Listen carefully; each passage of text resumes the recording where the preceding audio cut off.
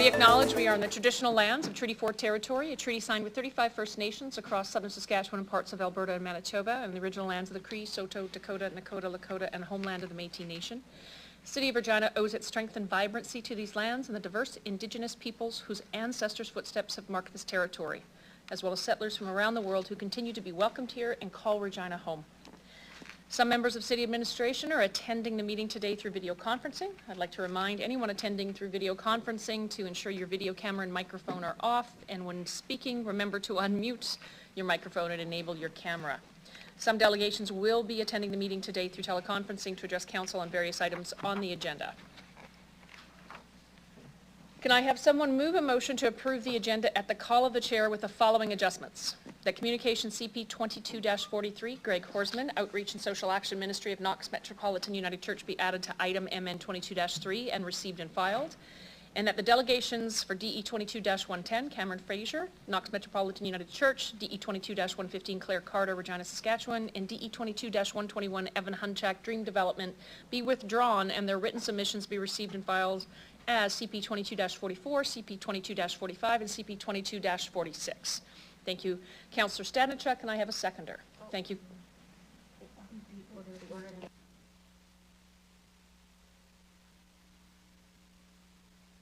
Got it. Sorry.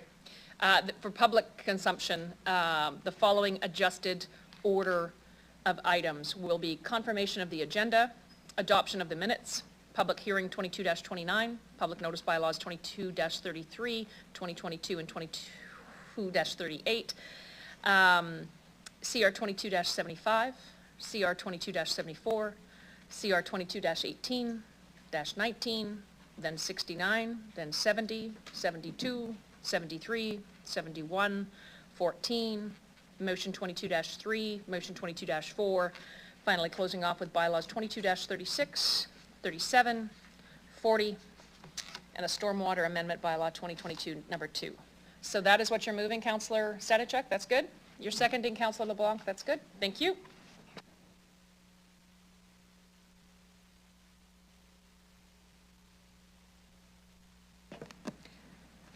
For the public, there's a copy of the adjusted order on the agenda at the public table by the doors there, if you're interested. I'll call the question. Any opposed?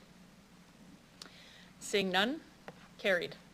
Can I have someone move a motion to approve the meeting minutes from June 1st, 2022 meeting of City Council? Thank you, Councillor Hawkins. Can I have a seconder? Thank you, Councillor Bresciani. Any errors or omissions? Seeing none, I'll call the question. Any opposed? Carried. We will now consider the bylaws that require a public hearing, and I will turn it over to Councillor Stanichuk. We will do the first reading of the bylaw 2022-29, Regina Zoning Amendment Bylaw number 9. I move, seconded by Councillor Hawkins, that bylaw 2022-29 be introduced and read a first time. Thanks very much, Councillor Stanichuk. I'll ask the clerk to start the vote.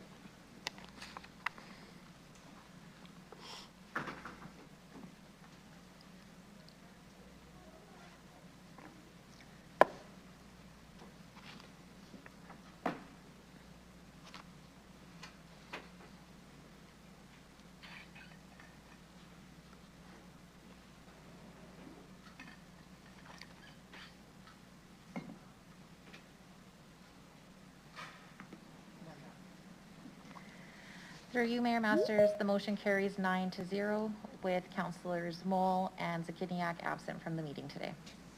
Thanks to the clerks. Councillor Stanichuk, can you please do second reading of the bylaw? I move, seconded by Councillor Stevens, that bylaw 2022-29 be read a second time. Thank you. Do any members of council have any questions? Seeing none, I'll ask the clerk to start the vote.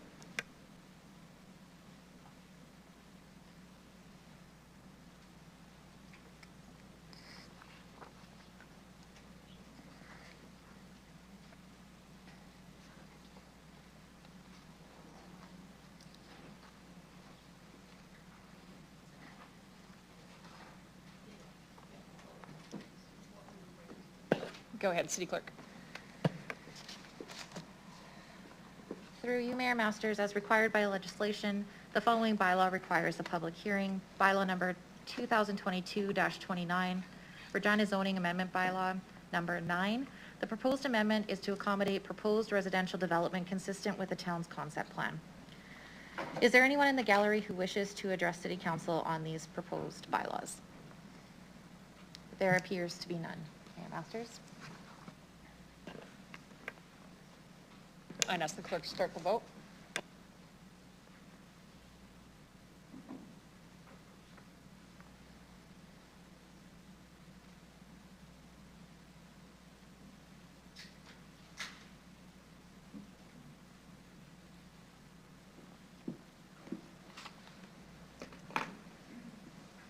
Through you, Mayor Masters, second reading carries 9-0. Excellent, thank you very much to the clerks. Councillor Stanichuk, can you please do consent for third reading of the bylaw? I move, seconded by Councillor Bresciani, that council hereby consent to bylaw 2022-29, going to third reading at this time. Thank you. Clerks, can you start the vote?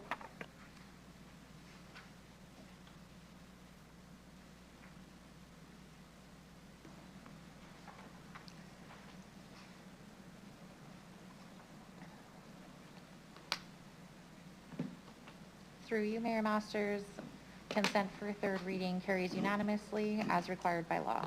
Thank you very much to the clerks. Councillor Stanichuk, can you please do final reading of the bylaws? I move, seconded by Councillor Findura, that bylaw 2022-29 be read a third time. Thank you very much, Councillor Stanichuk. Clerks, could you please call the vote?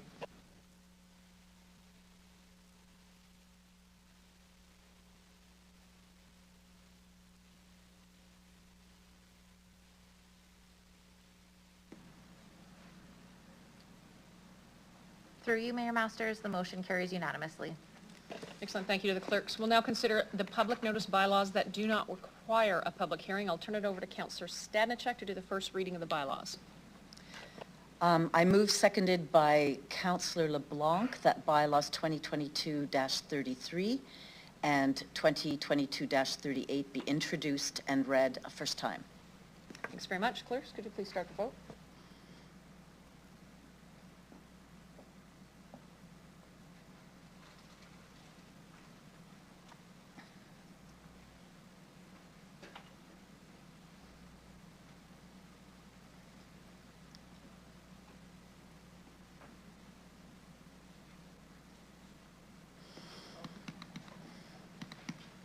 Through you, Mayor Masters, the motion carries unanimously. Thank you. Councillor Stanichuk, can you please do second reading of the bylaw? I move, seconded by Councillor Shaw, that bylaws 2022-33 and 2022-38 be read a second time. Thank you, Councillor Stanichuk. Do any member of council have any questions? Seeing none, I'll ask the clerk to start the vote.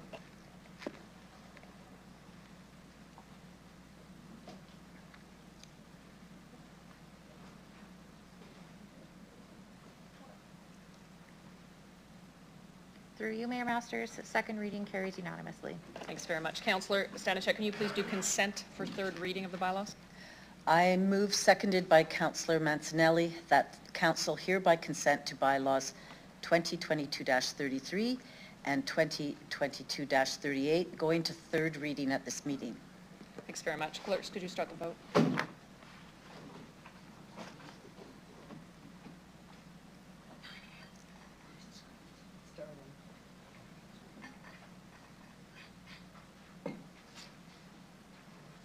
Through you, Mayor Masters, consent for third reading carries unanimously as required by law. Thank you very much to the clerks. Councillor Stanichuk, can you please do the final reading of the bylaw? I move, seconded by Councillor Hawkins, that bylaws 2022-33 and 2022-38 be read a third time. Thank you, Councillor Stanichuk. Clerks, could you please call the vote?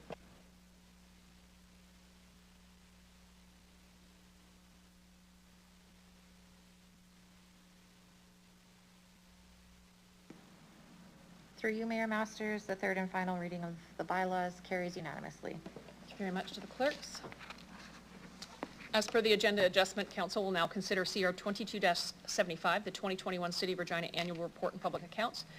Can I have someone move this report with a friendly amendment that page 15 of Appendix C under Grants, City of Regina, the amount for Boardwalk REIT Properties Holdings Limited be changed from $717,576 to $239,191. Can I get a mover? Thank you, Councillor Bresciani. Can I get a seconder? Thank you, Councillor Mancinelli. Mr. Lacey, did you want to introduce the report? Thank you. Through you, Mayor Masters. So the report before you includes the city's draft 2021 annual report in Appendix A, which describes the city's financial and non-financial performance from last year. Included in the annual report is a draft of our audited financial statements, which have been prepared according to Public Sector Accounting Board standards. And in the report as well, you'll see a draft audit opinion from our external auditor, where that draft is to provide a clean audit opinion on our financial statements, which means those, in the auditor's opinion, those financial statements present a fair representation of the financial position of the city. They are draft because the auditor doesn't issue his audit opinion until council has formally approved the draft annual report, which is what we're here before you today. As well, included in Appendix C is the 2021 public accounts, which details the major expenditures of the city of Regina, both for goods and services and employee salaries over $50,000, both for the city proper, but as well as our related entities. With that, we'd be happy to answer any questions you have of us. Thank you very much, Mr. Lacey. Do any members of council have any questions?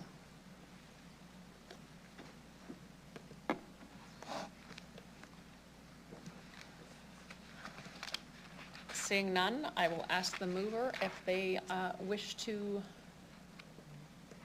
Thank you very much. Clerk's going to have you call the vote.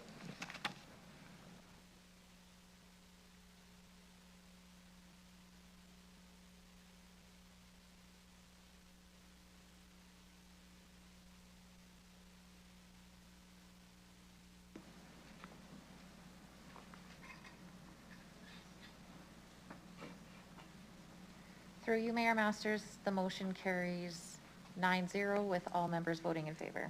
Thank you very much to the clerks. We'll now consider item CR 22-74, appointment of the auditors. Can I have someone move this report? Thank you, Councillor Hawkins. Can I have a seconder? Thank you, Councillor Stadnichuk. Mr. Lacey, can I ask that you introduce the report? Yes, through you, Mayor Masters. So the appointment of the city's current external auditor expires with the completion of the 2021 audit. And as a result, the city is required to engage an external auditor for the next 5-year period, 2022 through to 2026. We were before council a number of months ago seeking approval to issue an RFP that would obtain those services from an external auditor. That RFP process has been completed. As a result of that RFP process and the ranking of the proposals received, administration is recommending the appointment of M&P as the highest ranked proponent and recommending that council approve our award of a professional audit services contract to M&P for the next 5-year audit period. Thank you, Mr. Lacey. Do any members of council have any questions for administration? Seeing none, I'll ask the mover. Feel like closing off debate? Thank you very much. Clerk, could you please call the vote?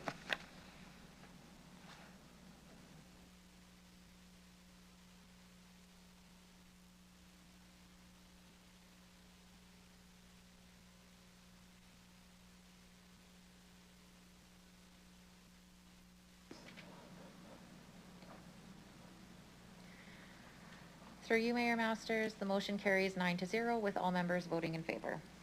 Thanks very much to the clerks. I'd like to call upon, council will move on to CM 22-18. I'd like to call upon delegation Judith Verisic from the Regina Downtown Business Improvement District.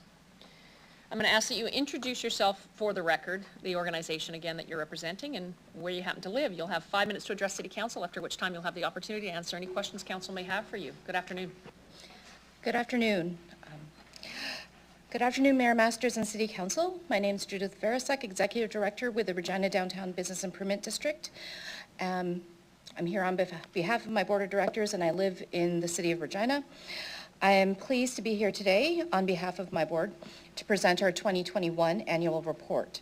In your package, you would have received a copy of today's presentation, the annual report, and possibly some other publications. Not sure if that got over here. But as a quick refresher, Business Improvement District is an entity created by City Council. RDBID was formed in 1981, so last year was our 40-year anniversary. We represent the commercial property owners within our boundary as they provide funding through a special levy.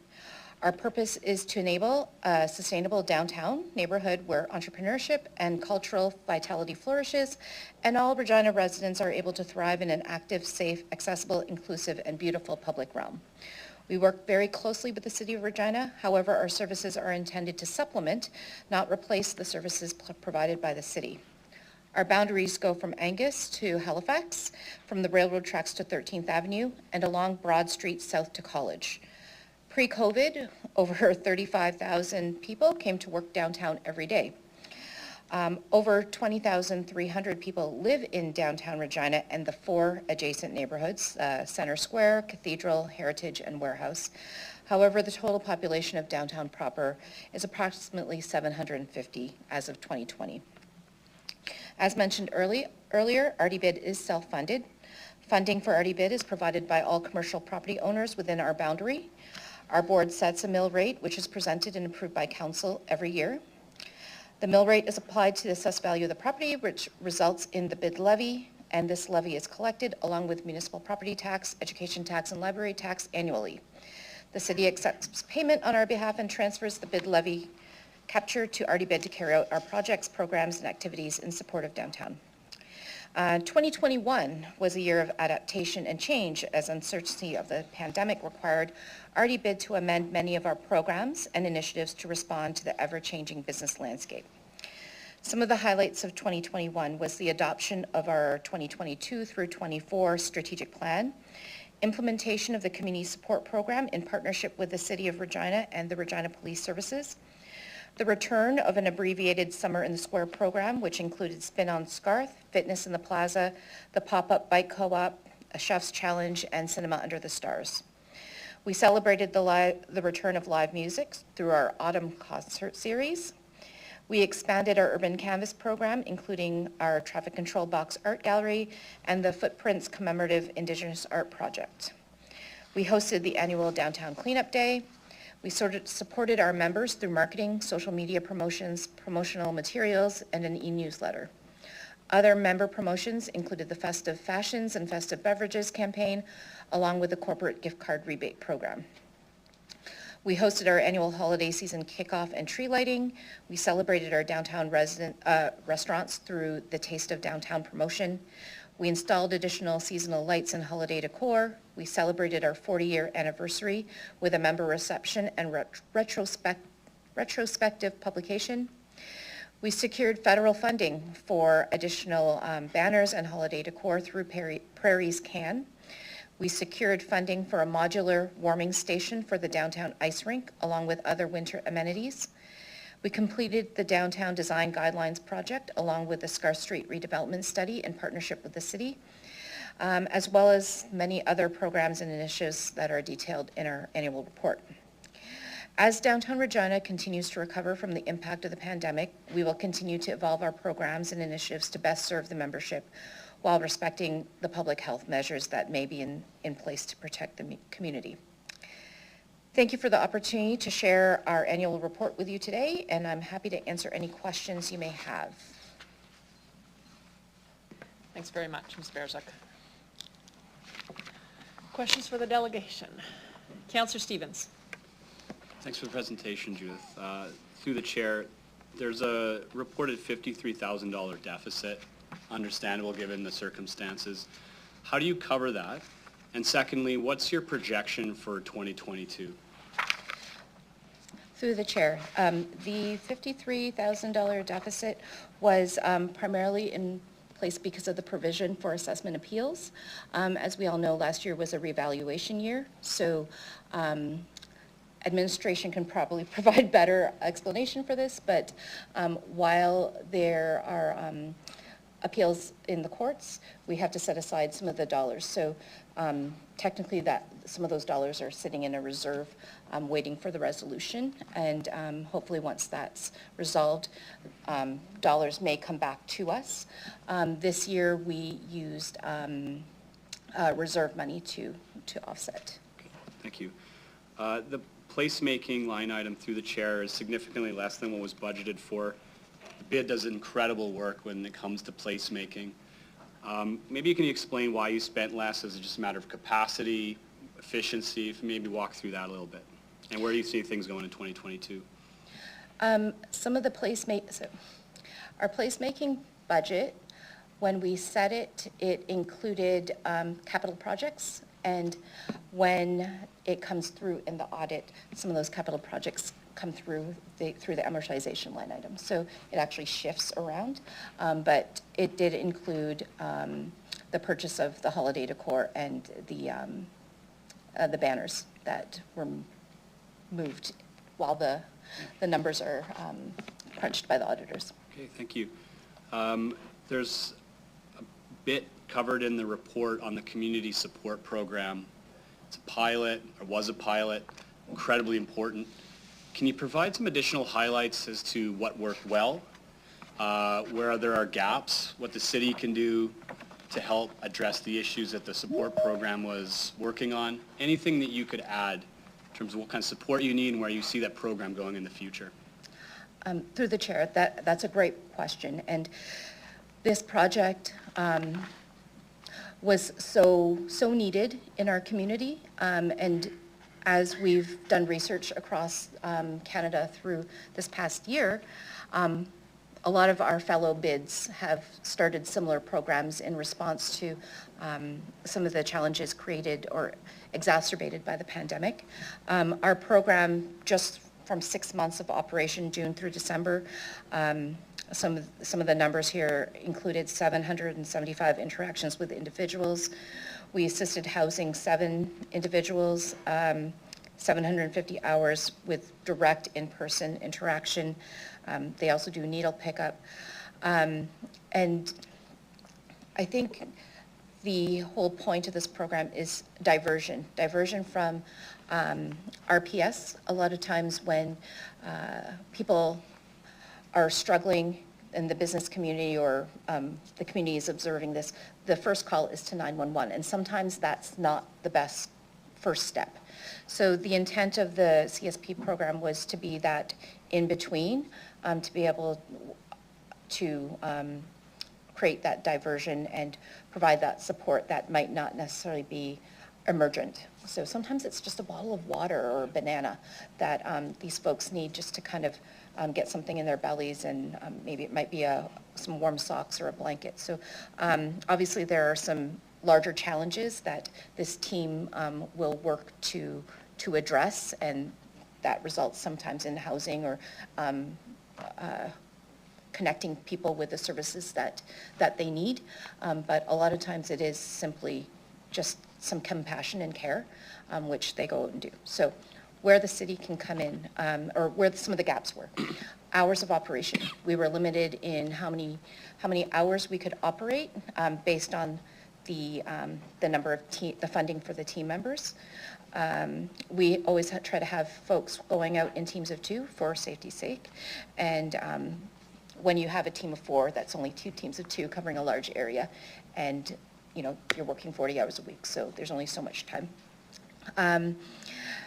Having a ground floor home base would help. That's dedicated for them full year-round, and managed 7 days a week, maybe to extended hours, like looking to the future, that would be ideal.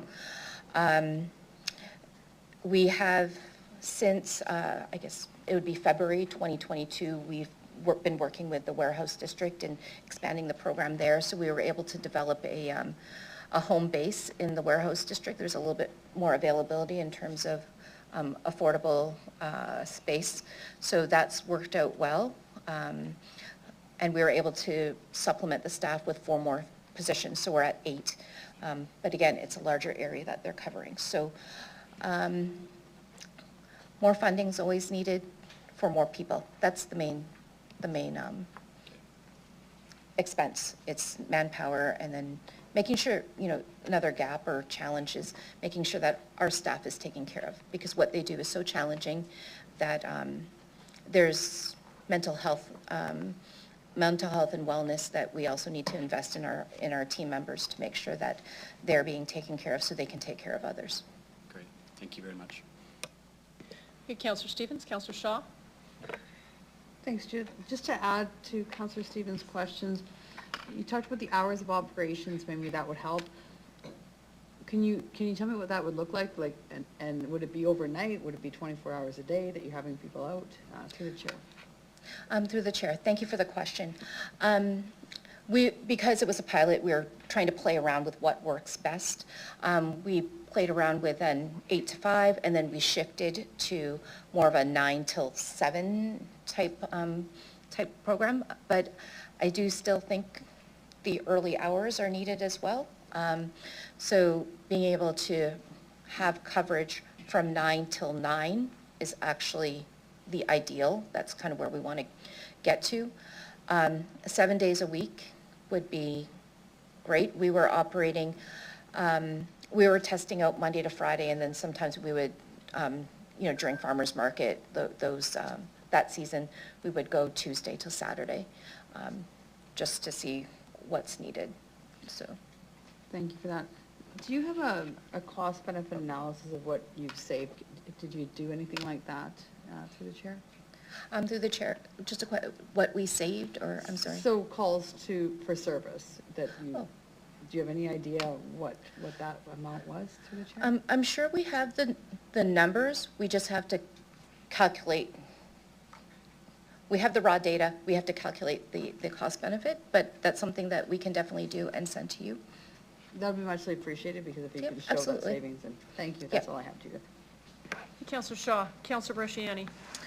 Thank you very much. Thanks, Judith, for the work that you do downtown, your whole team. Frost was a great success, and we learned a lot through that with working with Real, the warehouse, the city. Moving forward, what is kind of the thought of the learned things that we can collaborate together to probably find some efficiencies or savings to work together? Have you thought about that with your team, or when you move into this next budget cycle? Through you, Madam Mayor. Through the chair, that's a great question and very timely. We do have a meeting set up with the other the hub leaders, both next week and then the following week with the larger team. I've had my staff put together a tentative program at different levels. So obviously everything's dependent on access to funding and what could we do at this level, and then so forth and so forth. So we're pretty excited, as you know. The momentum that we received after year one should hopefully trigger more interest in terms of sponsorship dollars, which would allow us to hopefully expand the program while resourcing it appropriately. Just making sure that we have enough staff on site to make sure everyone stays safe and have a good time at the same time. So. Absolutely. Just in regards to the businesses downtown, how are they faring? I know that we've done, it's been a real talk around our council. We know that many are in distress and worried about inflation and all these other costs that are going up. What are your thoughts on that? And is that any reflection to what Councillor Stevens asked about kind of the assessments of the levies through you, Madam Mayor? What are your thoughts on that? Through the mayor, I do believe that we have businesses that are certainly on the bubble, if you will. But that being said, I'm very hopeful. Like I'm an optimistic person, and through the FCM, the weekend of Regina hosting the Federation of Canadian Municipalities conference, we're starting to see a shift in folks coming downtown. This is just anecdotal observation and conversations when I'm visiting businesses. The shift has started to happen, and we're hoping it's going to continue throughout the summer. More people are going out, more people are spending money. We're seeing restaurants that had typically closed down their lunch the lunch hours through the pandemic as a cost savings measure start to open back up for lunch, so that's promising. We've been talking to a few potential businesses that are looking to locate downtown. So that's not to say that we're out of this yet, but I hope that we are kind of turning a corner a little bit. So we're going to continue to track this. There's always concern with the fact that the return to work is kind of tenuous. A lot of folks are testing out the hybrid work model, and we'll see how that plays out and where everyone lands. But we are hopeful. Good. Last question is in regards to funding, which you've talked about. We've learned through some of the other bids as well across Canada that we have visited in regards to funding. Do you also facilitate any kind of funding to help businesses, or any questions around any kind of funding, if it's green or business or anything like that? Do you guys do that as well for businesses to assist in even education of here's a grant, that kind of thing for businesses? Yes. Through the chair, we definitely share any grant opportunities that they are eligible for. So there are a lot of grants through Tourism Saskatchewan. There's a recent grant for digital adoption through the Economic Development CEDA. So we make sure that our businesses are aware of those, and in some cases when we know that there's a specific alignment, we will shoulder tap and say, you really need to apply for this grant. We do not offer grants ourselves, but we offer support in terms of in-kind for folks that want to put on events, promotions. We'll come out there, and obviously we try to connect people as much as possible. So Awesome. Great. Thank you again for all the work that you do. thank you. That's all I have. Thanks, Councillor Bresciani. Good. Any other member of council? Seeing none, I've got a question for you. Judith, what's the percentage vacant downtown right now? Do you have that number of office space vacant? Through the chair, office space vacancy, I would say it's between about 15 to 20%. I'm looking at Terry. Lower? Have you noticed folks returning to work downtown? Personally, I have. And in conversations with landlords, we've been told that there has been a 60% occupancy at the end of March. So I would have to follow up on what that is now. Obviously, things are a lot different now, so I'm hopeful that it's a lot higher than that. Thank you. I think Councillor Stevens and Councillor Bresciani and Councillor Shaw all touched on it. What's your biggest challenge right now? It would be the challenges that the CSP program is addressing. And what are your biggest opportunities? I think there's a lot of momentum with interest in downtown. I feel that our community has seen what the hollowing out of downtown looks like, and they didn't like what that is. So moving forward, we've collectively seen a lot of communities that are doing some wonderful things that are both low-hanging fruit, low cost, easy to do, and things that are large-scale, end game type projects. And I think drawing inspiration from that, my board is prepared to kind of relook at what priorities are and adjust budget allocations and priorities moving forward to hopefully ride that momentum and continue that interest in our downtown. And some of it's on the businesses, right? Like we have businesses that have been here for a long time, and you do your business the same way you've always done for the past 30, 40 years, and things are different now. So part of that's on us to kind of help them see what the trends are now, see what the consumer wants to see now, and see where the consumer wants to be now, and what kind of environment is that, and what role do we as the bid, you as the business owner, and the community what role do we all have to play to make that happen? So I know I'm at the table. I know the city's at the table. It's on me to get the businesses at the table too. So a lot of work to do, but it's exciting work. And I think it will be very fruitful and rewarding for everyone. Excellent. Thanks very much for your responses and for your presentation this afternoon. There's no more questions from council. I'll ask you to return to the gallery. Thank you.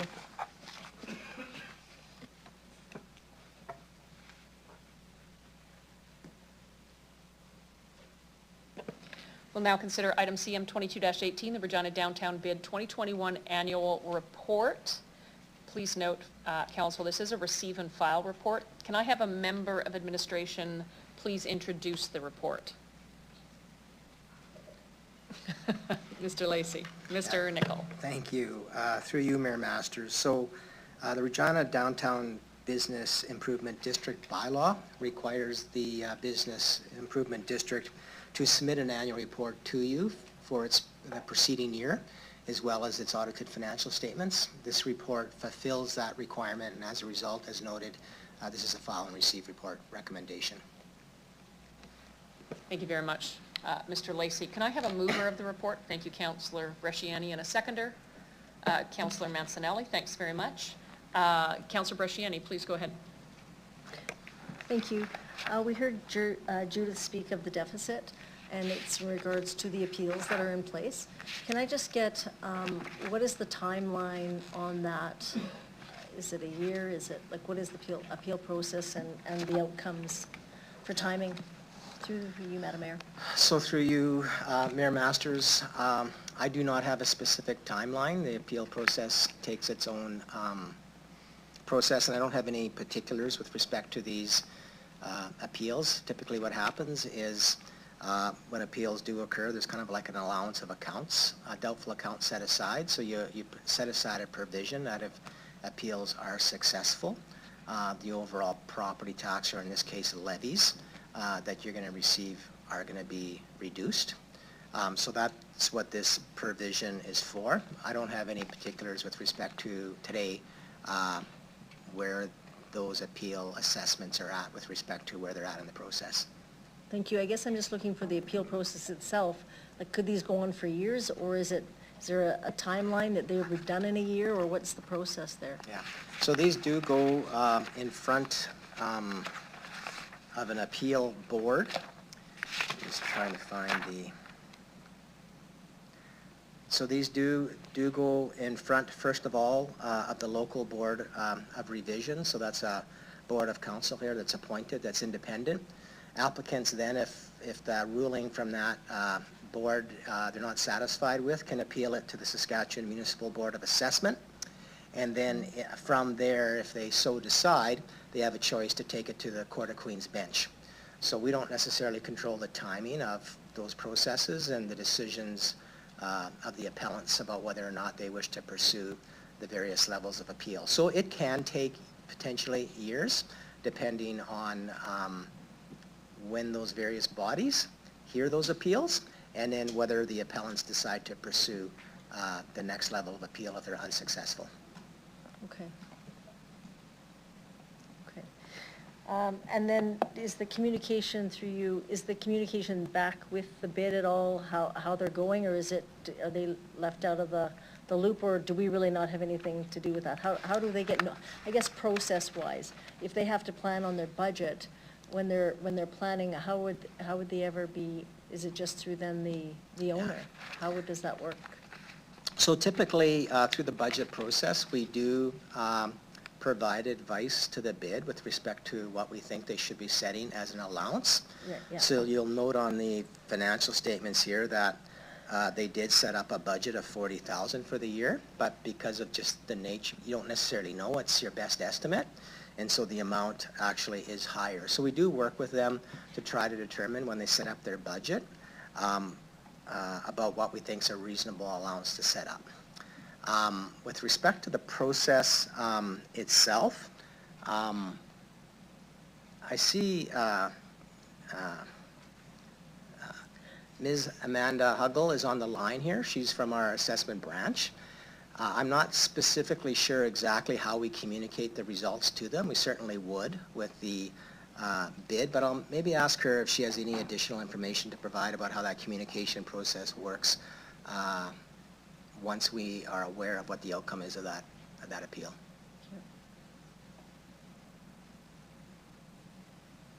Thanks, Barry. Through you, Mayor. I don't have specific communication, but I believe that we are in touch through two of our areas within our branch on those outcomes, specifically around the amounts. Okay, great. That's all I have. Thank you very much. Thanks very much, Councillor Bresciani. Any other members of council have any questions for administration?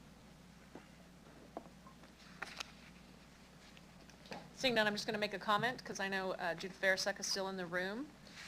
During FCM, at which I think we had 2,100 people between delegates, sponsors, and trade show folks, a ton of comments, because many of them stayed downtown, as many as possible stayed downtown, that we had a beautiful downtown, it was clean, they felt safe, had great restaurants, and so a hats off to the downtown bid as well as the city administration, who really focused in on showcasing our city for that weekend, so thank you for that. Councillor Bresciani, did you want to close off debate? You're good? All right. Clerks, can you please call the vote?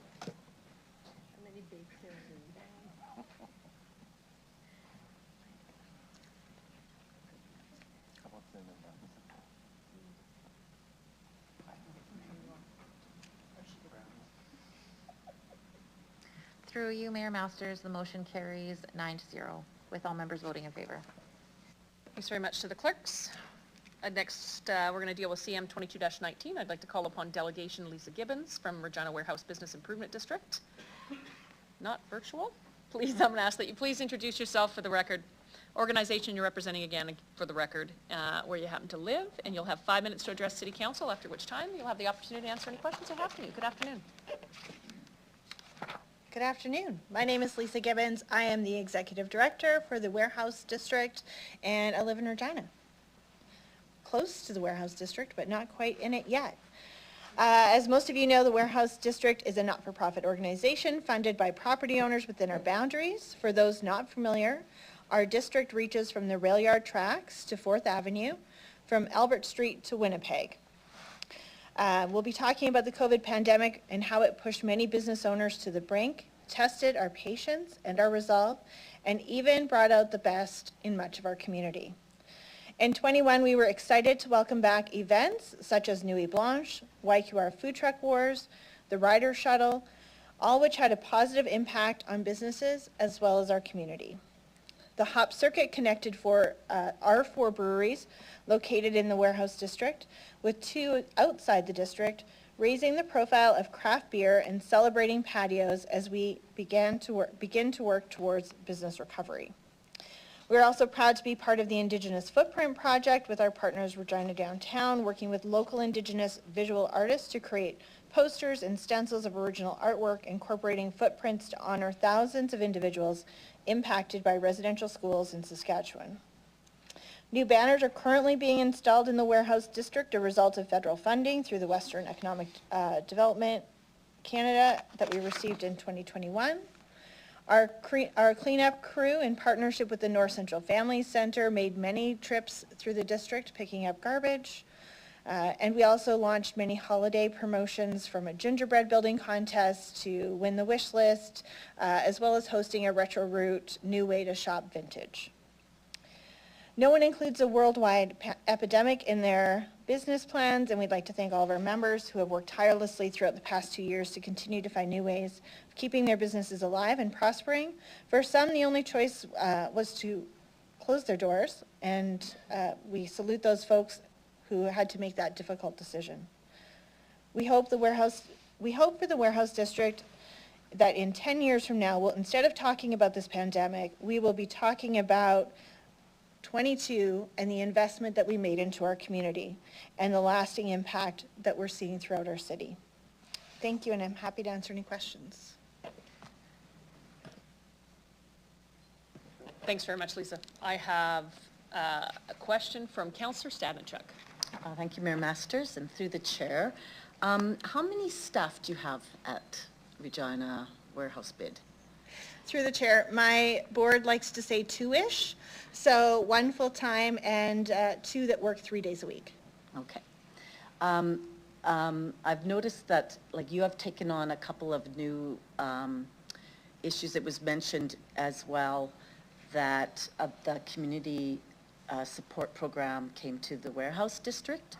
So I'm just wondering if you could talk a little bit about that and whether or not that's going to continue through the chair. Yeah, so through the chair, this was, of course, a pilot project started by our sister bid in downtown, which when the temporary shelter moved into our district, which is an important preservation of life, we wanted to provide a supplement that would support business owners and support the folks either using the shelter or who may be visiting with folks. So the community support program, understanding that our district is extremely large and it would be impossible for the amount of staff that we have to actually cover border to border. We're focused in on collecting data to understand where the critical issues are and focusing our resources in those spaces and using that data to inform future decisions on how we move forward with supporting those gaps in service. So that's a lot of the work that the team does is those places where there's gaps from our folks who are hard to house and really living some difficult life situations, how we can best support them so they don't end up with calls for service from RPS, which in some cases may end up in that route, but we would rather divert that and provide service for people as opposed to a jail cell. Okay, thank you. And through the chair, looking at the financial statements, there was, a lot that was taken on in the warehouse district, and what was budgeted and what was spent, it's quite a, you spent a lot less than what was budgeted in certain areas. One in particular, I just wanted to ask if you could say about special projects, because that was budgeted for 75,000 and Oh, yes. 3,458 was spent. So just to explain what happened there. Through the chair. So what you're seeing in that line item is some hopes and prayers that didn't come through. So that was aligned with some grants that we applied for that we did not receive. We were not successful in this round, but we will be successful next time. We were feeling pretty confident in some temporary use for the yards, but we're going about that with a different approach in alignment with our city team. So yeah, unfortunately that did not come to pass, but in its stead is the initial temporary use engagement that we were able to do with some of our property owners, and we've shared with some folks in the room, and we look forward to formalizing that process and coming out with some actual, as we've seen with Frost, how great use on the yards can be, looking at formalizing that. And through the chair, kind of following up with Mayor Masters' questions to Judith, what were the biggest challenges that you had in 2021? Well, gosh, I have a list. I think one of the biggest challenges that we're seeing, and we can ebb and flow with some of the changes that we see in terms of the shelter and the community support program has been a great bridging option as we see a rise in challenges in that area. But from a bid perspective, some of our challenges are related to zoning, actually. We're losing some of our businesses to areas where it's easier for them to open office because we are light industrial. We are working through those. That is not end of times, but it is one of our biggest challenges as we look to transform the warehouse district. Okay, thank you very much. Thanks very much, Councillor Stadenchuk. Councillor Shaw. Thank you for your presentation and all the work that you do. I do appreciate it. Love the warehouse district. Over the last year, I had a lot of people, businesses that I know that are in the warehouse district that came to me with concerns as to the Camp Hope moving into the warehouse district. Is there any tangible financial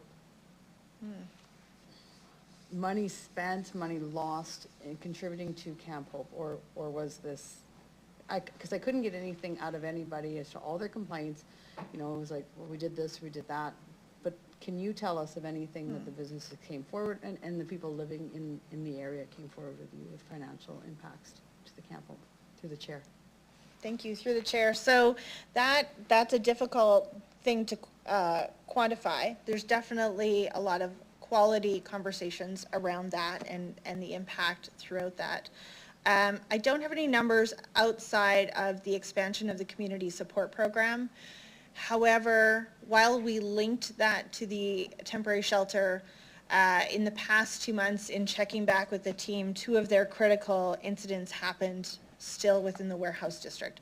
So it's a challenge that's going to continue as we're part of that connecting neighborhood through to service. We don't have a ton of service in our district, but to get to shelter or to social services, often folks will travel through. So we could use the numbers from CSP as part of that. A lot of the businesses surrounding, I'm thinking of Allsort, I'm thinking of Kevin and the Alternative Funeral, are not as much customer focused. So the experience that they're seeing is for them and their staff and their personal safety.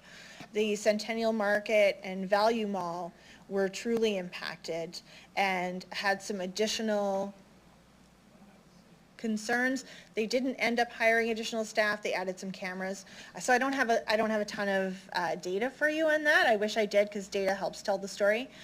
But we do a check-in with them, and the shelter's moved. They've got less challenges going on, but it's also warmer out, and so folks aren't seeking a place to warm up at this point. So Thank you for that. sorry. Thank you, Councillor Shaw. Councillor Hawkins. Thank you, Mayor. Ms. Gibbons, can you identify opportunities where your bid and the downtown bid can work together to create a better or a bigger idea of what Regina downtown is all about? Through the chair, that's a great point. We do work very closely with our sister bid downtown, and there's been many points throughout our history where we have partnered, because I have limited resources and there are some larger resources available across the tracks. And our definition of downtown or city center is expanded. It's not just those hard boundaries that we see, which we do have to answer to our members, so we do have to make sure we're looking after that. But things like the Indigenous Footprint Project.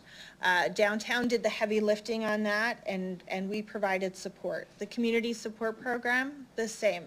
They're doing a lot of the heavy lifting. We're providing resources in terms of space and some of those other pieces. So where we're able, definitely there's opportunities to work closer and closer together.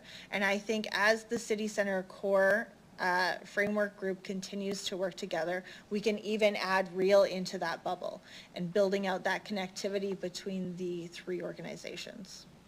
Thank you very much. One follow-up through the mayor. Density is a challenge in the downtown.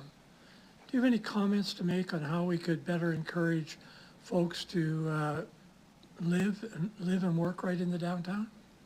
Yeah, I think through the chair, some of the things that we've seen in our best practices, building density is huge. It's what's going to keep our donut filled in the middle and not end up just with an empty day-old donut. Sorry. But some things that can go to move that yardstick forward quickly. Post-secondary in your city center makes a huge difference wherever that may live. Assets that attract youth. Let's face it, the folks who are willing to adapt and to do things differently are younger generations, so we should focus on them to move them into our city center. They're the folks that are going to support our shoulder businesses. And building assets that support that. So, for example, the yards, whether that's a temporary use project, the green space ends at Victoria Park and begins at the cemetery. Well, there's not a lot of action at the cemetery at the moment. Thank heaven. So building assets that would support density would be really important. Thank you very much. Thank you. Thank you, Councillor Hawkins. Councillor Bresciani. Thank you. Thanks, Lisa. Again, I just want to, you said staff and a half is what you have to work with in, down in the warehouse. Okay, I want to say thank you, hats off. So as I'm at FCM, I hear the rumor that we have the most craft breweries here in Regina per capita. Is that accurate? I don't know about the per capita stat, but I could say we have the Warehouse District has the first craft brewery in the province, and having 4 plus spirits Yeah. in the district is a pretty big deal. And taking those FCM folks on tours of the breweries and talking about heritage and the importance of city building was a fantastic opportunity. So thank you for bringing FCM to town. It was great to talk to mayors and councilors and city managers from across Canada and get their feedback on what they thought of the district. Yeah, no, that's what I heard, and I thought if that's the stat, we should be promoting that, so thank you for that. Just in regards to, you indicated something about the zoning, and I remember, and I'll ask administration after, about the zone forward that did come forward that did eliminate some type of restaurants or zoning that could not be part of this industrial area. Can you just elaborate what you're seeing there? I'm Through the supposed chair? to say grown-up words, okay. Yes, so one of the challenges that we're faced with, and Zone Forward, I think was supposed to move the mile stick on some of these things, but perhaps we need a bit of an updated vision on what we want to be when we grow up and a realistic picture of where we are right now so that we can set those benchmarks. The light industrial makes it difficult for zoning of many things that we'd like to see in our district. So let's say we want to convert a building that was formerly a warehouse into an office. That's a challenge because that's light industrial, and you can only have an office in that space if it's connected to industry. Now, we could go through the process, and Deb could speak to it, of discretionary use and how to go around that. But often those owners are not developers. That's a person who wants to buy a building and move their business there, and now they've bought it in another area of the city. And that's great, but we've lost those 30 to 50 employees who would add value to the warehouse district and support those coffee shops and breweries and restaurants that we want to see. Perfect, thank you. Just the last question, and you've had discussions with administration for suggested changes, is that accurate? Yes, absolutely. Okay, good. Thank you again. That's all I have. Thanks very much, Councillor Bresciani. As Councillor Stanichuk asked, the biggest challenges. What are the biggest opportunities you've got? I think we're sitting on 17 acres of opportunity right now. So the arts, I mean, it's been there for 10 years. I've called it a dust bowl. I think we're finally seeing some movement on it. That's huge. The Dewdney revitalization, that's huge. Every time we open a street and we upsize instead of same sizing, that is a huge opportunity. Our zoning, I mean, folks want to be in the city center, so let's make that workable for them. They're gonna help with our property taxes, so let's make sure that those warehouses don't sit vacant or that land isn't vacant, and we support that as those things move in. So those are some of my opportunities. All right, and thanks very much for your presentation today. I have nothing further from council. I forgot who moved this. Councillor Stan. Oh, never mind, it's a delegation, I'm fine. We're good. It's early for me to be losing track of things, but so be it. Thanks very much, Lisa, and have a return to the gallery. There we go. I bet you I can get a mover on the next item. Holy smokes. Come on. All right, folks, we're going to consider item CM 22-19, the Regina Warehouse Bid 2021 Annual Report. Again, we'll note it's a receive and file. Mr. Lacey, could I have you introduce it, please? Through you, Mayor Master. So similar to the previous report, the Regina Warehouse Business Improvement District bylaw requires the Business Improvement District to provide you with an annual report and audited financial statements of their previous year's activities and operations. This report fulfills that obligation, and as the Mayor's indicated, it's a file and receive. Very much, Mr. Lacey. Can I have a mover of the report? Thanks, Councillor Stanachek, with a seconder by Councillor Bresciani. Any questions from members of council? There we go. Councillor Bresciani. Thank you very much. So to the question from the delegation regarding the zoning, and I remember the zone forward conversation that night, the 1,000-page document that council had to scan through. This is previous council. And I remember that direct conversation on the warehouse, that whole industrial, light industrial, that was being recommended that night to take out some of those businesses. And it was raised as a concern. I remember Councillor Findura, a few others had raised it. And I'm concerned again now because that's what we want there. So what are we doing to mitigate that? And as we heard from Lisa Gibbons, she's been in conversation with administration, so can I get an update? Ms. Bryden, your mic's already on. I noticed that. She's Thank ready you. to go. Through the chair, thank you for the question, Councillor Bresciani. First of all, I want to say I agree completely with Lisa. I think there's a lot of opportunity in the downtown and the warehouse bid districts, and we are working very closely with both Lisa and Judith on helping with revitalization and intensification. So first of all, I know you've heard me say this before, we are bringing a package forward in July for Council's consideration that will talk about some incentives for intensification and revitalization in the city center core areas, which would be of value to both of the districts. And then secondly, in direct reference to the zoning situation. So there is a donut in a warehouse district, and it's a bit of a, part of it is individual businesses could come forward one at a time, and I know we've heard that it is a complex process to go through the DU process, which is the situation we're in right now. So there's a few things that we can do to help address that, working directly with property owners and really guiding them and helping them if they've got the time to go through that process, which we're hoping we can communicate with them enough for them to understand that they can do that rather than just pick up and move out of the bid area. And second of all, there is conversations about what we can do in relation to the planning in that area, which would also then reflect the zoning in those certain areas. But we are a little bit, there is that whole, there are businesses there that are zoned properly for their location.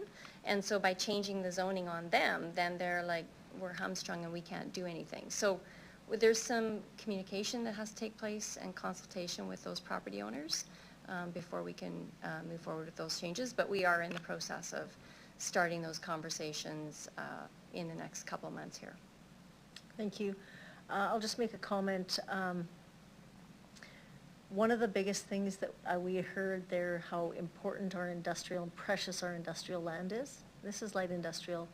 Again, when we have entrepreneurs and businesses that want to ignite that area, it's vitally important that we absolutely are open to those conversations, and they will enhance the businesses that are there currently. I remember the conversation well, as there was businesses that I know had reached out saying if they add a foot or make any additions or any construction to their site, they then would have to move out of the area. So I just hope that this moves forward, that we look at so everyone can thrive, the businesses in that area, and if they're existing, and the new ones that want to move in. And I would agree that someone who does not understand all of the policies around it, to have to come to submit to discretionary and all this, they will walk away, they will find another location. So let's make it simple and easy. So thank you for that. Thank you, Councillor Bresciani. Councillor Shaw. Thank you, Mayor Masters. I know when I first got elected and I had asked at the council, and I don't know if you guys remember this, I do believe it was Diane, there was a concern about the Wi-Fi out there and the internet connection in parts of the warehouse district, and I'd gotten a reply back from the city saying that they've been working on it, but it was some sort of a provincial issue too. Do you have any recollection of this through the chair? I believe I can answer if Mr. Lacy can't. Go ahead, Mr. Lacy. I will try. Through you, Mayor Masters, and Mayor Masters sounds like she might have something to add. So I do understand in the warehouse district, some of the fiber optic lines, so your SaskTel lines, your Wi-Fi lines, internet connections, that infrastructure is not all there to provide the kind of service you see in other parts of the city. I do know that as we look at our rehabilitation of Dudney Avenue, we do work with the provincial crown utilities as well with respect to where there's opportunities when we're doing that work for them to also go and do work and upgrade their infrastructure. So those are part of discussions that will be ongoing, but I think anything we do in Dudney would, and SaskTel does in Dudney would help the situation, but I understand it's a little bit of a broader infrastructure issue with the with that entire area. Thanks. What he said. So in a nutshell, there's nothing that really we can do right now until that gets developed over on Dudney. Fiber optics go into the ground with Into the other ground. underground services, so as Dudney is being revitalized, the connection with SaskTel happens at that time. So nothing will happen until the Dudney gets. And Dudney Avenue is going ahead when, sir? Planning will be occurring over the next year, and I believe construction will be undertaken in 2024. And so this is really a SaskTel-driven Yeah. matter that we're working with them on. It's their infrastructure that would need to be upgraded. Okay, I think I got that. So it's SaskTel, not us, and we need to start developing. Okay, great, thank you, that's all I have.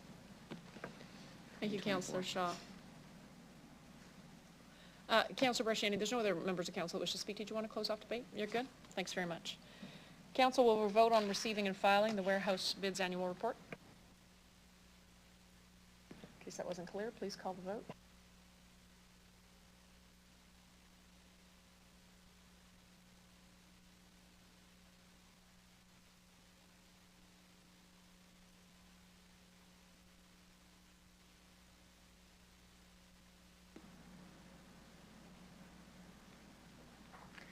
Through you, Mayor Masters, the motion carries 9-0 with all members voting in favor.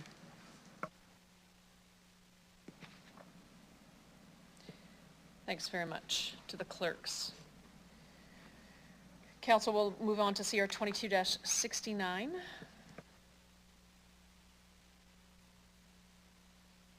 I'd like to call upon Delegation Blair Forrester and Paul Gregory from Forrester Harvard Developments. Gentlemen, I will ask that you introduce yourself for the record, the organization you're representing. You'll have 5 minutes to present to City Council, after which time you'll have the opportunity to answer any questions they may have for you. Good afternoon. Thank you.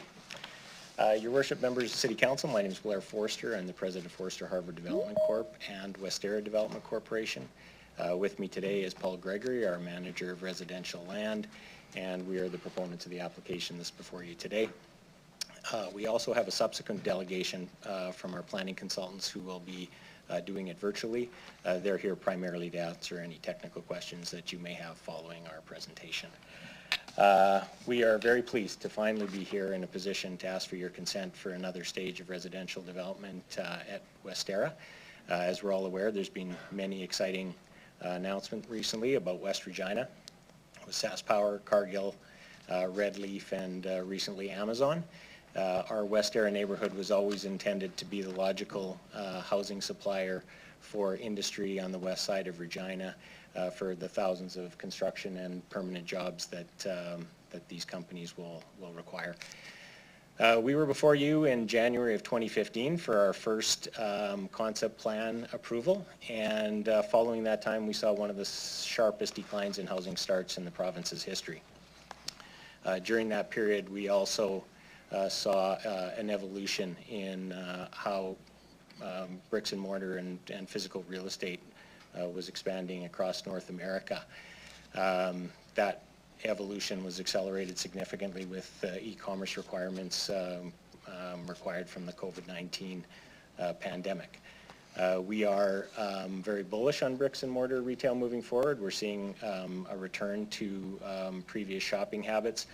But it's quite clear that the pace of expansion and the square footage required by these users is going to be permanently constrained.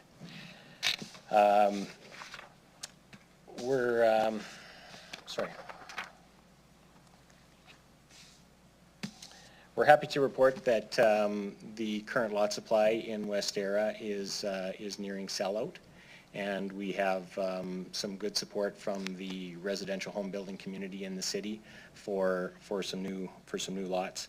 The application before you today is for 135 single and duplex lots on the west edge of our concept plan.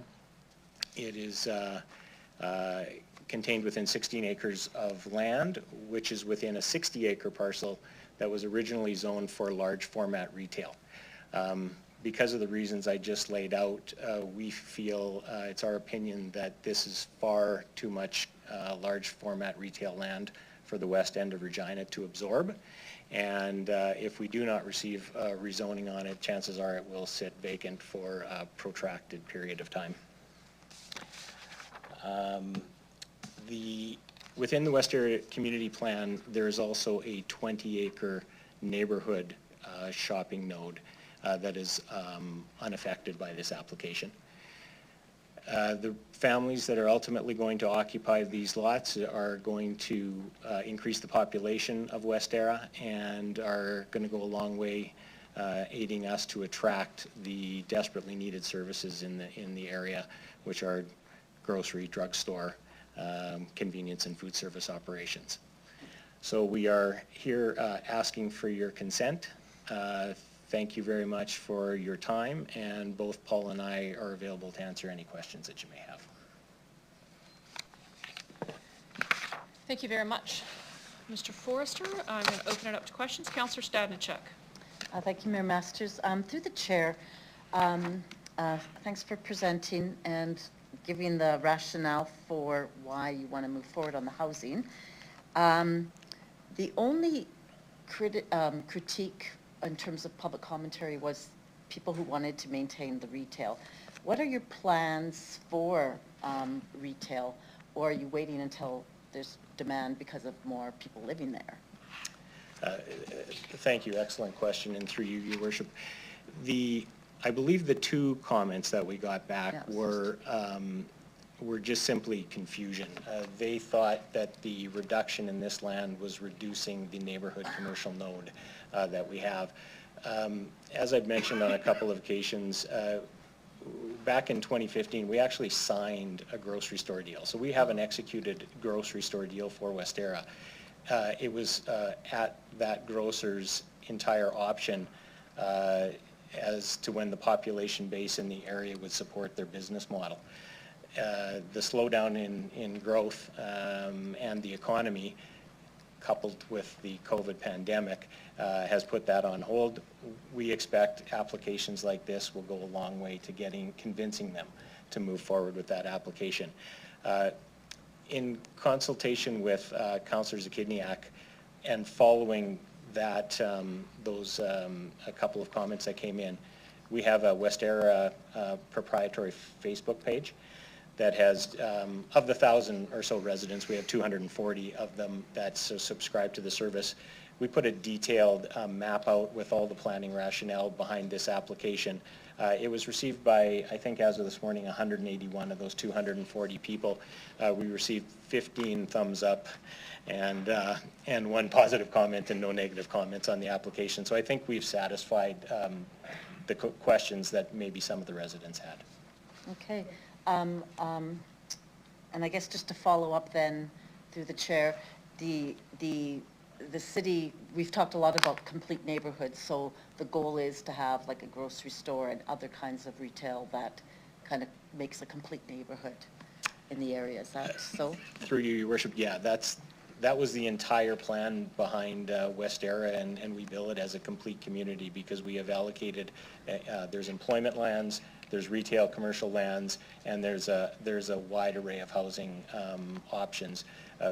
We clustered most of our high-density housing around the commercial nodes, and we've worked through most of that, but we don't have any single-family options, and the cyclical nature of the residential development in the community right now is that's what's in demand. So until we can actually have that complete array of housing options, the growth in the neighborhood would be somewhat stymied. Okay, thank you. Thank you, Councillor Stadnichuk. Councillor Bresciani. Thank you. Thank you for coming forward. thank you for indicating, now you talked about the demand for single-family homes. So what would be the width, or is there different sizes of these lots? And again, that's what we've been hearing in the industry, so what do they look like, through the chair? Yeah, maybe I'll ask Paul to answer that question. Through the chair. We tried to right-size the lots to, look at intensification or intensification in there so that we have the right density of population in there. They're not extremely big lots. They're basically what a lot of builders are looking for. They're mostly in the 34-foot wide range, a few into the 32 and a few into the 36, but nothing extravagantly big. It was sort of to give people what they were looking for a single-family home in a good neighborhood. Great, thank you. And then... Hey, Councilor Regina, thank you, whoever's cell phone is on. Great, thank you. And with this change then, with that development, then it'll be sold that the next piece that these would back onto will be commercial, and that will be communicated through these builders, so homeowners, so they won't be coming back and saying, I didn't know there was commercial that I'm backing onto. So it'll be very clear when this is being sold to them, through the chair? Yes, Your Worship. That's the fact that the zoning on the residual piece is currently in place. We have indicated to our builder group that that we want it to be clear, and working with administration, we would, at the time when we're prepared to bring forward the commercial piece adjacent, all the appropriate buffering would be done at the time of that discretionary use application or DP application. Great, thanks very much. Thanks, Councilor Bresciani. See no further questions. I have one. Can you tell me why you're here? What in our zoning, what in our bylaws require you to bring this forward? Thank you, Your Worship. It's just simply that the land was previously zoned, and we're changing the land use. So that's requiring us to come forward with this application. And it's also just the utilization of public services. We have land that is serviced and ready to go and not being put into production. And we'd love to increase the tax base of the city. We'd love to increase the population base of Westera, and we'd love to continue to provide a housing option to a lot of economic activity that's happening in the GTH in the area. Thank you. Thanks very much. No further questions from council. Thank you very much both for your presentation and your answering questions. Thanks. And ask that you return to the gallery.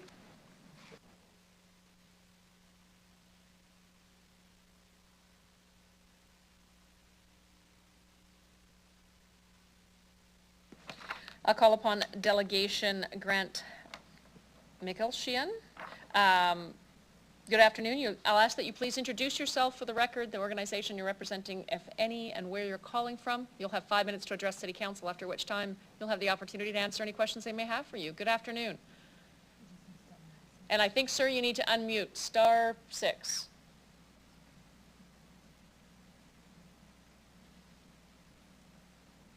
Hear me? Now we can, sir. Please proceed. Can you hear me now? We can, sir. Go ahead. Okay, hi. Your Worship, members of council, my name is Grant Mahalshin with B&A Planning Group, a planning agent for Westera Development Corporation. I'm here in support of the subject applications, and as mentioned in the report and in our brief, the purpose of the application is to amend the Westera Phase 1 concept plan and to rezone the subject site, reducing the amount of large format commercial retail in favor of some additional low and medium density residential in response to changing market demands. The rationale in support of the changes have been identified in our brief, and the applications have been supported by both administration and Regina Planning Commission. With respect, in this situation, we respectfully request your support of the applications, and I'm here to answer any questions that you may have at this time. Thank you very much, sir. I'll just open it up to the floor of council to see if anyone has any questions for you. I don't see any. I'll thank you very much for your presentation this afternoon and ask that you leave the phone line.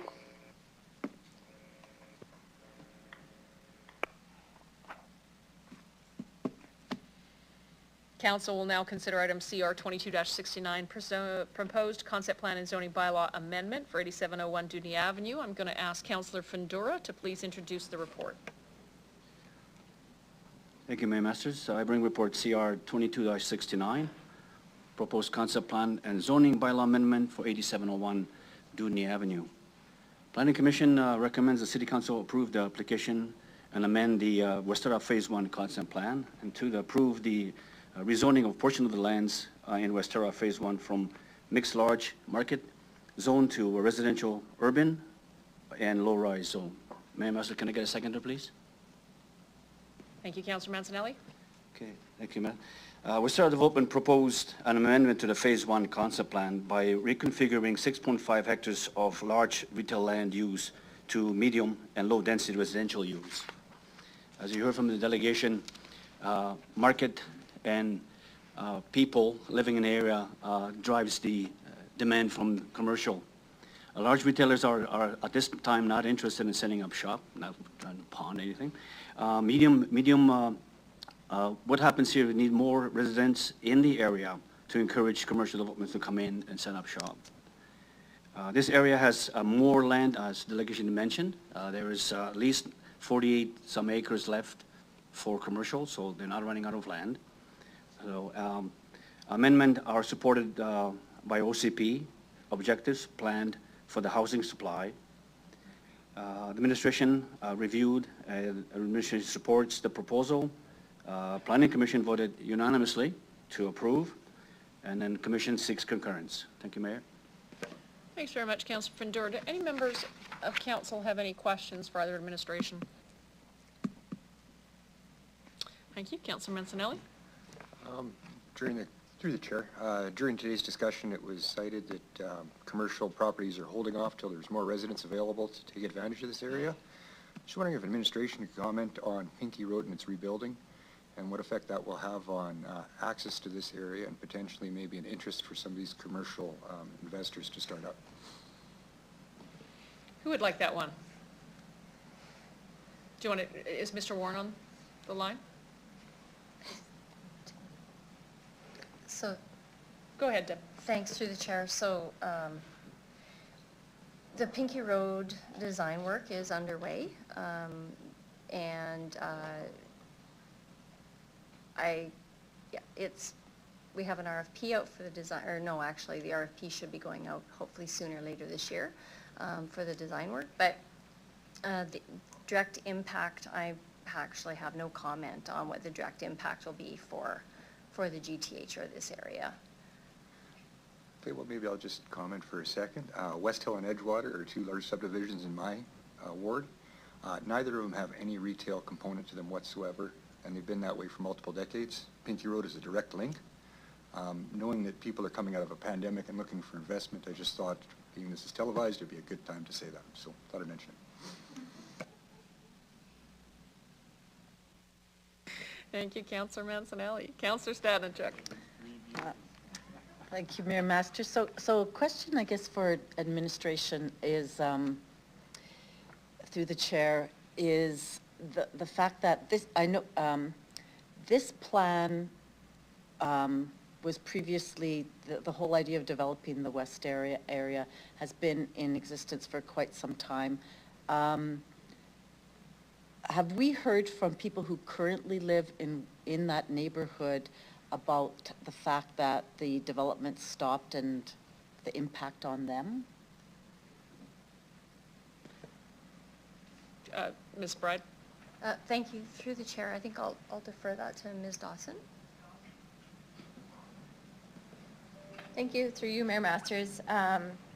So the planning for this community has taken place since, well, about 10 years now, I guess, and the applicant would actually know more about that, but the approval of the neighborhood plan took place in about 2015-16, and then concept plans came after that, and we did the first round of rezoning to allow for some of the first developments to happen, and then that development started to occur, and then just through market conditions and that sort of thing, we've heard that there's been some slowdown in some of the commercial areas building out, and I think that the applicant would concur with that.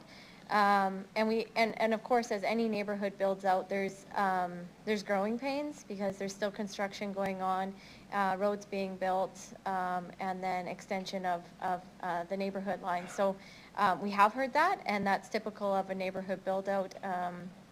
We're currently working through some processes in terms of how do we provide some messaging to homeowners that are thinking about purchasing or building homes in new neighborhoods and what to expect. And I think that maybe help them in their decision-making process, that there would be construction noise and there will still be developing infrastructure and assets as they start living in those neighborhoods. So. Okay, thank you. The reason I asked is just because I had heard through Councillor Zakidniak that people wanted to see that area fill out more because that's what they had hoped was going to happen, that the rest of the area would fill out. And so there would be, I guess my second question through the chair, is there maybe some people who would say, why are we continuing to approve developments in the suburb areas of the city when we know that we need more densification in the center of the city? So I'd like to hear from administration. We did hear that a report will be coming to us in July, but does this prevent us from trying to develop a strategy for densification of the core of the city? Ms. Bryden? Thank you through the chair. I think I'll defer this to Ms. Dawson, and she'll probably add more, but I do think it's important that the city as a whole strike a balance between greenfield development and incentivization. Or, sorry, intensification. I'm reading the incentivization report as I'm sitting here. So, you know, I think there's a balance, and we do recognize that there is a need for new development opportunities and areas where new construction can occur, and I think that's really kind of what we're going to hear when we move forward. Ms. Dawson, do you have more to add? Thank you. Through you, Mayor Masters. The only thing I would add is that this is an approved community. We've known that the build out of this West Area neighborhood was going to take place for several years. It provides a different choice for you know, somebody that's looking to build a home and perhaps location. It doesn't take away from any of the intensification goals that the city has. And, you know, there are still consumers that are looking for a greenfield option, and perhaps on the west side of the city. Okay, thank you, that's all I have. Thank you, Councillor Stadenchuk. Councillor Bresciani. Thank you. In regards to transit, another reason that I think that this is very important, I would like to know that with this going forward, this will, because I've heard that there are concerns with the lack of transit in West Area, so this would enhance that, more people maybe then getting on the bus. Would that be accurate? Mr. Nicol, would we like to send this to Mr. Bells? Sure, if Mr. Bells is on the line, but I think, yes, it's clear, Councillor Bresciani, that it stands to reason that the more people that are out in a particular area will lend itself to enhanced and increased bus service from Regina Transit. Thank you. And I'll just make a comment. I think that it's vitally important, as we heard from Ms. Bryden, that we strike a balance, that we have growth in our city. We know what's coming. We've heard there's going to be a shortage of housing. So I think it's vitally important that we find a way, especially when developers come forward and are putting their investment in to develop. I think it's vitally important that we move that forward. So that's my comments, and I support this. Thank you. Thanks very much, Councillor Bresciani. Councillor Stadenchuk, I believe you moved the motion. Would you like to close off debate? Thanks very much. City Clerks, could I ask that you please call the vote?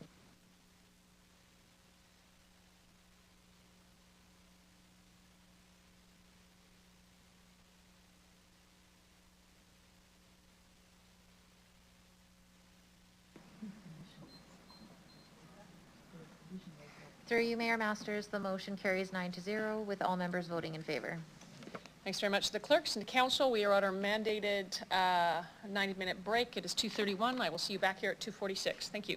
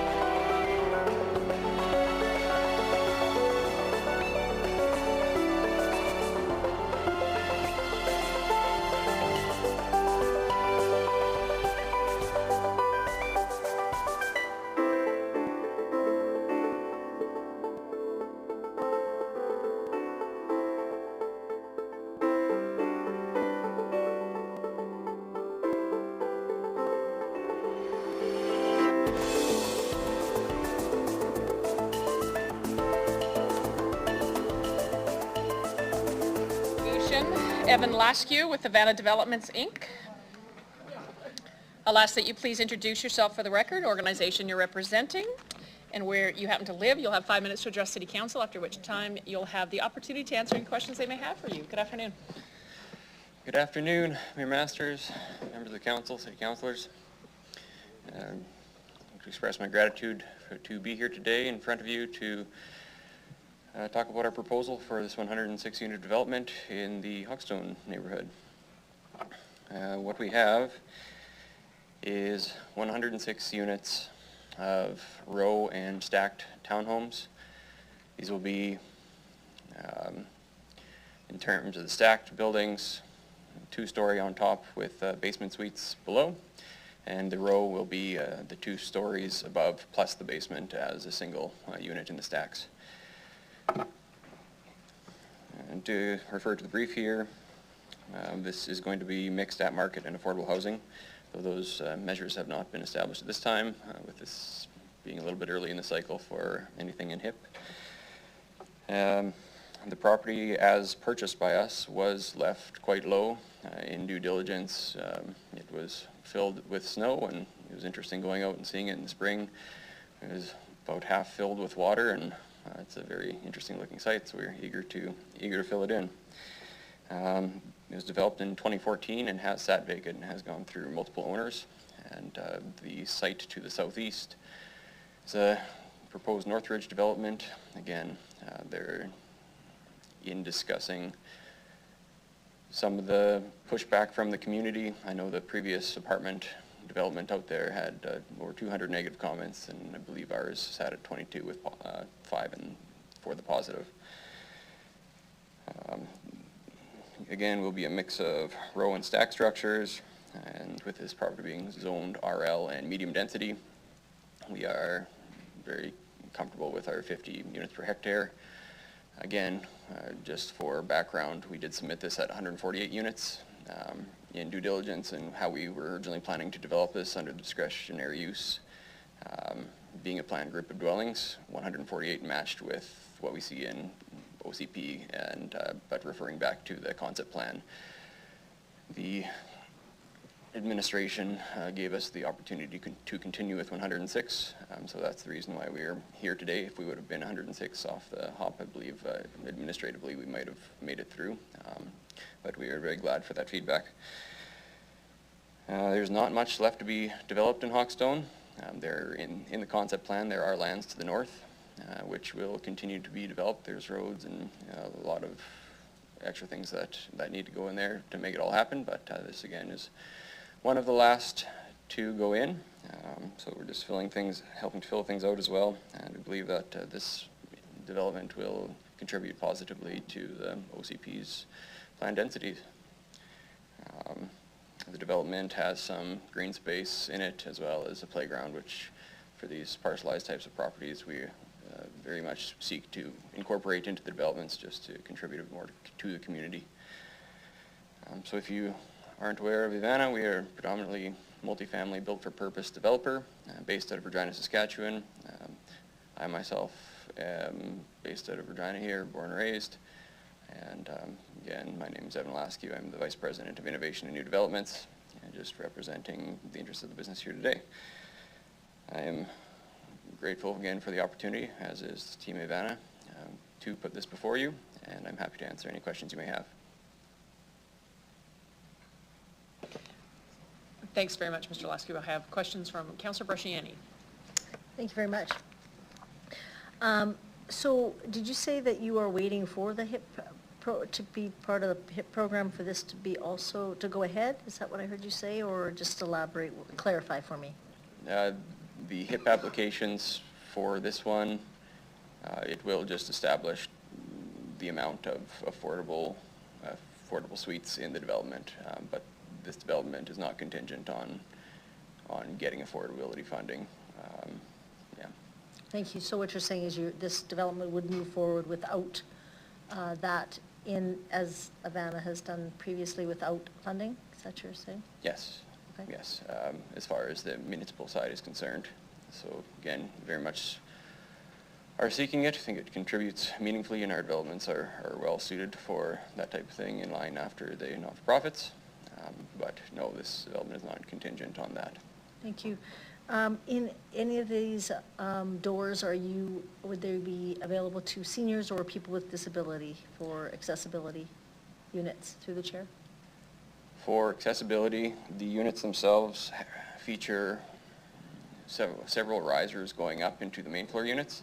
The basement units will have the entrances on grade, but there will be stairs down into the basements. So people with accessibility issues likely would not find it to be something they'd be incredibly attracted in. Again, tenant improvements with the right lease agreement, you could certainly make a case for somebody to put in a lift. And again, we are putting in the stalls for accessibility as required under the zoning bylaw. Okay. As far as the elderly are concerned, you could make the same argument with stairs. We do have elderly tenants in many of our developments that are similar, but again, I would have to defer to another format to discuss the exact amounts and proportions. Thank you. In regards to the compound of how it works, it's the compact housing, and is there for the garbage recycle and of course the green bin that will be coming eventually down sometime, is there places that, is it done in a compound type where they go and take the garbage and all that, or is it done that everybody gets their own? How does that work? Because it's multiple. Right. With the density, we feel that individual bins would create too much congestion, and it'd be quite the eyesore. So what we've proposed is Moloch bins to be located in the center of the site. So they seal quite well. They look fairly well. So as opposed to doing lower bins and screening, we're proposing Moloch bins. Okay, great, thank you. I agree with that. In regards to storage, so I understand there's no garages, they're just front. The parking is in the back. Is that accurate through the chair, or how does the parking work? As opposed to something you might have seen in Eastbrook there, Yeah. where we have the lane, everything is going to be in the front for these ones. So the front access for the basements will be on grade, and then there'll be the accesses with stairs leading up to the main floor and second floor units. So the parking set aside for this development is, I believe, 173 stalls. So that will provide for the row housing 2 stalls per, for the stacked housing 1 stall per unit, and that should leave 25 stalls remaining that we'll spread out and put a couple EV chargers for some future development, and parking pedestals for block heaters and level 1 EV chargers. Okay, and is the, in regards to the transit, how close is the transit to this building for people to get on a bus through the chair? Through the chair, the nearest bus stop, I believe, is a block and a half away. So it would be in the city's interest and in the residents' interest to have another stop come through there. Thank you. Okay, and yeah, I think that was all I had. Thank you. Thank you very much. Thanks, Councillor Bresciani. You good? Okay. All right. I see no further questions. I'll thank you very much for your presentation this afternoon and ask you to return to the gallery. Thank you very much.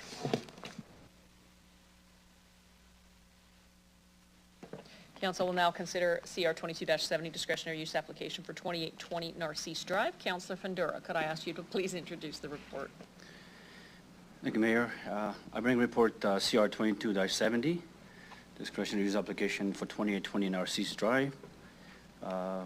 Recommendation from the Planning Commission that City Council approve the discretionary use application to develop 106 units as 7 building stacked and 9 building row at 2820 Narcisse Drive in Hogstone subdivision. Can I get a second, please? Thank you. The applicant originally proposed 148 units that exceeded the density threshold in the Hawkstone concept plan. So the applicant resubmitted the proposal with 106 residential units. And this does comply with the Hawkstone concept plan. Administration reviewed that, had a good meeting with the developer. Administration supports the development, and commission seeks concurrence. Thank you. Thank you, Councillor Fundora. Do any members of council have any questions? Seeing none, Councillor Fundora, you want to close the debate off? No, I'm good, thank you. Thank you very much. Clerks, could I ask that you please call the vote?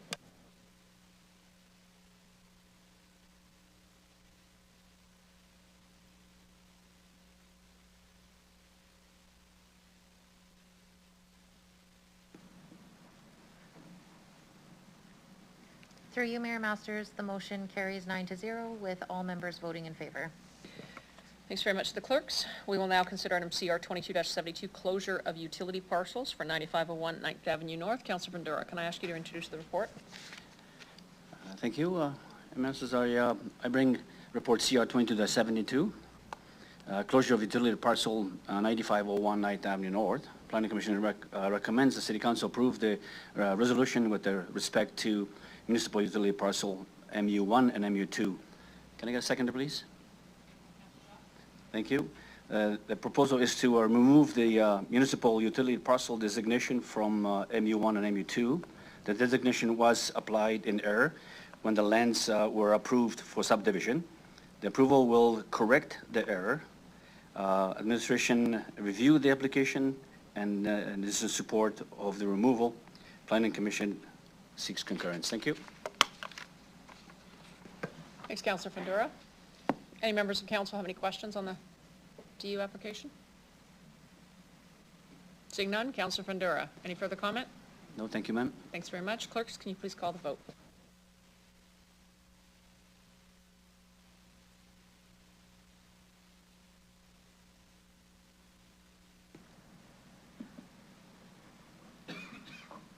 Through you, Mayor Masters, the motion carries 9-0 with all members voting in favor. Thanks very much to the clerks. From committee, we'll consider item CR 22-73, appointment to the Master Plan Public Advisory Committee. Can I have someone move this report? Councillor Hawkins, thank you. Can I have a seconder? Councillor Stanichuk. Administration, can I get 1 moment, please? Oh, well, it's the city clerk. Please, go ahead.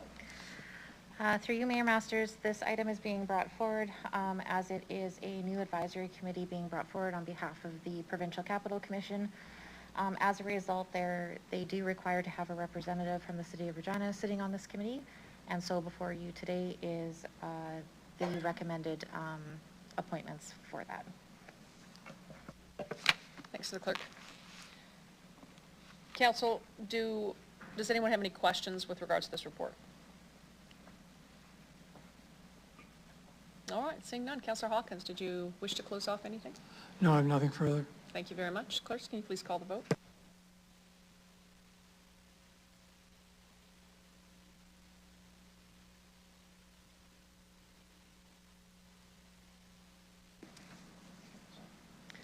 Through you, Mayor Masters, the motion carries 9-0 with all members voting in favor.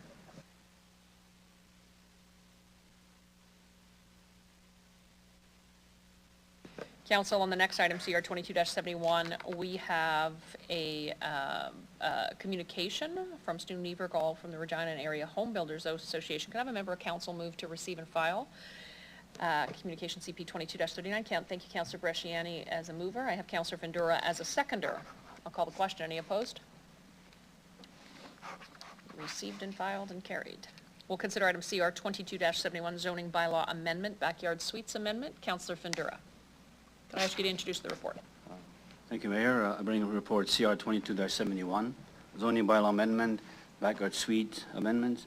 Planning Commission recommends the City Council approve the amendments to Regina zoning bylaw to allow backyard suites as permitted use, and to approve amendments to the housing incentive policy to expand 5-year 25% tax exemption to applicable backyard suites.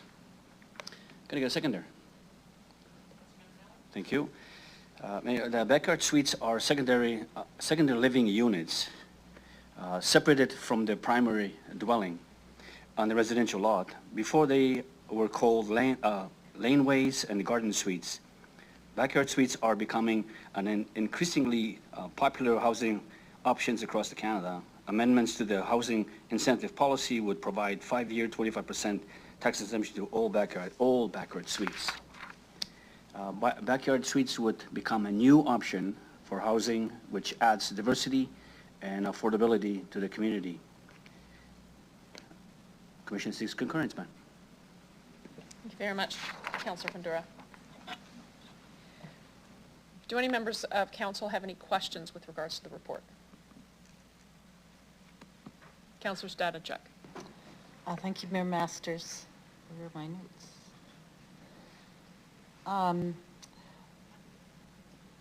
Sorry, I had some notes here. I can't find them. What I will ask is regarding the taxing. The amendment did state that, in terms of the proposed zoning amendments, that existing secondary suites could be amended or renovated and apply for this. I just wanted to ask questions through the chair about whether or not, what kind of existing suites do you foresee would be applied under this change to the bylaw? Would there be like a suite in a basement that's maybe not legal just because it doesn't have the proper egress? And so if they renovate it, then it would apply. Is it for an Airbnb? Like, would Airbnbs be considered under this zoning bylaw? If it had existed as an Airbnb, could someone apply for, to have for the tax exemption? So I just want to get a sense of what, in terms of existing ones, what could be used apart from new construction is what I'm asking. Ms. Bratton? So thank you. Through the chair, I'll refer this one to Ms. Dawson on the specifics of the existing housing incentive program. Thank you. Through you, Mayor Masters. Just for some clarification, the zoning bylaw amendment before you is to introduce backyard suites, which is an alternative location for a secondary suite. Currently permitted in our zoning bylaw is a secondary suite within your primary residence, and we're just extending that to another location on the property. So in addition to extending where the secondary suite may be located on your property, we're also proposing to apply the same housing incentive policy to those properties. So I may ask Ms. Pfeiffer to go through how one would apply for the HIP program and how it would extend to the backyard suites.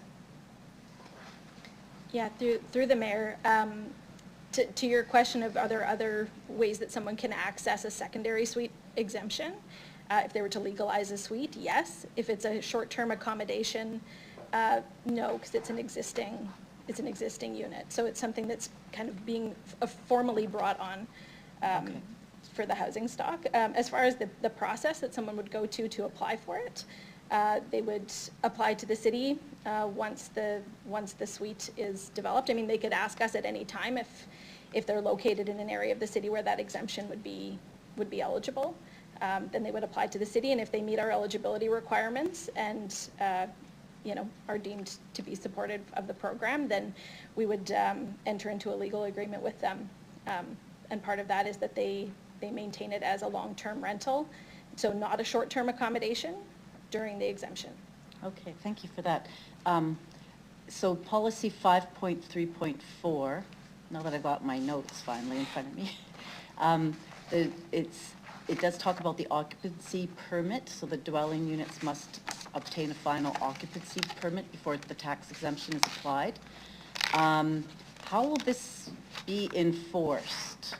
Because I imagine that could, you know, people would have to sign like a long-term occupancy contract, or how would that work? Through the chair.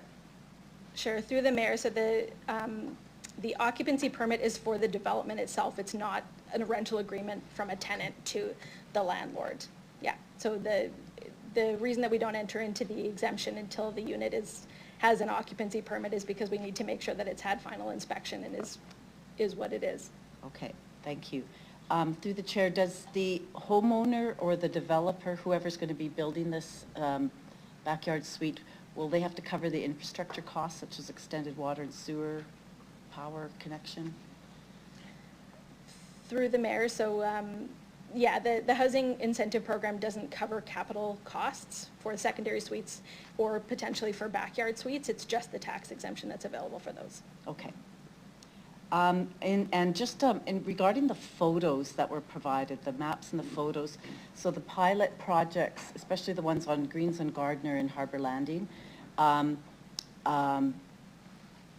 all of those backyard suites? So they were kind of like looked like they were combined garage and backyard suites. Is that what we were looking at in those pictures? Thank you. Through the chair, yes, that is what we were looking at. Okay, good. Okay, thank you. In terms of the application for a backyard suite, would neighbors have to be consulted on this?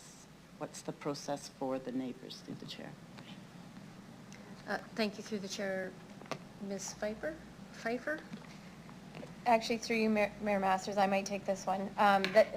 It's a permitted use. We're proposing to bring it into the zoning bylaws, a permitted use, and under the legislation in our bylaws, permitted uses are permitted as a right as long as they check all the criteria in the zoning bylaw that's applicable to that particular development. So the neighbors would not need to be consulted. That's a discretionary use process where there's a bit more discretion applied. Okay. Okay, thank you. Those are all my questions. Thank you, Councillor Stanichuk. Councillor Stevens. Great, thank you through the chair. It's a great project. I think the communication and engagement is noteworthy. I think administration did an exceptional job with this. My reading is the support is overwhelmingly positive and across the city where these pilots have taken place. My question is about the housing incentive element of this. I'm not questioning it. I'm happy to support it. I'm just curious of what we know about the number. Is it functionally a reward for someone building this? Do we know that this is the number that incentivizes? Should it be higher? Should it be lower? What do we know about how effective that HIP model and the percentage is to actually induce this kind of intensification? Thank you. Through the chair, I'll refer that one to Ms. Dawson. Thank you for the question, through you, Mayor Masters. So the intention of the amendments brought forward today are to extend the program into another location.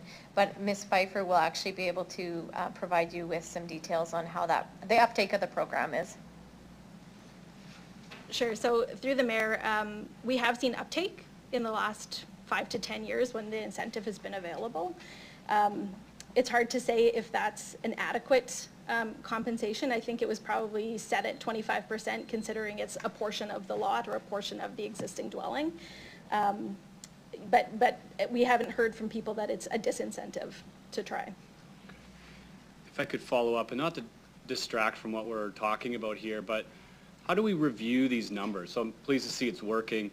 Do we look at this figure and as it's bolted into the overarching HIT program, do we evaluate that percentage and think maybe we need more, maybe we need less? It sounds like we're just extending the status quo, which is fine. Yeah, so through the mayor, we're currently doing the background research for the comprehensive housing strategy and a review of our programs and policies and what they're delivering.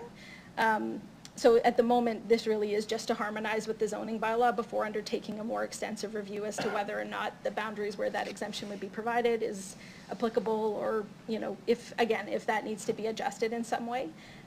So I would say that's where we're at with that kind of review. Perfect. Thanks a lot.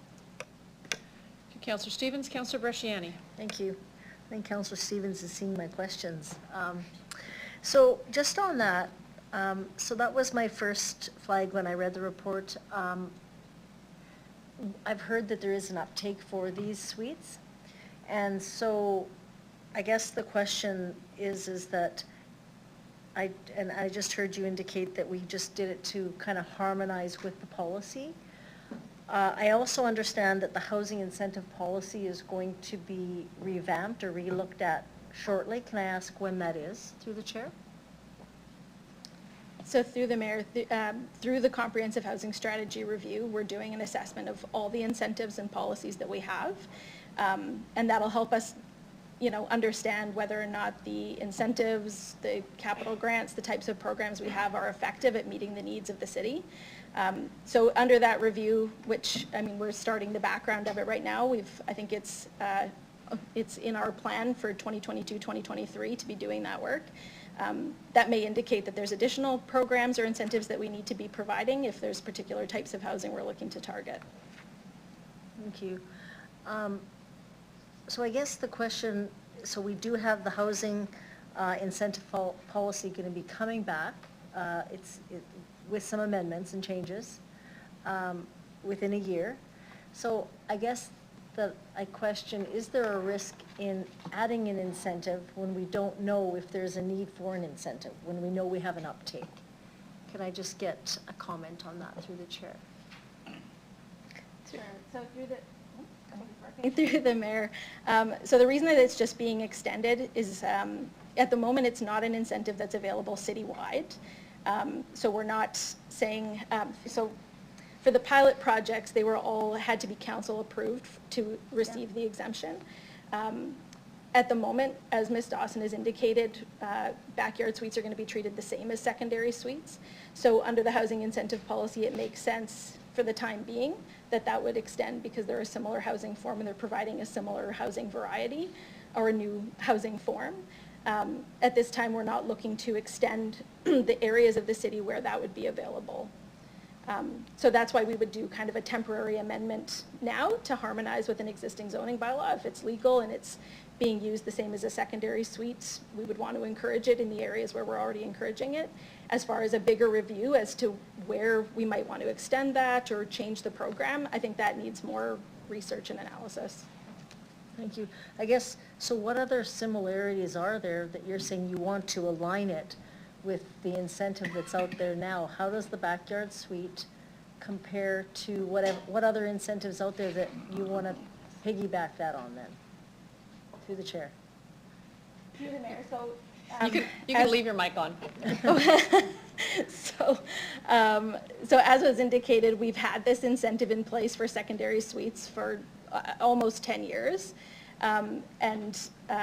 It provides a similar type of housing form and variety. So a secondary suite is typically located within the primary dwelling, whereas a backyard suite is just located elsewhere on the lot, but they're providing the same form. So they're providing a rental unit that's in an existing neighborhood on an existing lot. So while the location might be a little bit different on the lot, what they're actually providing as far as a variety of housing options is similar. Okay. Just I guess the last question is that was it, so just the backyard suites then, just to bring them in line with the secondary suites to get the same incentive that's offered now, but it will be re-looked at. So there's no risk in, I guess, from from staff saying, once we implement this, it's very hard to take it away. So again, I guess I'm wondering if there's an uptake.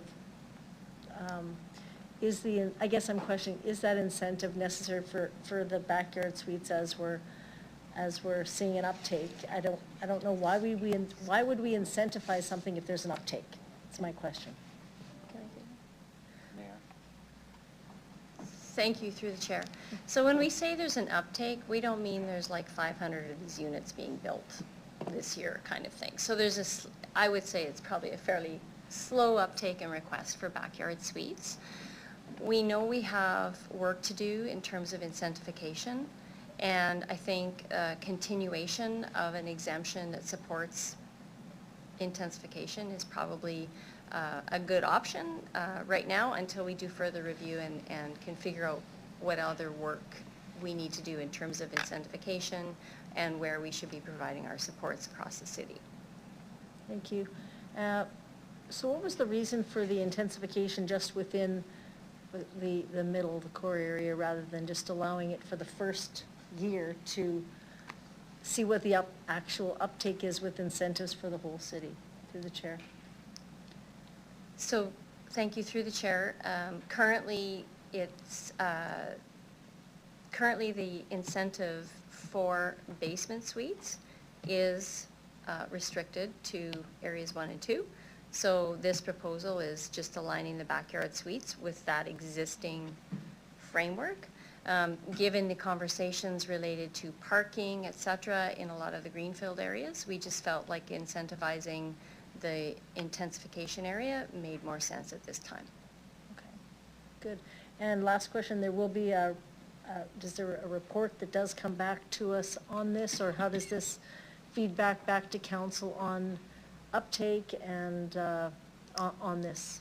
Thank you through the chair. So as Ms. Pfeiffer indicated, the comprehensive housing strategy information will come back to council, and it will contain the statistics and data related to our programs and policies, and then moving forward the next steps in terms of the exemptions. So Okay. that will be coming forward to council. Okay, thank you. I think one of the other things, I have no problem if we want to incentivize, but where is the need? And I know there's a lack of senior housing. I know there's a lack of housing for people with disability. So if we're gonna incentivize, I know that in our current HIP program, we're incentivizing heavily women fleeing domestic violence, which also is important. But I think now what we're learning is there's also other areas that need to be. So if those incentives, that data can be collected as to where the incentives are needed and the requests coming forward. So if it's for parents to kind of take on a backyard suite, like those are some things that I think would be beneficial across the city. So if that data can be collected as well, that would be very helpful when it does come back. Thank you. Thanks very much, Councillor Bresciani. I see no further questions from Councillor. Councillor Vendura, did you want to close off debate? Just a few things. Thank you, Mayor. Thank you. Go ahead. At Planning Commission, we heard that, because I didn't hear the conversation here, that it's either one or the other. It can be both. Am I correct? So if someone has a basement suite, they cannot apply on the same property to have a backyard. So it's either or. Am I correct in that? Thank you through the chair. Yes, that is correct. Okay, just want to make sure that everyone hears that. Thank you. Thank you, Councillor Vendura. Clerks, could I ask that you please call the vote?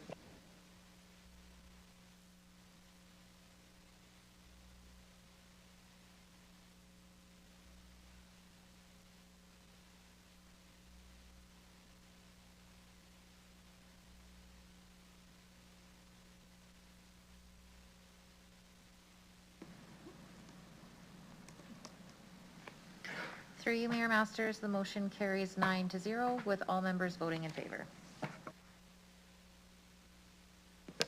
Thank you very much to the clerks. Moving on to a tabled report. This one may be procedurally tricky, Council.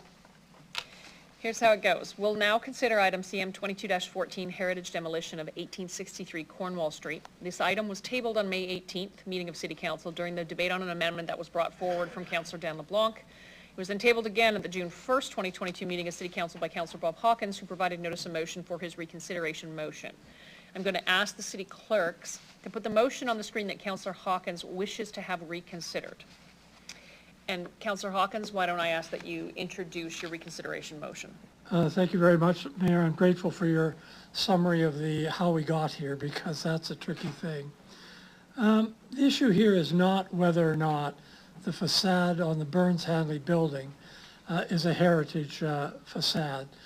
The reality is, and I think everyone agrees, that we have a heritage streetscape of 3 buildings in that area, part of the Victoria Heritage Conservation Area.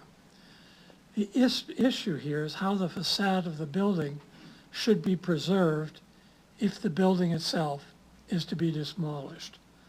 And there are 2 possibilities. The first is that the building facade could be braced in place while the building is demolished. The second is the facade could be deconstructed brick by brick, each brick labeled, stored, and then reconstructed once the building itself or the development that's to go behind the building is put in place. We heard as council several expert opinions, but not from experts themselves. They were opinions presented through the voices of the proponent and the applicant of the various positions in this case. In other words, they weren't arm's length expert opinions. They were expert opinions sought by the 2 proponents. The difficulty was twofold. One is that those opinions which we heard directly conflicted. Another is, as the debate went on, there was confusion about various facts. And I just want to illustrate this. First of all, the Provincial Heritage Board, which reported on this and indicated this was a heritage matter, said that either method, the facade method or the reconstruct-deconstruct method, was possible. Against that, the memo from the City Council administration cited the following, and I quote, "Reconstruction, such as what is proposed in the Harvard Conceptual Redevelopment Plan, is not defined or discussed in the standards and guidelines for the conservation of historical places in Canada because it is not a recommended method of preservation." And the standards and guidelines are the gold standard for heritage presentation. We also saw that deconstruction, or heard that deconstruction would inevitably mean that some of the bricks on the facade would be lost. We learned that there was no replacement bricks available for reconstruction where bricks were lost, either in the building itself, because the bricks on the side of the deconstructed building are different bricks, and because it was said that it would be very difficult to find replicas for these bricks anywhere in the continent because of their age. There was various costing figures discussed for the various methods. Those figures were wildly divergent. The best that we got was facade would be 1.46 million. Deconstruction, reconstruction would be much higher. So that when you look at that, oh, there's one other fact I should mention. Although deconstruction and reconstruction has been used to preserve facades, the examples cited and the examples I've seen all dealt with situations in which the deconstruction, reconstruction storage was of limited time, in other words, went on while the new redevelopment was taking place on which the facade would attach. Here it's possible that the redevelopment of the land will be many years, and indeed perhaps even more than a decade before that reconstruction takes place before that redevelopment takes place because of current economic conditions. So what are we left with as a council? We're left with 2 sets of conflicting opinions. We're left with divergent facts. What do we need? None of us here are experts. What we need are the opinion of a data-based, fact-based, objective opinion of an independent arm's-length experts brought to us to say, here are the facts as I see them. Once we have that, we're in a position to make a rational decision, to make a choice on how to preserve this important facade. And there aren't many facades left in Regina, to preserve this important facade going forward. The plans for heritage in general propose this kind of independent arm's length expert. And that will be seen as the plans come forward. For right now, what I want to say is this is a heritage decision that's too important to leave to hunch, to leave to intuition. We need something solid in terms of independent expertise, and that's why I'd ask you to support the motion.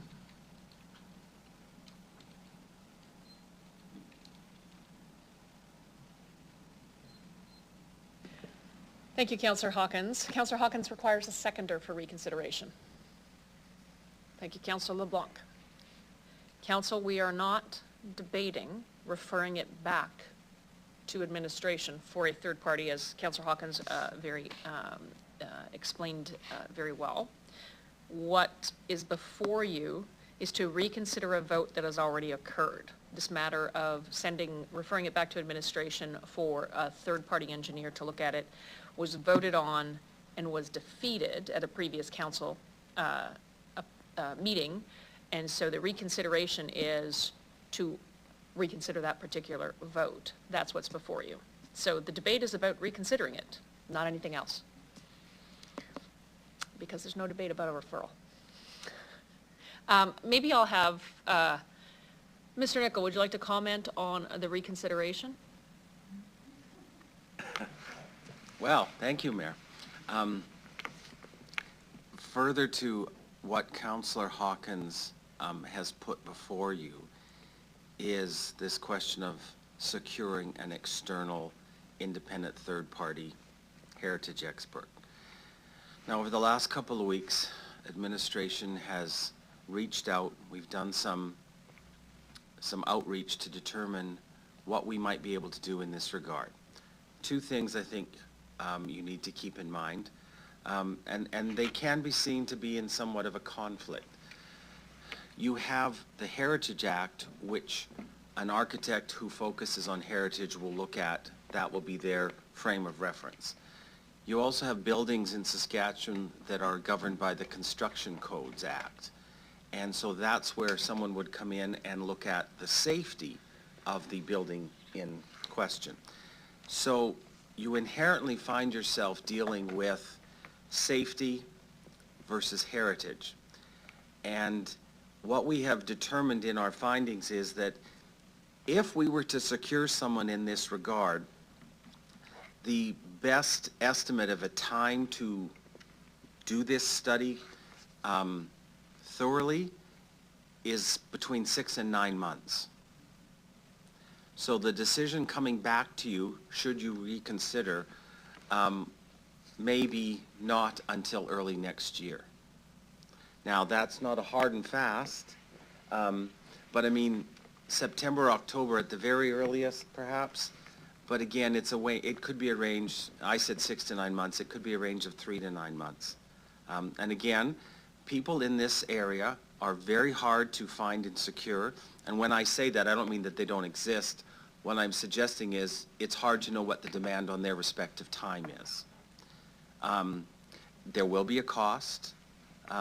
I don't know how much that would be at this point in time. That would be something that we would have to consider, again, because of the time involved. Ultimately, the advice that I would give you, and it's just contextual advice, it's not entering into the debate, at some point in time, council is faced with a decision that doesn't lend itself to an easy decision one way or the other. You have heritage concerns on one side. There have been 2 options placed before you. The initial decision recommendation was a demolition. This is inherently going to lend itself to some parties being disappointed on either side of this, whatever it is. So, long story short, I think we could find somebody. It's going to be a matter of time to find that, and the decision will not be imminent, at least until the fall at the very earliest, that we could secure someone. Thank you, Mr. Nicol. I see no debate. Councillor Hawkins, I'm going to give you the opportunity to close off debate if you like. Thank you very much. They're not making more of these heritage facade buildings, streetscape buildings. I think it's worth spending a little bit of time to get this right. We rely on experts, we rely on facts, we rely on data to get it right. If there's a safety concern, I would say this. The building has been in the condition it is now for a number of years, and we know how to deal with safety. We dealt with it at the corner of Victoria and Albert on the Capitol Point thing. We put up a fence, and that would work. So I think that the safety considerations are important but can be met. The time considerations are important but have to be measured against the importance of preserving a heritage streetscape. 6 to 9 months to preserve a heritage streetscape is not a very long time when it took nearly 100 years to make that streetscape.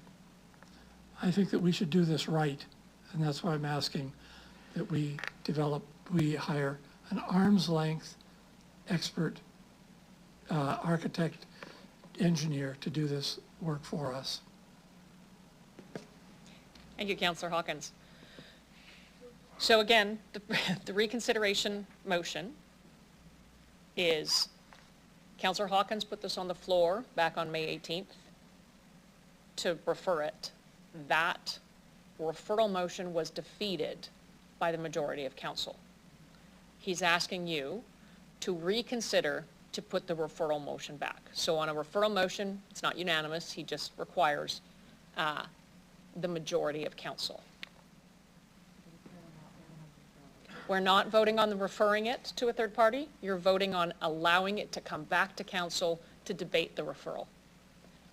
You've already made this decision once. You said, no, we have enough information and the recommendation of administration, and you defeated the motion. He's asking for a reconsideration. So he needs a reconsideration to pass by the majority of council in order to get it back on the floor to vote. No, just majority on this one. So, clear as mud? You're voting on the reconsideration. Sorry, Councillor Bresciani? Sorry, can I just ask though, the city manager didn't say, is that at our cost? No, you're not voting on that. Okay, I know, I just wanted, he did speak to that, but he didn't say about the cost. If this passes, then we'll have that conversation. You're reconsidering whether to overturn a vote of council from a month ago. Clear? Clerk, could you please call the vote? Oh, Councillor Hawkins? I actually don't think that's correct. Oh, that's what the clerk is telling me. So, I wanted a reconsideration of the substance of the motion. You In actually, order to, yeah. In order to achieve that, Yeah. I had to bring a notice of motion that I wished to do that. I brought that at the last council meeting. We are now considering, I think, the substance of the motion. The substance of the motion being that, let me pull it up here if I can. I think it's on the screen, sir.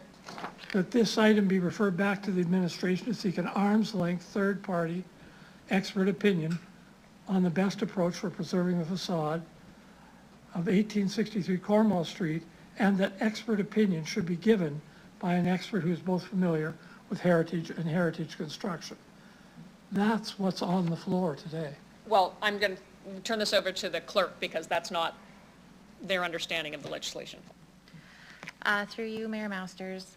So, Councillor Hawkins, you are correct. You gave notice at the last meeting that you plan to, at this meeting, ask for your motion to be reconsidered.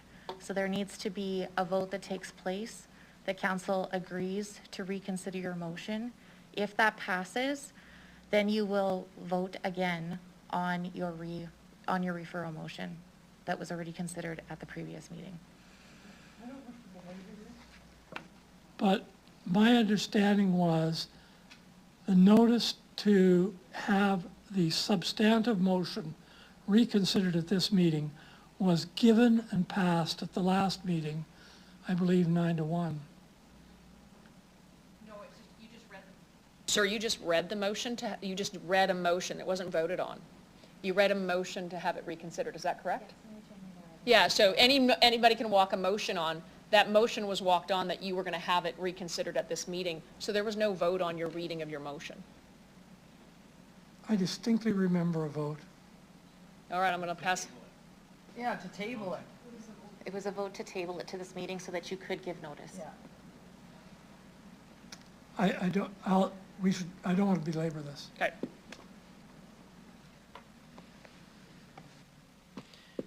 So the matter before you is the reconsideration.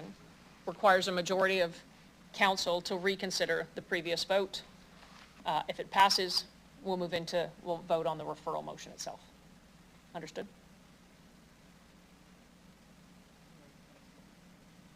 No, you're voting to whether to reconsider a previous vote of council. All right, clerks, please call the vote.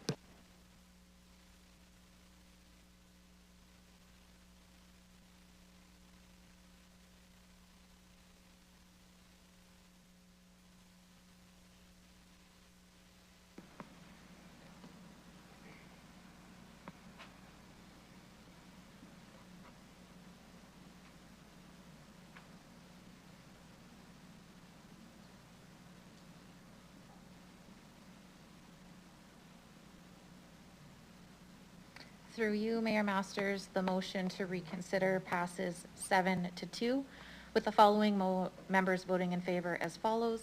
Councillors Hawkins, Mancinelli, LeBlanc, Findura, Bresciani, Stevens, and Stadnichuk. And the following voting against are Councillor Shaw and Mayor Masters. Excellent. Can you put the motion back up that Councillor Hawkins would like reconsidered? No debate on a referral motion, council. Go straight to vote.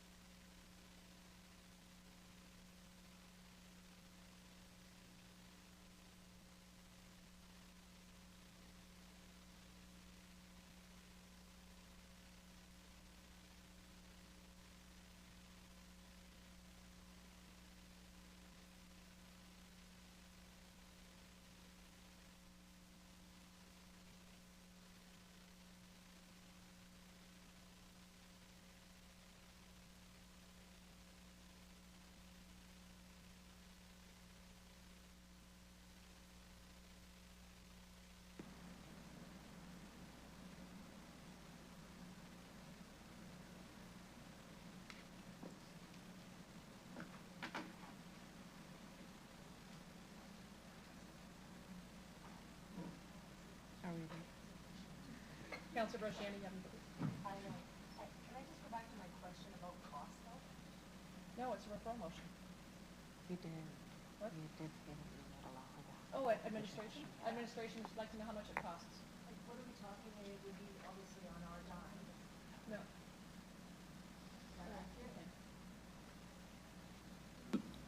Through you, Mayor Masters, our estimate of this, which would be borne by the city to undertake this review, is between approximately $40,000 to $60,000.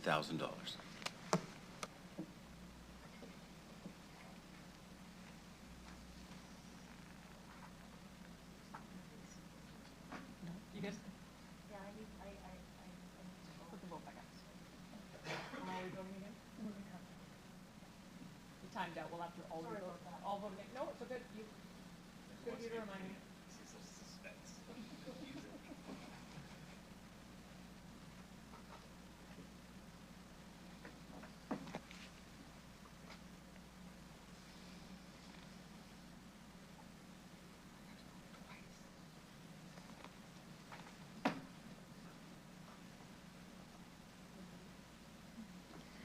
Through you, Mayor Masters, the referral motion is lost 6-3.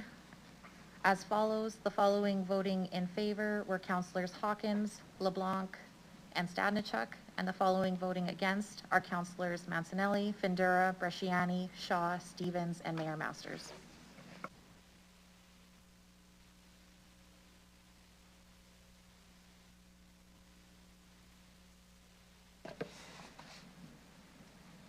One moment, please.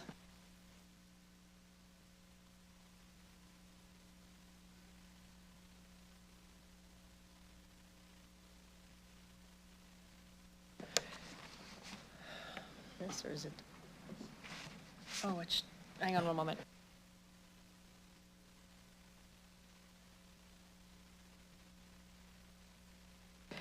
We will now continue with the debate on the amending motion from Councillor Dan LeBlanc, which was moved at the May 18th meeting of Council. The clerk will place the amending motion up on the screen. Councillors Hawkins, Shaw, and Zakidniak have already spoken to the amendment. It is up to any other councillors wishing to speak to the amending motion.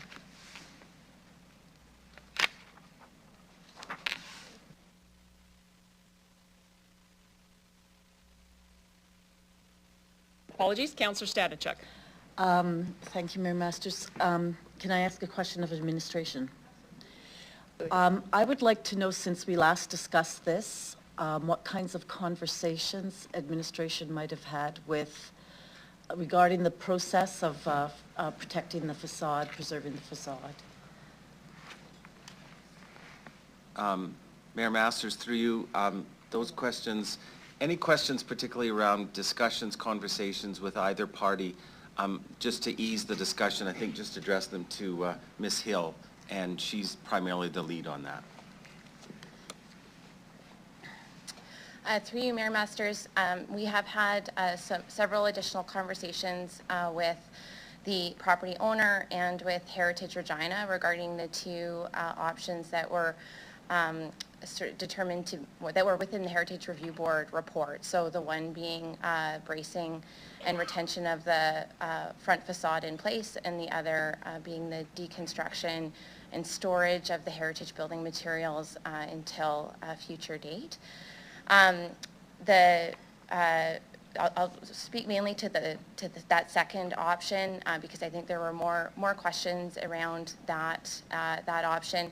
We heard from Brixton, who have been contracted by Harvard, that they would be able to store the bricks, that they would be stored in a humidity-controlled environment, and that there would be opportunity for administration to confirm the location of the bricks and to do inspections on a regular basis to ensure that they were being stored appropriately, and that all of those things could be framed within the covenant agreement that would be required as part of any approval. We heard that there is potential to access additional heritage building materials if required, that it is possible to find appropriate matches, and that there may in fact be some matches to those bricks actually within the walls where there's more than one layer of the brick in place right now. But that there's also a market for that, and that Brixton felt that they would be able to locate those matches if required. So I think that's sort of the summary. Heritage Regina was also participating in those calls and have indicated to all of us, the property owners and administration, that they continue to be supportive of the option to brace the front facade in place and conserve it in that manner. Okay, thank you for that. I'm not going to support this amendment because I do think that it would require quite a lot of work, and I would like to see the facade protected. And I am going to try to trust in the process that it will be stored properly. There's been so much discussion. It's been gone through several council meetings. So I think that it's quite clear that there is a strong, strong desire from this council to have that facade protected. So I'm not going to vote in favor of this, and I am going to support the administration's recommendations. Thank you very much, Councillor Stanichuk. Councillor Stevens. Yeah, just for clarification, the consensus that was reached between the applicant as well as the heritage community was the facade was fine. So that's where all of the parties agreed, correct? That we just need to preserve the facade and integrate it into any kind of future development at that site, is that right? Through you, Mayor Masters, if I can just reframe it, I think I'm agreeing with you. It's that whatever action we take, it can be focused on that front facade, the front wall of the building, and that there was agreement that the remaining 3 walls were that could be demolished so long as the focus was on that front facade. Okay, thank you. And I have to ask, what's so special about a brick? So at what point is it, you know, no longer heritage if 10% of the bricks are lost, 1 brick, the mortar? Why should I care about the mortar and one specific, or even a dozen bricks if they're lost or crumbled, which I suspect they would be? What's the big deal? Through you, Mayor Masters, there's a couple of different answers, I think, to that question. So the type of brick and the mortar type and color are part of what we talk about in terms of what needs to be conserved on the building, because they do have a tremendous amount to do with how that building looks. When it was built, they placed the building in a time period and in a style. There's a lot of additional considerations in terms of when the building was constructed. There would have been a cost factor, and so premium bricks would have been used on the front, and more utilitarian bricks would have been used elsewhere on the building. And so in order to preserve the look and feel of that building, we need to make sure the bricks are matched accurately, and the mortar as well. Our staff go out and inspect to ensure that mortar colors are appropriate in reconstruction projects. Okay, my final question, and it kind of comes back to what we discussed earlier.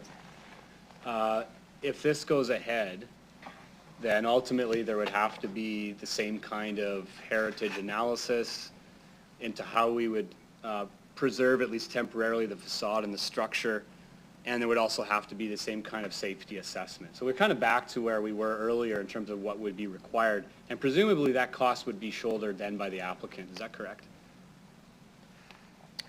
Through you, Mayor Masters, I don't know actually the full process. I don't know what's been done already by the applicant. That would be in terms of putting those plans in place and assessing what that would need to be.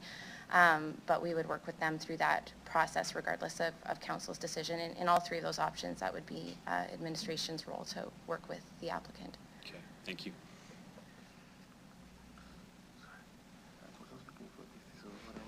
Councillor LeBlanc, you get to close off today. You did have your light on before. I was going to ask a few questions. Did you want to go now, or did you want to go at the end? Certainly, go ahead.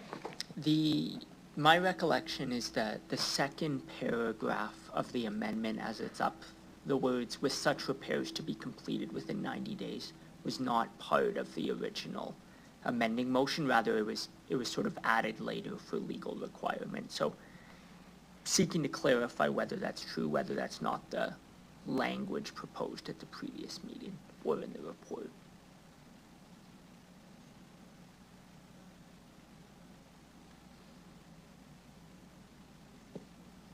Hang on, I'll let the clerk speak to it. Through you, Mayor Masters, Councillor LeBlanc.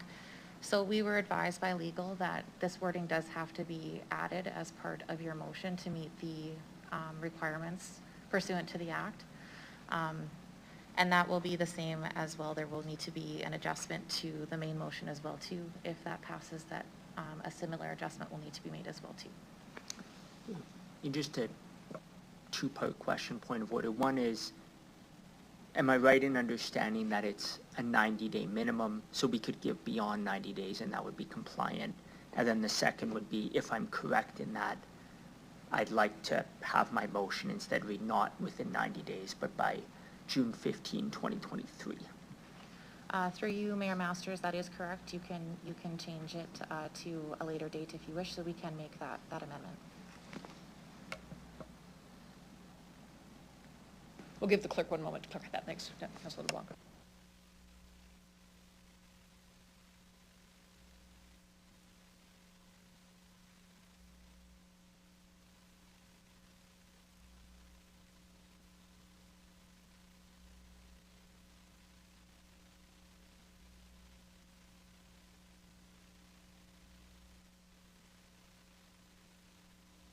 Councillor LeBlanc, you good with that? Thank you.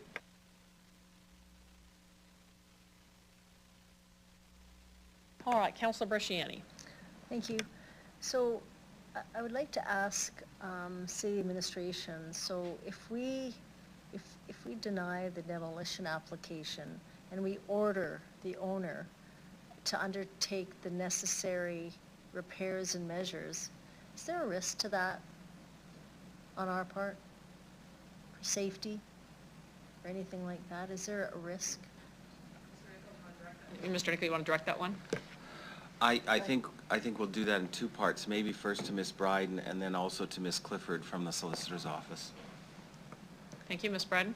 Thank you, through the chair. So I do think there's certainly a safety risk anytime you have fencing and bracing, and in particular in the downtown where there's lots of residents and people walking around. I think there is risk from a safety perspective.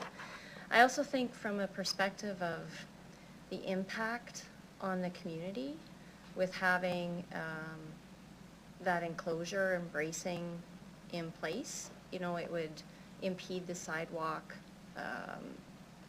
It creates a space behind the facade for where, you know, people might not be open visibly behind the facade, etc.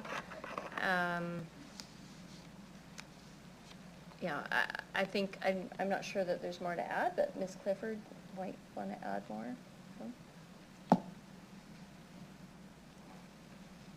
Through the chair. Ms. Clifford, your microphone is on. Through the chair, I don't think there's anything more to add. From a legal perspective, I think the risk has been well explained by Ms. Bryden. So there could potentially be your liability. That's what I heard. Through the chair. I'm sorry, could you repeat that? I couldn't Sorry, hear there you. could possibly be a liability, it could be a liability through the chair. Is that what I heard? Yes, through the chair, there is possible liability should there be a failure of the building and someone were injured or there was damage to property. Okay, thank you, that's all I have. Thank you, Councillor Bresciani. I see no further questions. Just prior to having Councillor LeBlanc close off debate, I'm curious from administration, is there any precedence for how much money we can have someone pay to repair a heritage property? Can it be limitless? Thank you, through the chair. I'm going to pass that one to Ms. Hill because I don't think there is. Through you, Mayor Masters, and no, I think there's a great variety of investment in these buildings in very different, you know, of course, markets and, you know, situations where land is at a premium and property owners are wanting to maximize that that investment that they have. There's active investments in heritage properties and rehabilitation, whether it's facades or full building retention. And I think just note here in Regina, we do have a lot of investment happening of this type. We have what's happened at the College Avenue campus, which has been a tremendous project, and then also the city's leadership of the restoration of the Municipal Justice Building, as well as an example of significant investment in that restoration. Thanks very much for the answer. But my question was, at what point in time does the owner, if in this case it's Harvard, and we say, nope, you can't demolish it, you have to brace and fix it, and hypothetically that costs $1 million, but the building isn't worth $1 million. Would the owner of that property have recourse with the courts to say that that is an unreasonable measure? That's my question.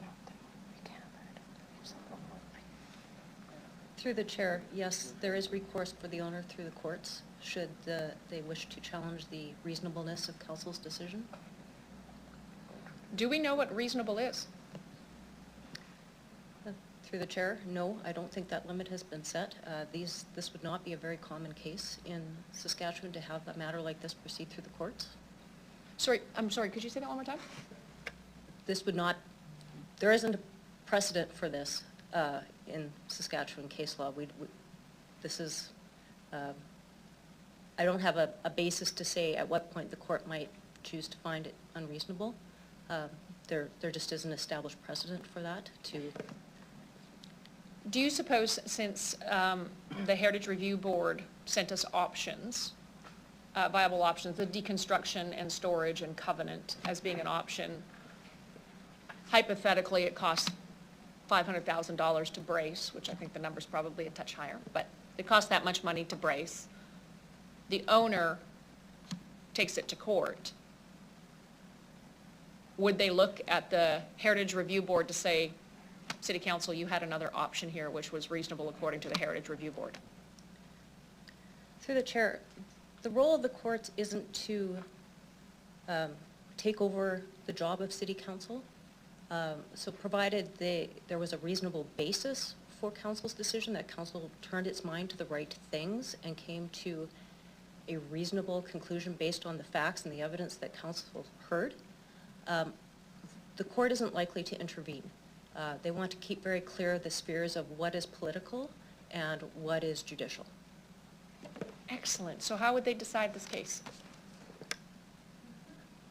Because you just said it, there could be a claim against, there could be, the owner would have recourse according to the courts. So how does that go?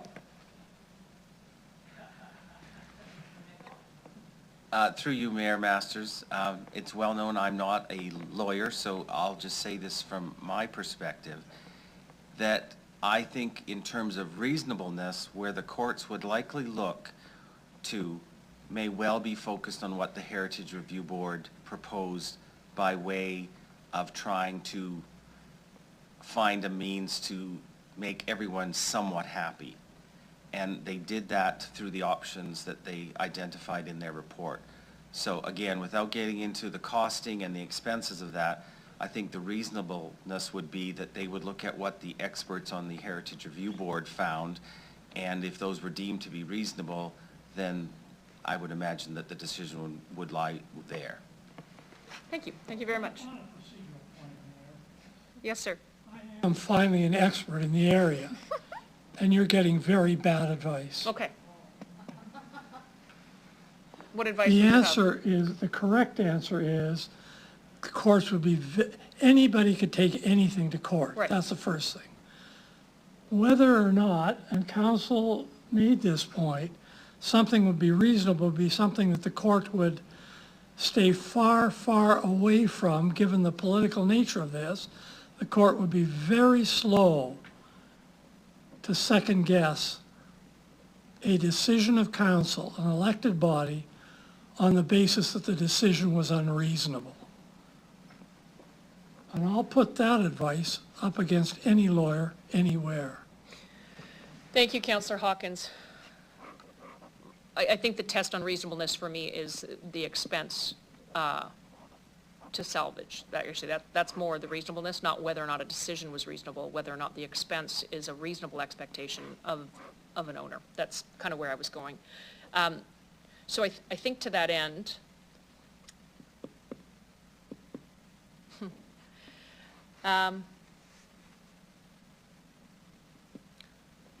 Ms. Hill, can you tell me, given all of the debate that's happened, there's a recommendation that's been written. Do you believe it's the right recommendation? Through you, Mayor Masters, administration continues to support that recommendation. And if I can just add, I think the piece that we've not talked a lot about is direction and policy direction and focus that we have now through some of the reviews that we've been doing recently with Donald Luxton and new heritage policies that we're putting in place that really focus on collaboration and negotiation with property owners to get to a result that meets needs on both sides. And the Heritage Review Board also underlined that in their report, that this was an approach that they felt was middle ground and that both parties were in agreement with continuing to work with. Thank you, Ms. Hill. Councillor LeBlanc, would you like to close off debate? Thank you. Unlike Mr. Nicol, I'm very happy to wade into the legal debate. So I would say two things. The first is, I agree with Councillor Hawkins. We have limited liability for any kind of review. The second is in relation to another comment, so as if Harvard owns a dangerous building and that building falls on someone, can that someone sue the city? I would say not a hope. They own that building, we don't. That's their liability. Fix your building, don't let folks in. The second is a broader one, which is about the policy. I'm actually, as a matter of principle, not overly concerned about heritage buildings, but I'm quite concerned about us following the rules we set for ourselves. Our Victoria Park Heritage Conservation District, Appendix B at 4.2 lays out some of the things that ought to guide us here. 4.2.2 says, the removal or alteration of any historical materials or features should be avoided whenever possible. I say that's possible here. Leave it up, that's option 1. 4.2.5, deteriorated architectural features should be repaired rather than replaced whenever possible. Same bit. There's a cost to it, no doubt that comes with this being a heritage property. We discussed this last time. The Harvard company bought this in the 90s. They were aware this was a heritage conservation district, or they should have been. They're a big company. They did or should have had lawyers at the time. They ought to have known. They let it languish 30 years. That drives the cost up. To put it bluntly, that's their problem from a lack of action rather than ours. We ought to enforce the policy. I say policy points us toward option 1, so I'd seek your support. Thank you, Councillor LeBlanc. Clerks, could I ask that you please call the vote on Councillor LeBlanc's amendment to disallow the demolition?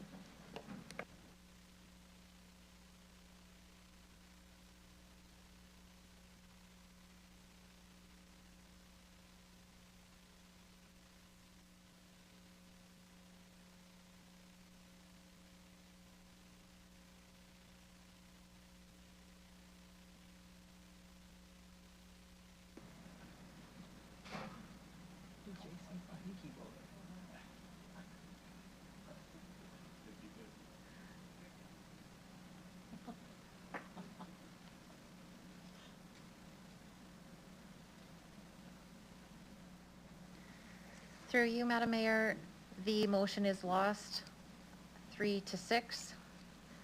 The vote is as follows. The following voting in favor were Councillors Hawkins, LeBlanc, and Stevens.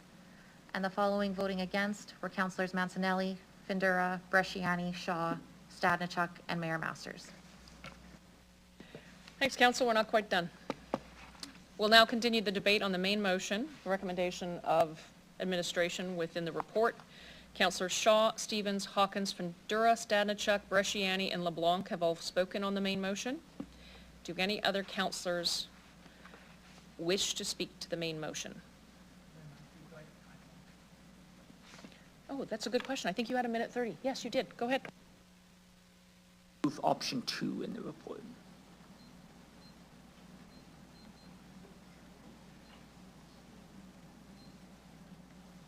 Councillor LeBlanc requires a seconder. Councillor Hawkins seconding. 1 moment, and the clerk will set it up.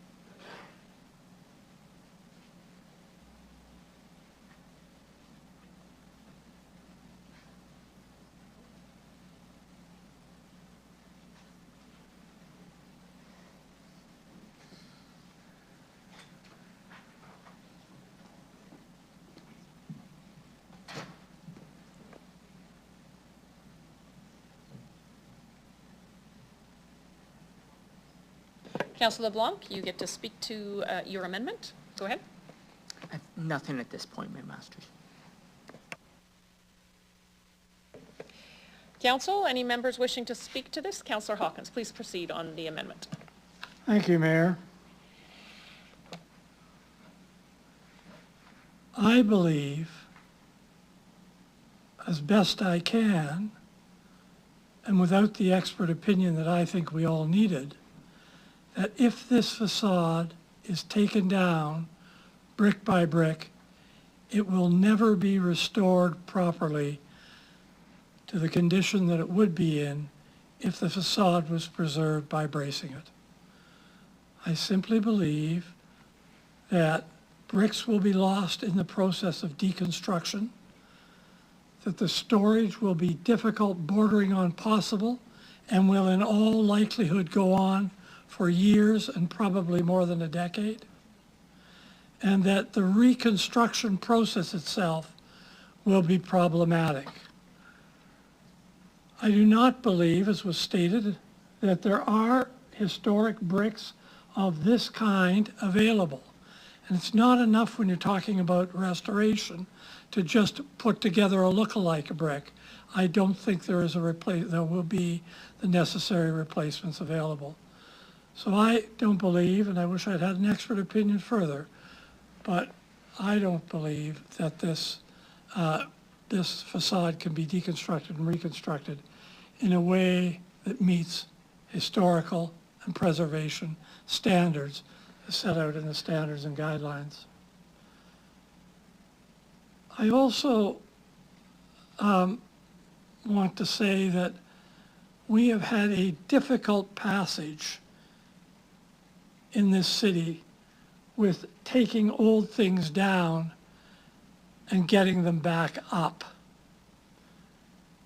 And, you know, the obvious example is the glockenspiel.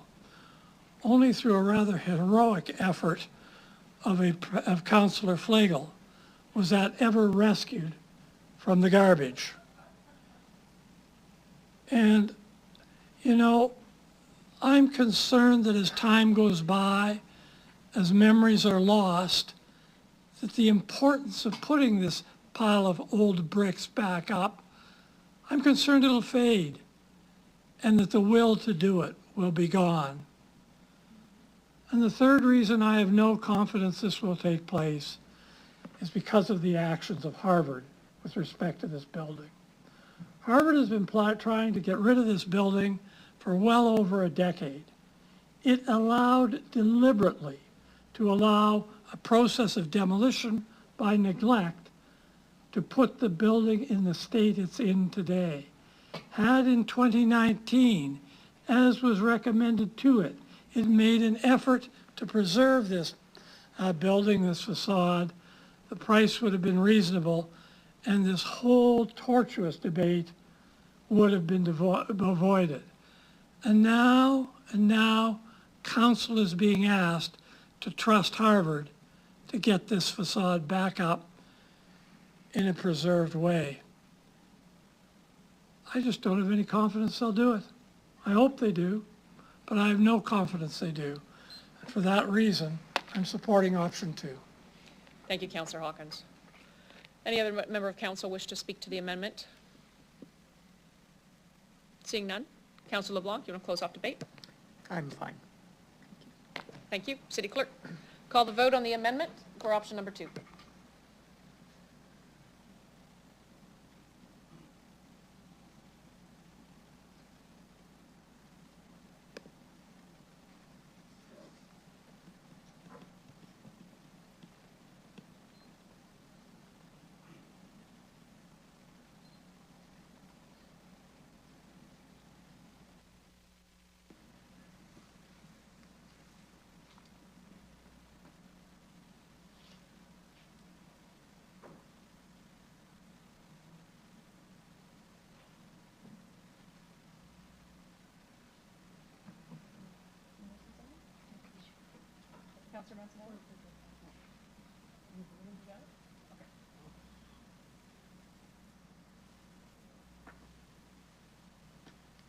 Through you, Mayor Masters, the amendment is lost 6-3. And the results are as follows. Councillor Hawkins, LeBlanc, and Stevens voting in favor, and the following voting against are Councillors Mancinelli, Vendura, Bresciani, Shaw, Stadnichuk, and Mayor Masters. Thank you to the clerks. Councillor LeBlanc, you got 1:29 left on the main motion. Did you have any comment? I don't, thank you. Thanks very much.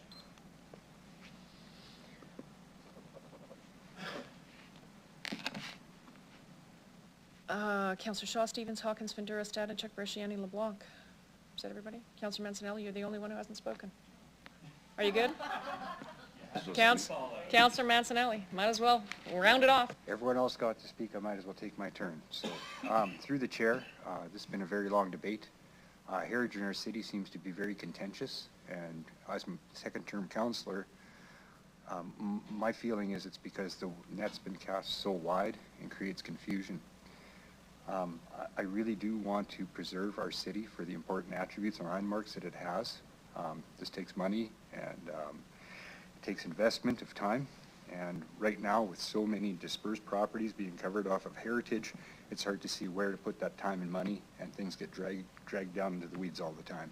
I spent countless hours as a councillor discussing heritage in our city, and in all honesty, it's never been something like the Knox Metropolitan or maybe one of the courthouses. It seems to be stuff that's been left to neglect. So knowing that we're working at cleaning up the heritage list so we can actually put pertinent time to pertinent properties, get better outcomes, start to save some of these properties instead of them going to neglect is something that I think is very important. And in a situation like this, I think my job as a councillor is to try to facilitate people to have confidence in investing in our city and renewing our downtown and in helping it become the place we want it to be, and knowing that they can plan and follow through, and also in knowing that there are things worth preserving down there and we can't let them fall apart. I hope this really brings it to bear and makes it come around as we start to populate the list down to things we can manage. That's all I have to say. Thank you, Councillor Mancinelli. Councillor Shaw, you moved the main motion. Did you want to close off debate? Thank you, Mayor Masters. I just have a couple of things to say. We talked about arm's length away. We had a review from the Heritage Review Board. J.C. Kenyon did their process. It's done. The recommendation is there from experts, even if they were not an arm length, but half an arm length. We live in Regina. It's done, and I've only my first-term councillor, and I'm already tired of this. It's back and forth. We just need procedures and bylaws set up when people buy heritage projects so they know what they're getting themselves into. Yeah, that's all I have to say, Mayor Masters. Thank you. Thank you very much, Councillor Shaw. Clerks, can I ask that you call the vote on the main motion?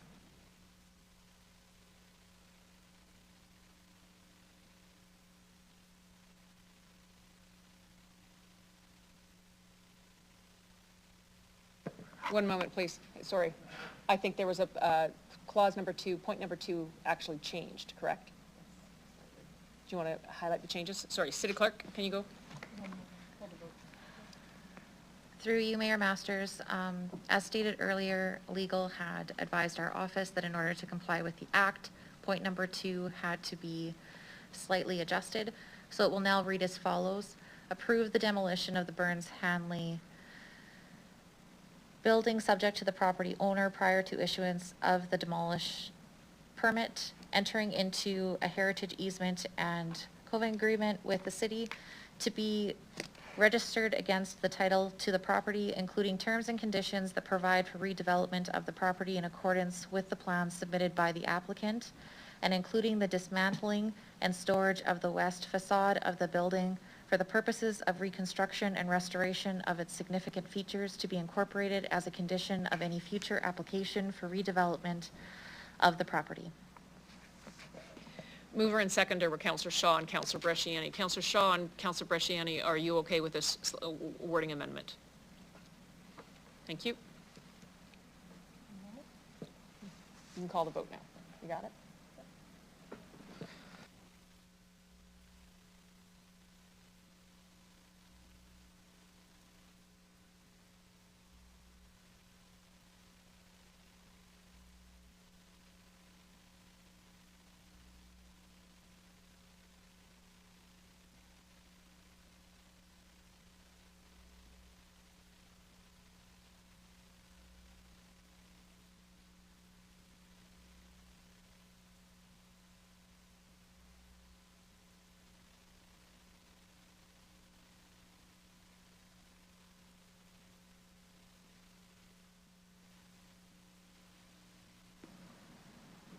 Through you, Mayor Masters, the motion carries 7-2 as follows.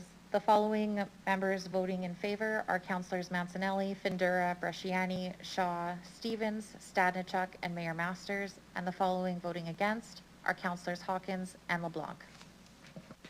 Thank you very much. The Clerks Council, we are at our mandatory legislative break. It is currently 4:19. I will see you back here in 15 minutes at 4:34, 4:35.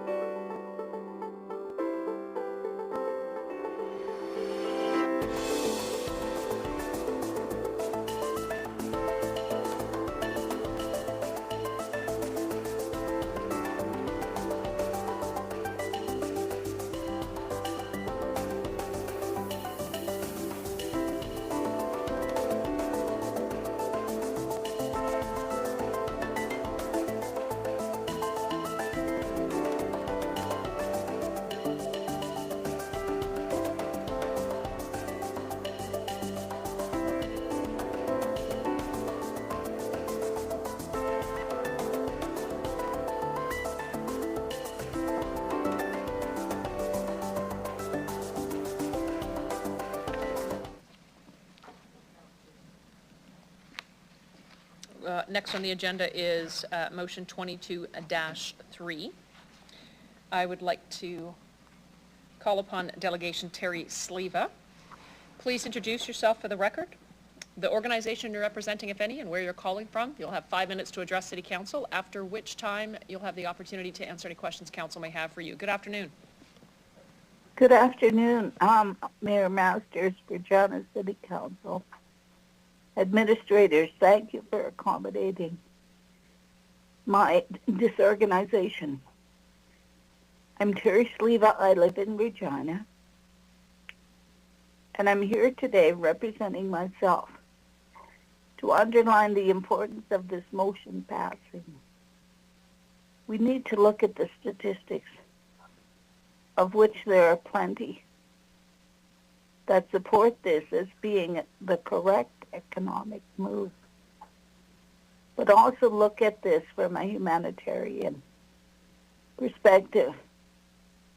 Homelessness is a worldwide issue, but we as a moderately sized city are faced with the very real opportunity to end its presence here and at home. Regina can continue to be a leader in what is possible for a city of our size. And I think we should invest in those opportunities.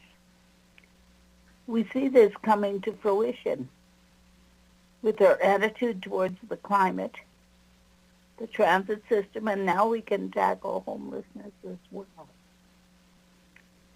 Let Regina be an example of how we can raise the bar for our community and prove to other cities that such feats are possible. Leading by example, especially when it comes to homelessness, can be a direction that helps people Canada-wide and not just here at home. The fact that this has been discussed for years shows you that it is an ongoing and concerning issue.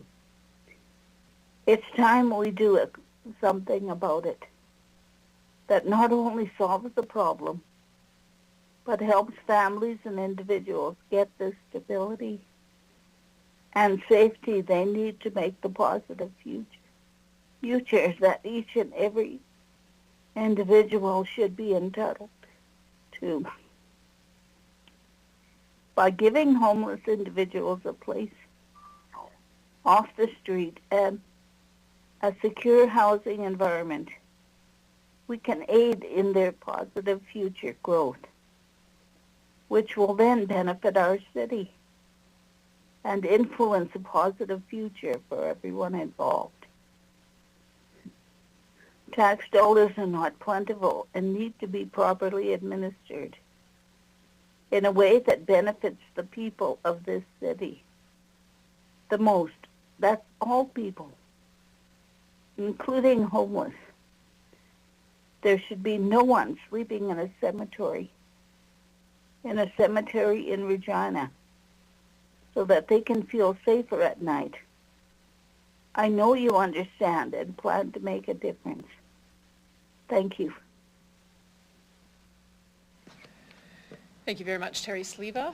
I'll open it up to members of council. Anybody have questions for the delegate? Seeing none, I'll thank you very much for your presentation this afternoon and ask that you please leave the meeting. Thank you, Mayor.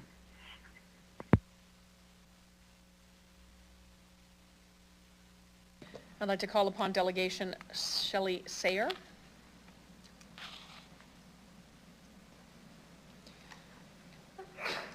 I'll ask that you please introduce yourself for the record, the organization you're representing, if any, and the city in which you reside. You'll have 5 minutes to address City Council, after which you'll have the opportunity to answer any questions they may have for you. Good afternoon.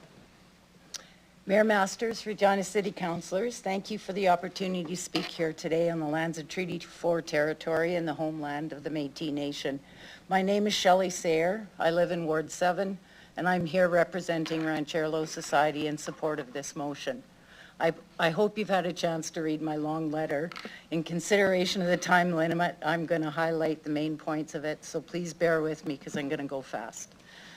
Rancho delivers a wide range of accredited mental health and developmental services, which includes owning and operating permanent affordable housing for youth and families, and supportive housing for adults in partnership with Phoenix Residential Society. Many of our tenants have experienced homelessness. We've been providing housing in Regina for over 25 years. It is through experience that we learned, and is why we support this motion.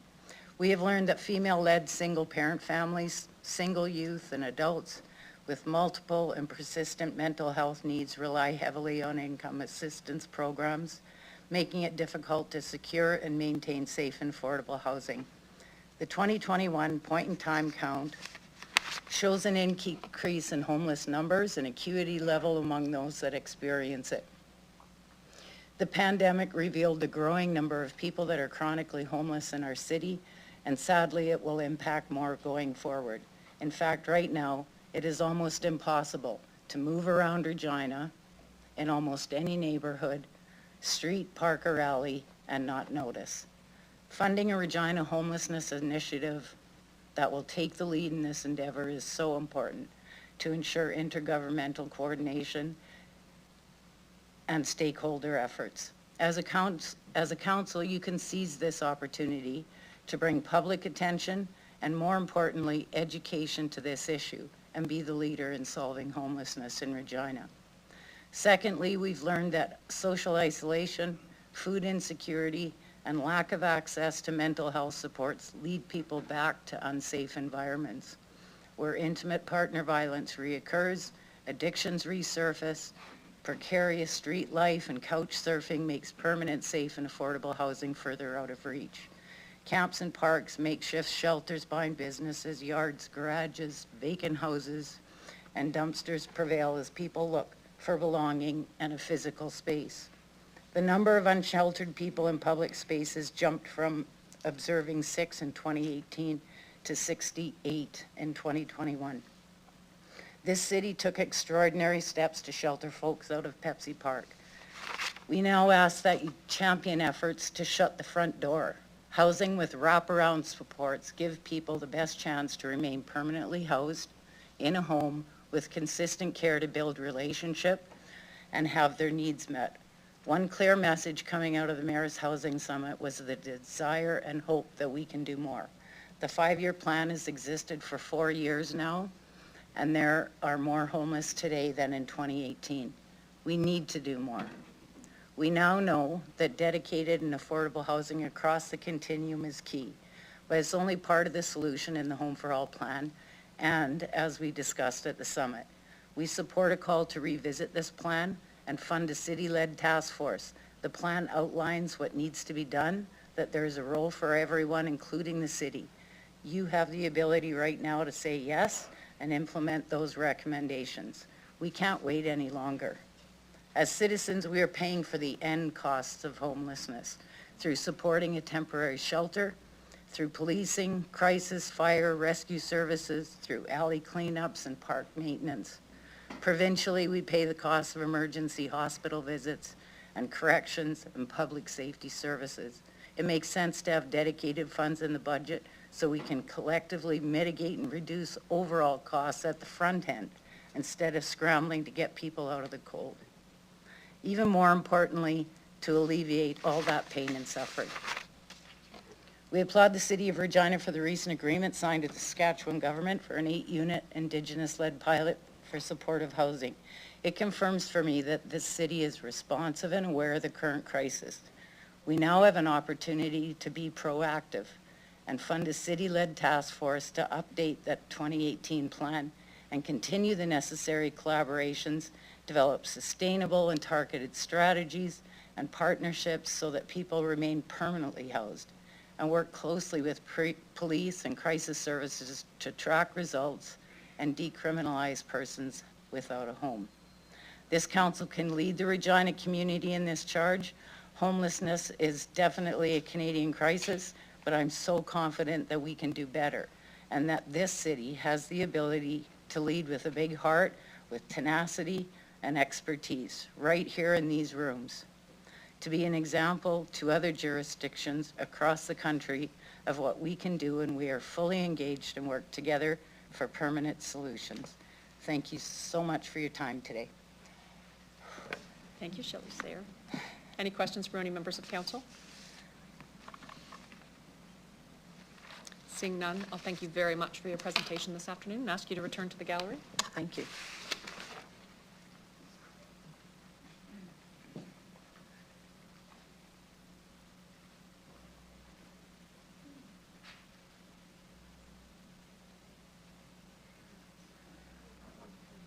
I'd like to call upon Delegation Colleen Taylor.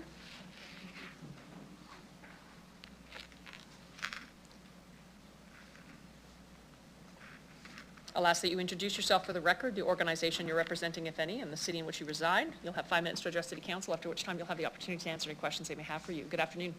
Good afternoon. My name is Colleen Taylor, and I'm here today representing Poverty Free Saskatchewan. I live in Ward 3 in Regina. Since 2009, Poverty Free Saskatchewan has been advocating for comprehensive poverty elimination plans. Action is needed by all government levels with the support of business and community. Poverty Free Saskatchewan recommendations in the appendix to our submission cover the areas of housing, income, education, health, work, and participation in our communities and services for low-income people. I want to thank the city for this opportunity to speak to the Ending Homelessness motion. I'd like to speak on behalf of those most at risk of houselessness, as well as to illustrate that an investment in their housing is an investment in our community as a whole. One particularly vulnerable group is children and youth. Based on a 2019 study by Miguel Sanchez, an estimated 20% of Saskatchewan children live in poverty. Regina Public School Board estimates that 4,800 children are living in poverty in that school system alone. Census Canada's 2021 data indicates that around 10,000 Regina children, live below the poverty line. One of the greatest risks facing these children is homelessness. Many of these vulnerable children would not be included in the point-in-time homelessness count, as most are couch surfing. In 2017, David French's Away Home Canada study found that nationally 20% of homeless folks are people ages 13 to 25. 6,000 experience homelessness every night, and 35,000 children experience homelessness during the year. 29% of homeless youth are 2S LGBTQIAP+, 31% are Indigenous, and 28% are racialized communities, or community members.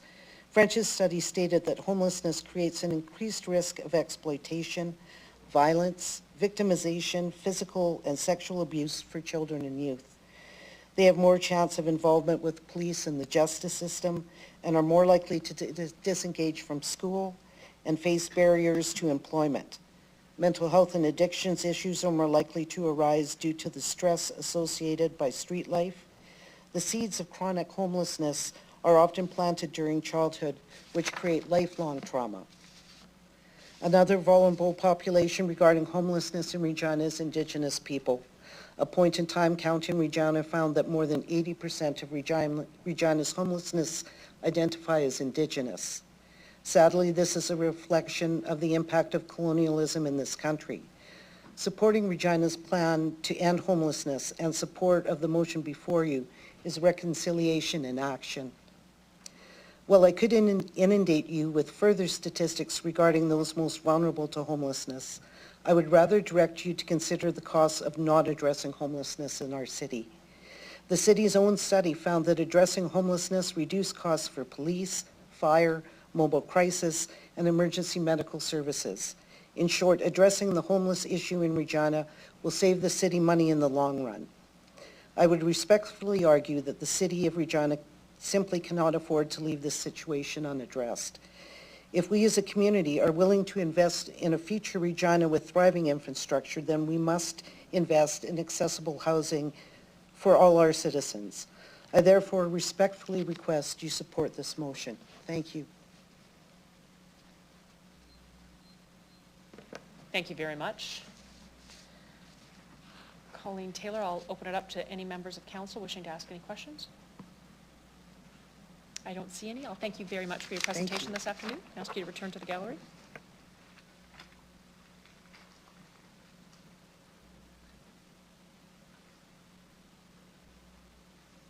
I'd like to call upon Delegation Abby Whalen.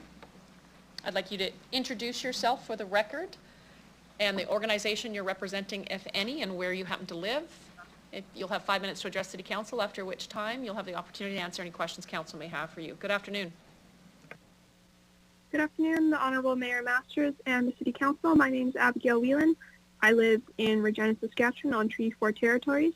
I'm here representing myself, and I'm here to talk regarding Regina's homelessness problem, as well as the factors surrounding it, and how we can address these issues if we can solve homelessness and give these individuals a better quality of life. Regina's local government and residents will benefit from this.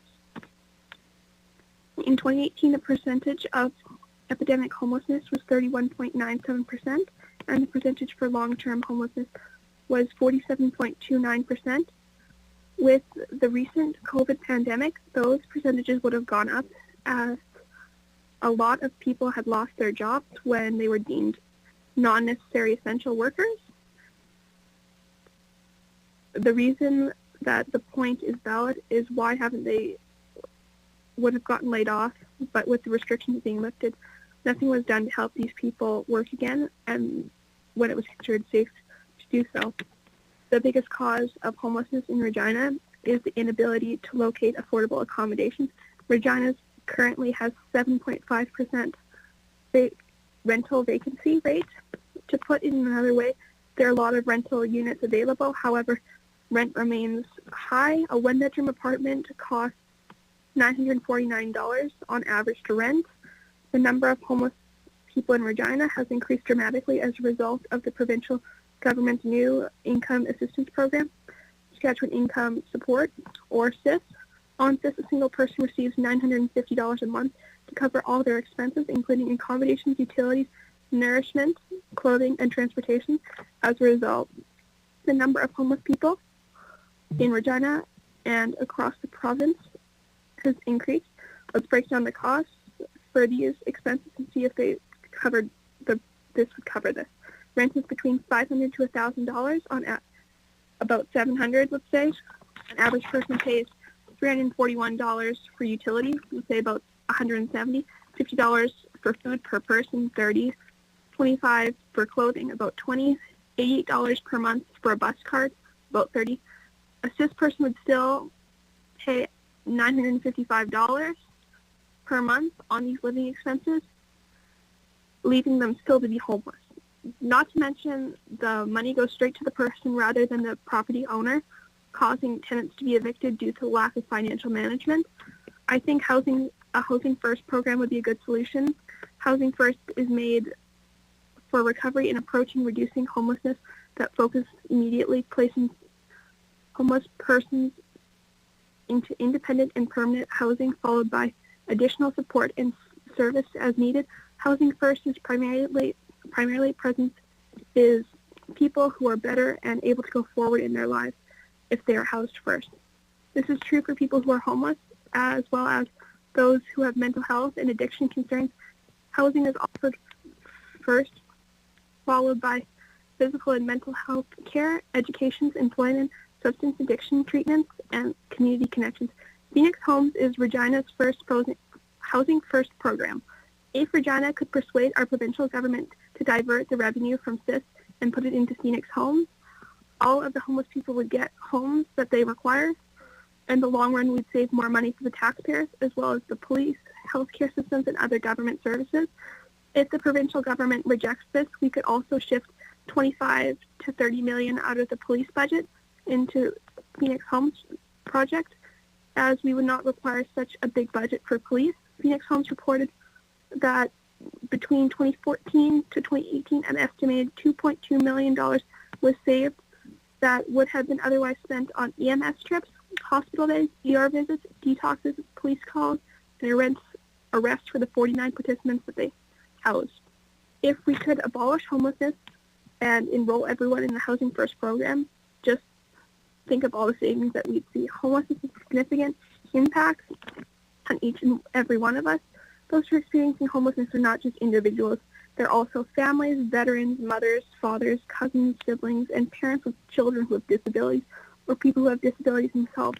I'm really glad that I had the chance to do this today since I've been struggling with my own personal health problems the past recent years. And so many wonderful individuals have reached out and helped me through my school, the Miller community, the healthcare systems, and other government systems. I've received a lot of assistance from my community, and I'd like to give back addressing this issue and working towards putting an end to homelessness in my community. And if we're all working together, we can definitely put an end to Regina's homelessness. Thank you very much, Abby Whalen. I will turn it to Council. Councillor LeBlanc, you have a question? Abby, did you say you're a Miller High School student? Yeah. Thank you. Thank you, Councillor LeBlanc. I see no other questions from Council. I'll thank you very much for your presentation this afternoon and ask you to please lead the meeting. Thank you so much. I'd like to call upon Delegation Sheila Wignes-Patton. I will have you state your name for the record, as well as the organization you're representing and where you reside. You'll have 5 minutes to address City Council, after which time you'll have the opportunity to answer any questions I have for you. Good afternoon. Hello, Mayor Masters and Regina City Councillors. My name is Sheila Wignes-Payton, and I'm here representing Phoenix Residential Society. I live in Ward 3, and Phoenix Residential Society is in Ward 6. Phoenix Residential Society is a non-profit, community-based organization, and we provide services to individuals in Regina with a variety of disabilities. We've been providing supports and services for over 40 years, and we currently serve 200 individuals in our various programs. Our Homes Housing First program has 40 individuals that we support that were experiencing homelessness before they came into our program. We are grateful for the support from the city, from provincial and federal governments, and many community-based organizations and individuals. And I do want to say that the city has shown great leadership in addressing the issue of homelessness. However, there is still significant work to be done to implement the plan to end homelessness, and it is for that reason that we support the motion that's before you today.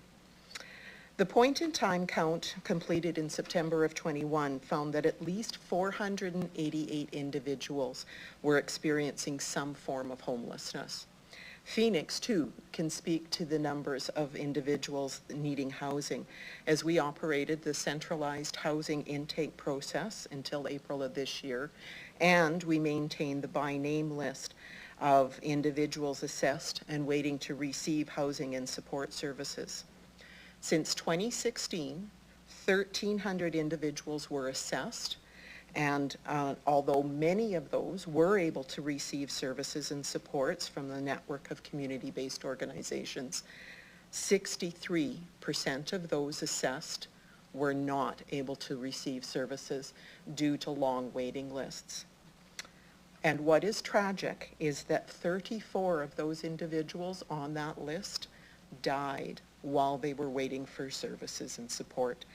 These deaths, I believe, may have been prevented had the right supports been in place.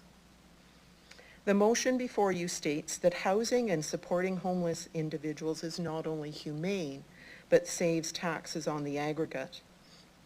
One aspect of the cost savings and positive impact that a housing first supportive model can have is the reduction in interactions and arrests by Regina Police Services. And we worked with the Regina Police Services to gather data and looked at 29 individuals that were housed through the Homes Housing First program.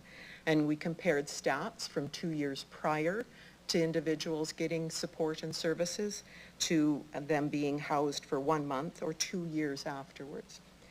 The data indicates that there was a 75% decrease in calls for service for those 29 individuals and an 88% decrease in arrests. And we do know there is lots of a significant decrease in the utilization of EMS, ER, and detox as well. Cost savings are important to consider. We believe it's equally important to consider the impact on the individual. And so we conduct quality of life surveys with the residents in the homes program. And they reported things like a 76% increase in the amount and quality of food that they receive, 70% improvement in feeling safe, and a 73% said that their level of happiness had improved. Homelessness is a complex issue. The final report on the 2021 point-in-time count states, despite clear and compartmentalized definitions, people experiencing homelessness are not a homogeneous group, and their experiences of homelessness are not always easily categorized. The 200 individuals in all of our Phoenix programs come from all walks of life and live in almost every ward in Regina. And we believe, though, that the majority of the residents we work with would be at risk of homelessness were it not for the supports and the services they have in place, including a place to call home. Having a continuum of safe, affordable, supportive housing available is the first step in addressing homelessness. This past year saw the city take action on homelessness by supporting Camp Hope, and the city also recognized the need for ongoing housing and support, and again has shown leadership in partnering with the Government of Saskatchewan and Regina Treaty Status Indian Services to pilot the new low-barrier supportive housing program. Should the motion to fund the plan to end homelessness in Regina be passed, it will enable the city to take a proactive approach to put a coordinated plan in place to address the needs of anyone affected by homelessness. Thank you. Thank you very much. Question from Councillor LeBlanc for you. Thank you for coming. I have two related questions. What is Housing First, and why does Phoenix choose to use that model? Housing First is an approach that puts the services and supports in place without the requirements for things like having, being sober or needing to be psychiatrically stable. That's the idea. You put the house in place first, then you can get to address those other issues that are always present or often present with homelessness. And we chose that. Housing First is a model that is recognized around the world, and it really does generate results. We've seen really, really positive results with the individuals that we've served in the last 7 years. Thank you. And following up on that, what sort of supports might be available to tenants in a Housing First model? Oh, we call it whatever it takes. So Phoenix Homes program provides trusteeship, medication management. We do support to navigate the systems around finances, about the medical systems. We really do try to do almost anything that it takes to support people for them to maintain their housing.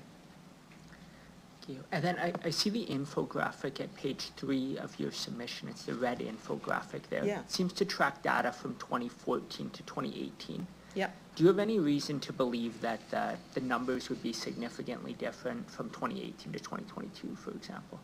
No, I don't believe so. I think, things have changed. I think, things like the opioid crisis has definitely affected homelessness, and but I think all of those, the figures in terms of cost savings would stand. Thank you. Thank you, Councillor LeBlanc. Councillor Shaw. Hey, thanks for coming. A lot of great facts in what you said and the work that you're doing. I heard this once by an Indigenous person from Ritz's. She talked about people within the Indigenous culture that don't want to have homes. Can you address that and speak to that for me, please? Because until I'd heard that from her, I had no idea that there was people like that existed, and I guess that does exist, and are you aware of it? Can you speak to it? Yeah, I think it's the idea of maybe settler culture imposing something on the people in the Indigenous community, and you know, some may choose to not have a home per se. They're more comfortable in living with different people from moving around. So I can see that that happens. I will say that the majority of the people that we work with in our homes program are Indigenous, not all of them are. And we respect the wishes of the individual. So in saying that, that just verifies what she said, that there always will be people that are quote-unquote homeless in the Indigenous culture because of what they prefer through the media. Is that correct? Yeah, I would say it would be. Okay, thank you. These programs that you're running at Phoenix Group and that housing, who pays for that now? Where's that funding coming from through you, Madam Mayor? A portion of the funding comes through the federal government, through the Reaching Home program. We actually, this is the first year that we reached out and got some support through the Ministry of Health and Saskatchewan Health Authority. It's one-time only funding, you know, we are hoping to secure long-term funding. That's one of our challenges.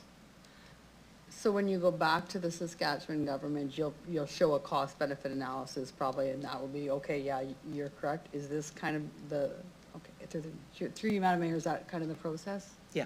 Thank you, thank you. That's all I have, thank you. Thank you, Councillor Shaw. I see no further questions. I'll thank you very much for your presentation this afternoon. Ask Thank you very much. Gallery.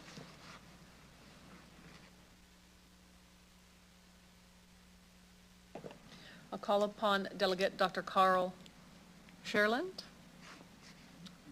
I will ask you to introduce yourself for the record, the organization you're representing, if any, and where you happen to reside. You'll have 5 minutes to address City Council, after which time you'll have the opportunity to answer any questions you may have. Good afternoon. My name is Carl Cherland. I'm a homeowner here in Regina for the last close to 5 decades, and I speak to you as a member of the Christian faith community here in Regina at Our Savior's Lutheran Church. And today I'm speaking from that community specifically for the members of its Justice and Peace ministry team. Justice being fairness, peace being in harmony, things being sort of homeostasis, which we all want to be in. Big word.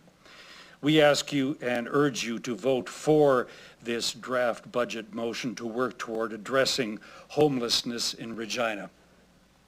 I'd like to affirm and agree with the eloquence and previous delegates' presentations. Many wonderful thoughts, statements, practices, and things going on right now. I affirm them. We affirm them. When I was considering this presentation, I thought, what plausible reasons do we have to vote against this motion? Then, of course, I thought about Marie Antoinette, let him eat cake.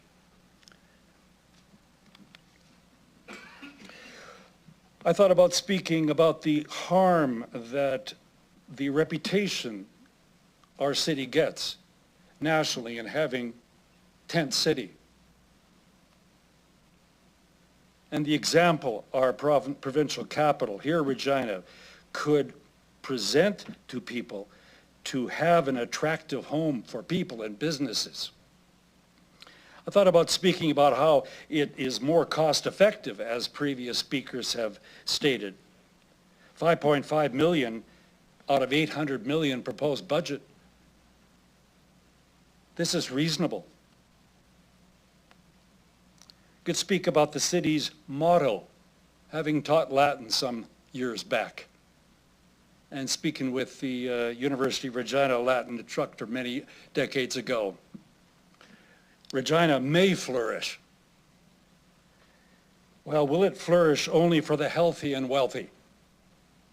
Or is this about all of us? Yes, that includes the weakest. And of course, the 2018 5-year plan to end homelessness.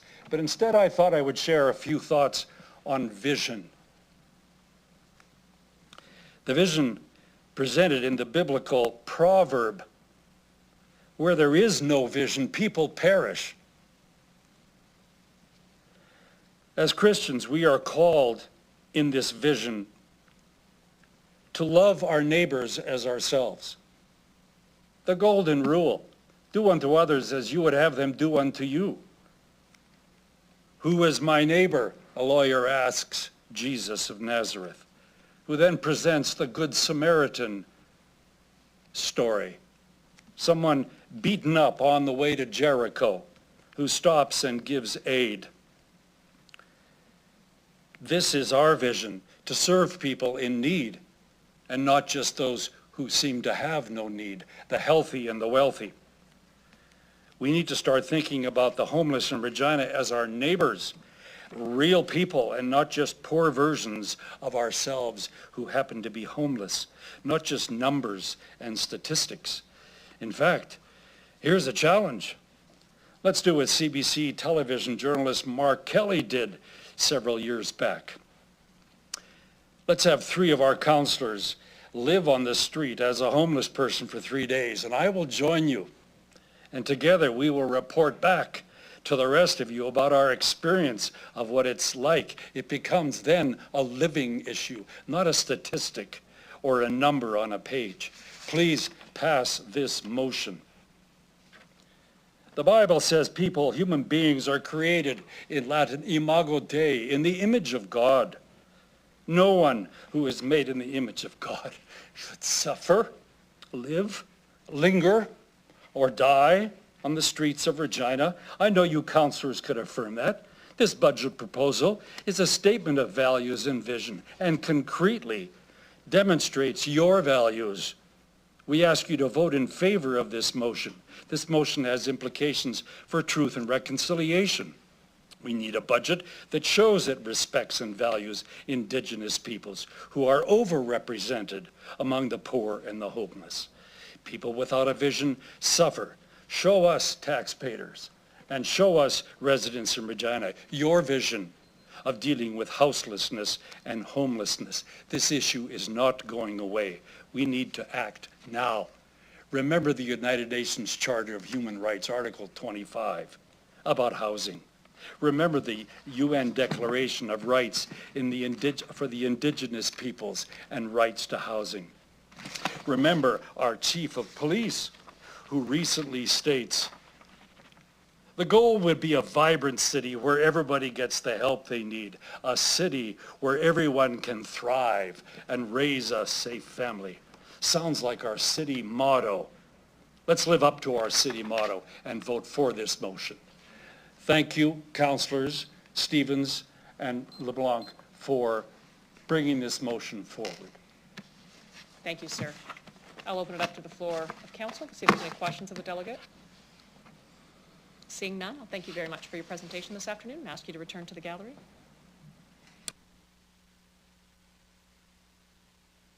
I'd like to call upon Delegation Ed Lehman.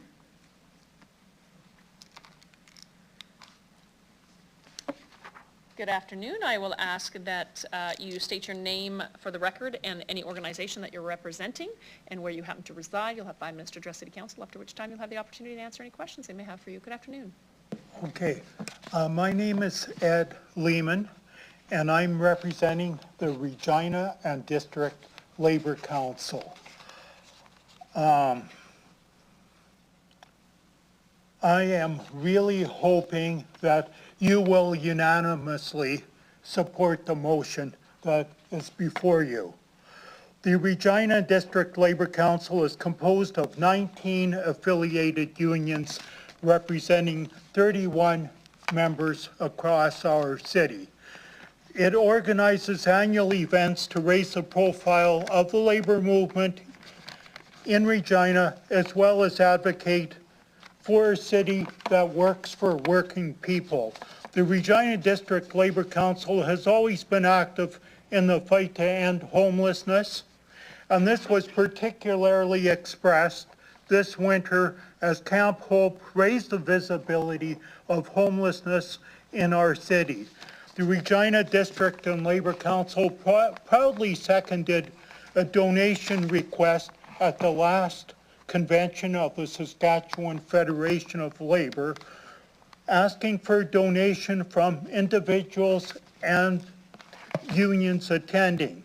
The passing of a hat at that convention raised over $27,000, which from the floor of the convention, which was an unprecedented amount and a clear demonstration of the commitment and the feeling of union members to take action on homelessness. Homelessness is not separate from the labor movement. There's a stereotype that workers are all paid well. This is not true.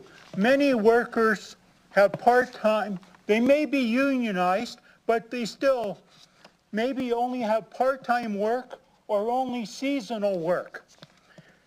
And many workers in our city are below the recently announced living wage of $16.23 an hour. The stereotype of how well organized workers are doing was blown apart when many of our affiliated locals had their workplaces shut down due to COVID in March of 2020. Many locals reached out to their members to discuss how they were doing at this time, only to find out that many of their members were precariously housed or had lost their housing. This is consistent with a point in the time homelessness count that took place in 2021, which identified that 22% of those surveyed lost housing due to the COVID-19 pandemic. We know that current and former union members make up some of the 488 folks identified as experiencing homelessness in our city. Homelessness is present within our movement, and we support the city of Regina taking serious action to address it.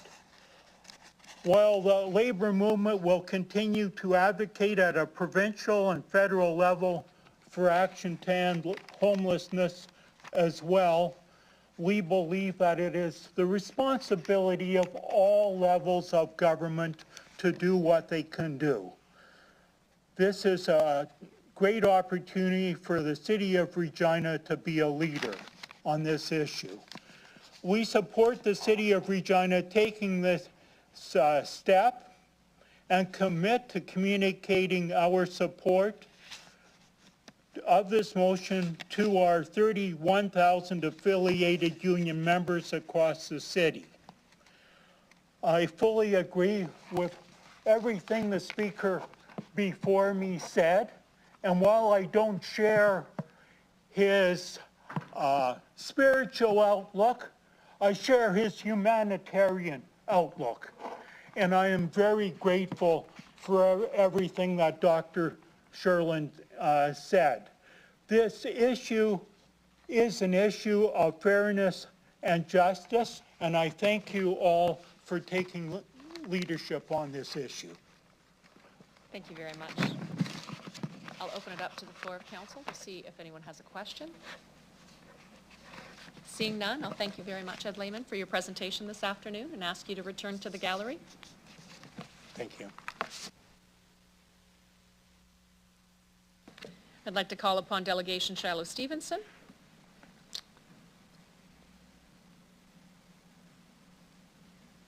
I'll ask that you introduce yourself for the record, the organization you're representing, if any, and where you happen to reside. You'll have 5 minutes to address City Council, after which you'll have the opportunity to answer any questions they have for you. Good afternoon.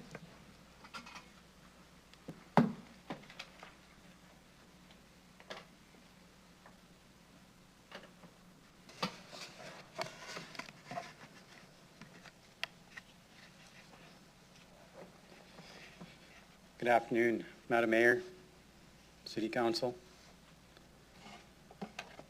Jimigwech, Manitou, Jimigwech, Nimiso Miss Nokomas. Nin Kiwaitin Ganipuit. I give thanks to our Creator. I give thanks to our grandmothers or grandfathers. My name is Northwind Standing. Many of you know me as the pain in the butt from the camp. But my name is Shiloh Stevenson. I represent the Warriors of Hope, formerly Regina Needle Recovery. We're the group that's behind Camp Hope. One day, I set up a tent, which brought us back to this table to be here. We represent the lost, the hungry, and the forgotten, what you call the homeless, what we refer to as the houseless. Treaty 4 is our home. Right now, we're just between houses. That was shared with me, and I follow that. Such a beautiful day today here in the city, where we think more of dogs, animals, bricks, and facades. I wish they'd never hear that word again.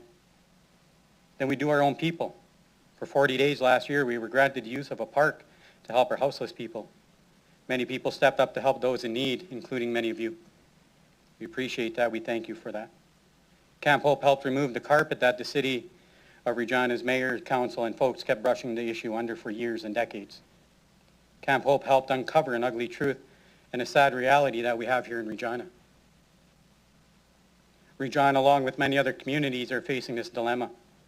What I'm struggling to understand is why only in Regina we have to write scripts and book a time to come in here and convince you to do the right thing.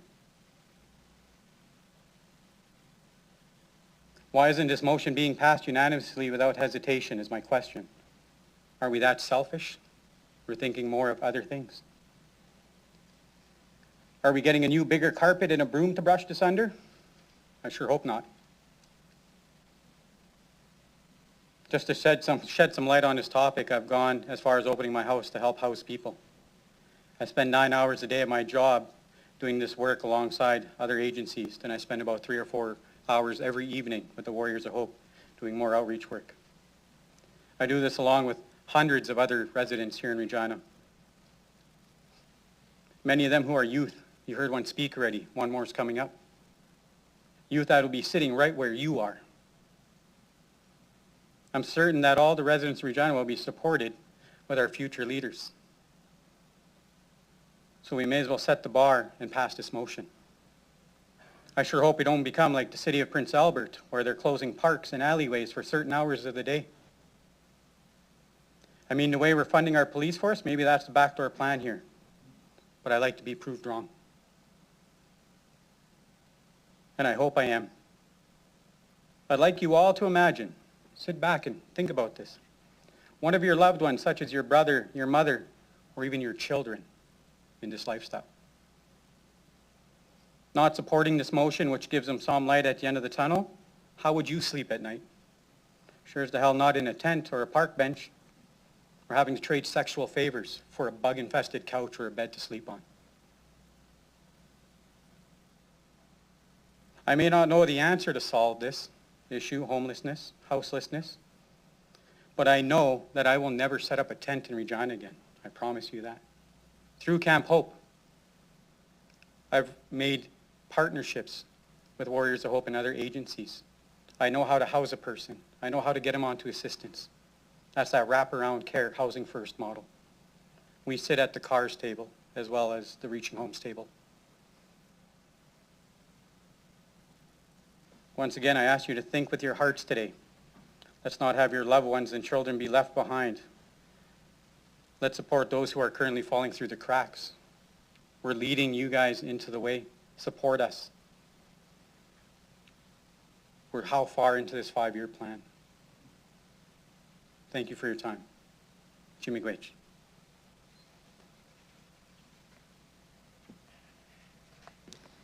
Thank you. I'll open it up to the floor for council to ask any questions. Seeing none? Oh, one moment. Councillor Mancinelli.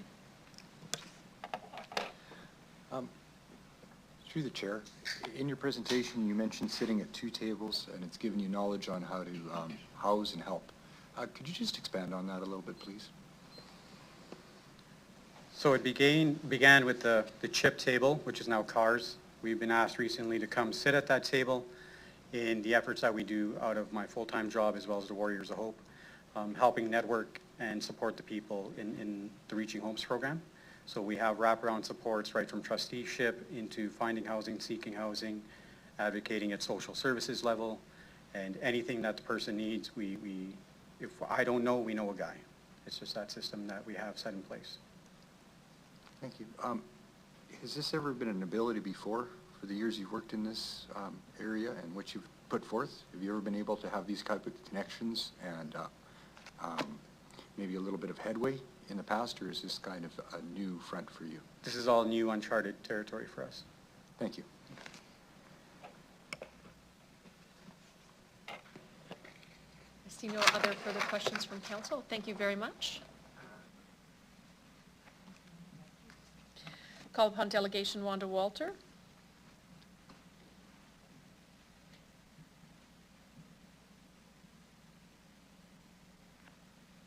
I'll ask that you introduce yourself for the record, the organization you're representing, if any, and where you happen to reside. You'll have 5 minutes to address City Council, after which time you'll have the opportunity to answer any questions they may have for you. My name is Wanda Walter, and I'm an intern pastor with the Evangelical Church in Canada, and I live in Coronation Park here in Regina. I just want to start by saying thank you for taking the time, Mayor Sanders and all councillors, to listen to what I have to say. In the beginning, the Creator God created humanity in God's image and declared humanity to be very good, and God continues to do this to today. Because all people are created in God's image, all people have inherent, priceless worth and dignity. In the beginning, there was right relationship in which each person was treated with mutuality, respect, equity, and love. We all know that this right relationship didn't last. We just have to take a look at our broken world, and we see, for example, people who are houseless. After right relationship was broken, God began to work faithfully and tirelessly to restore right relationship, and that continues into today. Through Moses, Jesus gave the 10 Commandments to help people to live in right relationship. Many Canadian laws are based on the 10 Commandments, including the 5th one, which says, do not murder. Martin Luther, the founder of the Lutheran Church, explained the meaning of do not murder in this way. We are to fear and love God so that we neither endanger nor harm the lives of our neighbors, but instead help and support them in all of life's needs. I would like to propose that a modern-day equivalent to Martin Luther's explanation is Article 25 of the United Nations Universal Declaration of Human Rights, which in part states, everyone has the right to a standard of living adequate for the health and well-being of himself and of his family, including food, clothing, housing, and medical care, and necessary social services. Throughout history, God continued to call for right relationship and justice through the prophets, who challenged those with wealth, authority, and power to create an environment where the needs of the widow, orphan, and immigrant were cared for, and their inherent value was honored. Today's widows, orphans, and immigrants include people who are houseless. In our individualistic and capitalistic society, we often forget that all we have is gift from the Creator God, and that God is still calling people who have to share what God has given them with those who do not have. St. Paul wrote in his first letter to the Corinthians explaining how the members within the church make up the body of Christ, and that each member is interdependent upon all other members of the body. He describes how the lesser parts of the body, those less valued by society, are to receive the most support and attention. And he goes on also to stress that each part is equal. In addition, Paul underscores that in order for the body of Christ to have fulfilling life, all parts must be well cared for. If one part is missing, injured, or sick, the rest of the body suffers because of it. And this is true for our Regina community today.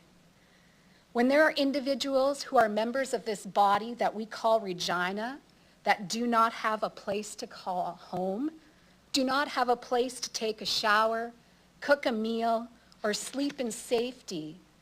They suffer. And when they suffer, it affects all the other members of this body we call Regina. Those of us who have agency have a responsibility to come alongside those who are vulnerable, to work with them to bring about justice, just as Jesus Christ did and continues to do so today. And that is why I am here. I am an intern pastor with the Evangelical Lutheran Church in Canada who believes in and trusts in a God of self-giving love. A love that goes far beyond feelings to include action grounded in justice. I have faith in the God of self-giving love who does not look at people through the eyes of the world, but through the eyes of a perfectly loving parent who weeps at how poorly some of God's children are treated. I believe in a God who desires the necessities of life for all, particularly housing for those who are vulnerable. As a result, I implore and urge you to approve the motion proposing that the city's 2023 budget include $5.5 million to address homelessness in Regina using a housing first supportive housing model. I realize that it takes strength, courage, and determination to make the choice that a lot of society does not value. You are not alone in this, for this is what Christ did continuously during his time on earth and continues to do through his people today. Ultimately, Wanda Walter, you're about 45 seconds over 5 minutes right now. Oh, sorry. Do you have a final Yes, I sentence? do. One sentence. Thank you for your time and attention. Thank you very much. I'll open it up to members of council for any questions. Seeing none, I'll thank you very much for your presentation this afternoon and ask you to return to the gallery. Thank you very much.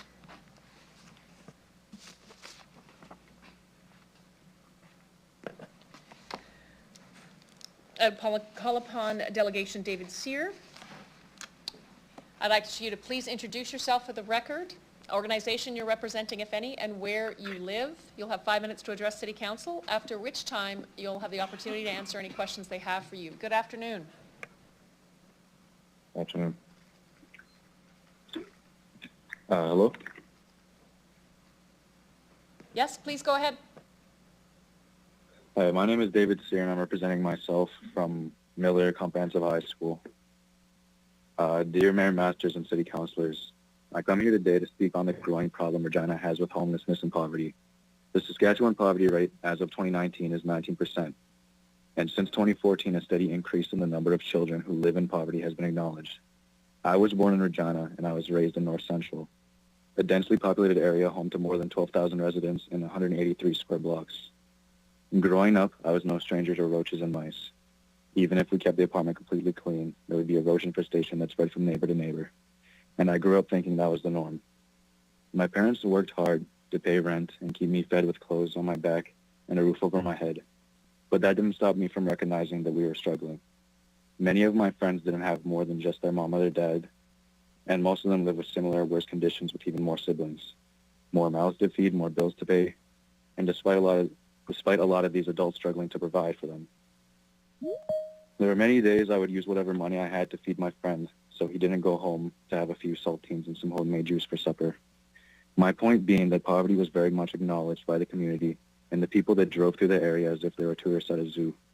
The decaying condition of my neighborhood was even apparent to me in my youth, and as I grew and took advantage of educational programs, I was able to distance myself and open my eyes to the world around me. I've realized there's a very steep obstacle that keeps my people and others who find themselves in poor condition to stay exactly where they are. The quality of life for low-income families is only getting worse and worse, and inflation is a driving factor that's beating these people down while they're already on their last limb. My people desperately need the divide between classes to come closer and closer. Programs for rehabilitation and employment need to be implemented for the community and those who are homeless to make a better life for themselves and the generations that are raised by them. Programs like the Phoenix Home and Housing First.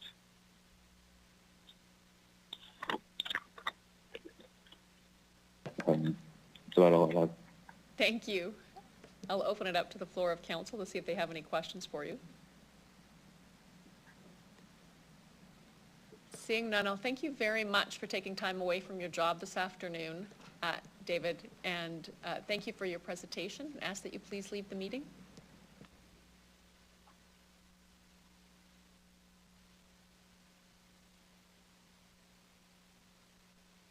Thank you. I'd like to call upon Delegation Catherine Cameron.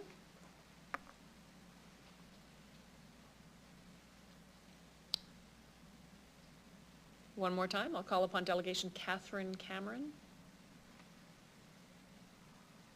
Okay. I'll call upon Delegation Florence Stratton.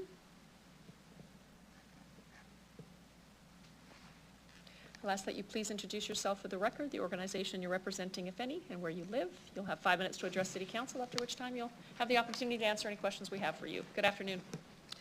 Good afternoon. Yes, my name is Florence Stratton, and I'm speaking on behalf of End Poverty Regina. I'm going to start with 3 shocking statistics. According to Regina's 2021 point-in-time count, 488 people are homeless in Regina. Regina's 2019 plan to end homelessness cites a much higher figure, 2,200. This is likely a more accurate number. According to Regina's Treaty Status Indian Services, approximately 85% of Regina's homeless population are Indigenous. No one should be homeless in Regina. But why is the vast majority of Regina's homeless population Indigenous? The short answer to this question is that it is one of the enduring effects of ongoing settler colonialism. Treaty 4 was signed in 1874. In signing the treaty, the Cree, Saulteaux, and Assiniboine First Nations agreed to share the land with newcomers. But sharing wasn't on the agenda of the Canadian government. Its goal was to gain the land for European settlement. In his book, The Reconciliation Manifesto, the late Indigenous leader and land defender Arthur Manuel calls it land theft. In Manuel's words, the biggest land theft in the history of mankind occurred, and Indigenous peoples were reduced by the settlers to a tiny patchwork of reserves that consisted of only 0.2% of the land mass of Canada, the territory of our existing reserves, with the settlers claiming 99.8% for themselves. One of the results was instant and ongoing impoverishment. Perhaps it is time we settler Reginans amended the land acknowledgement with which we often begin meetings. This meeting is taking place on Treaty 4 territory, land stolen from Indigenous peoples. Because Indigenous peoples were not moving off the coveted land quickly enough, the government of John A. Macdonald in 1878 began to use food as a weapon. Implementing a policy of deliberate starvation, it withheld food from Indigenous peoples in order to force them to relocate to the tiny reserves to which it had consigned them. Macdonald even went so far as to boast about this policy, saying, "We are doing all we can by refusing food until the Indians are on the verge of starvation." Many of us learned about this from James Daschuk's book, Clearing the Plains. As Daschuk points out, thousands of Indigenous people died as a result of the government's starvation policy. Then came residential schools. Many treaties with First Nations, including Treaty 4, promised to establish schools on reserves. Instead, in the 1880s, the Canadian government implemented the residential school system, which lasted over 100 years. As we learned from the report of the Truth and Reconciliation Commission, at least 6,000 children died at the schools from malnutrition, disease, and abuse, a higher death rate than that of Canadians who enlisted to fight in World War II. As we, by whom I mean settler Canadians, now know, many of the children were buried unceremoniously in unmarked graves. These 2 Canadian government policies, a policy of deliberate starvation and the residential school system, fall under the definition of genocide provided by the UN Convention on Genocide on 3 counts. Article 2B, causing serious bodily or mental harm to members of the group. Article 2C, deliberately inflicting on the group conditions of life calculated to bring about its physical destruction in whole or in part.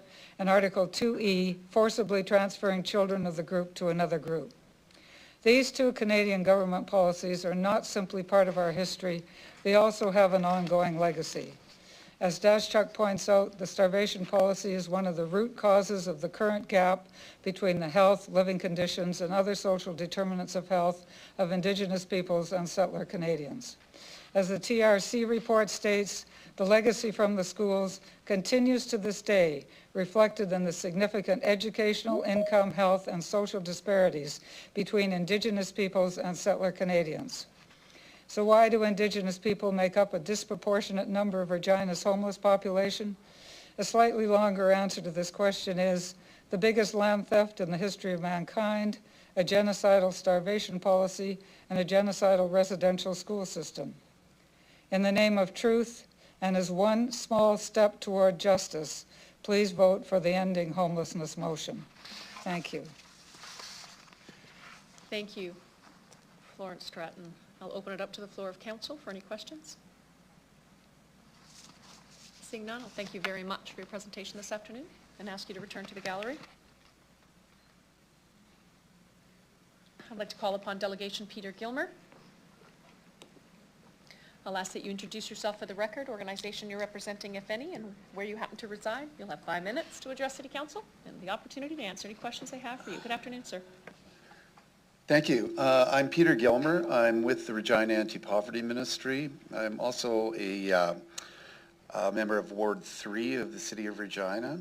And after going after all these excellent speakers, I have to apologize in advance for some level of repetition, but I do need to say what I have to say regardless of summarizing and repeating in some cases.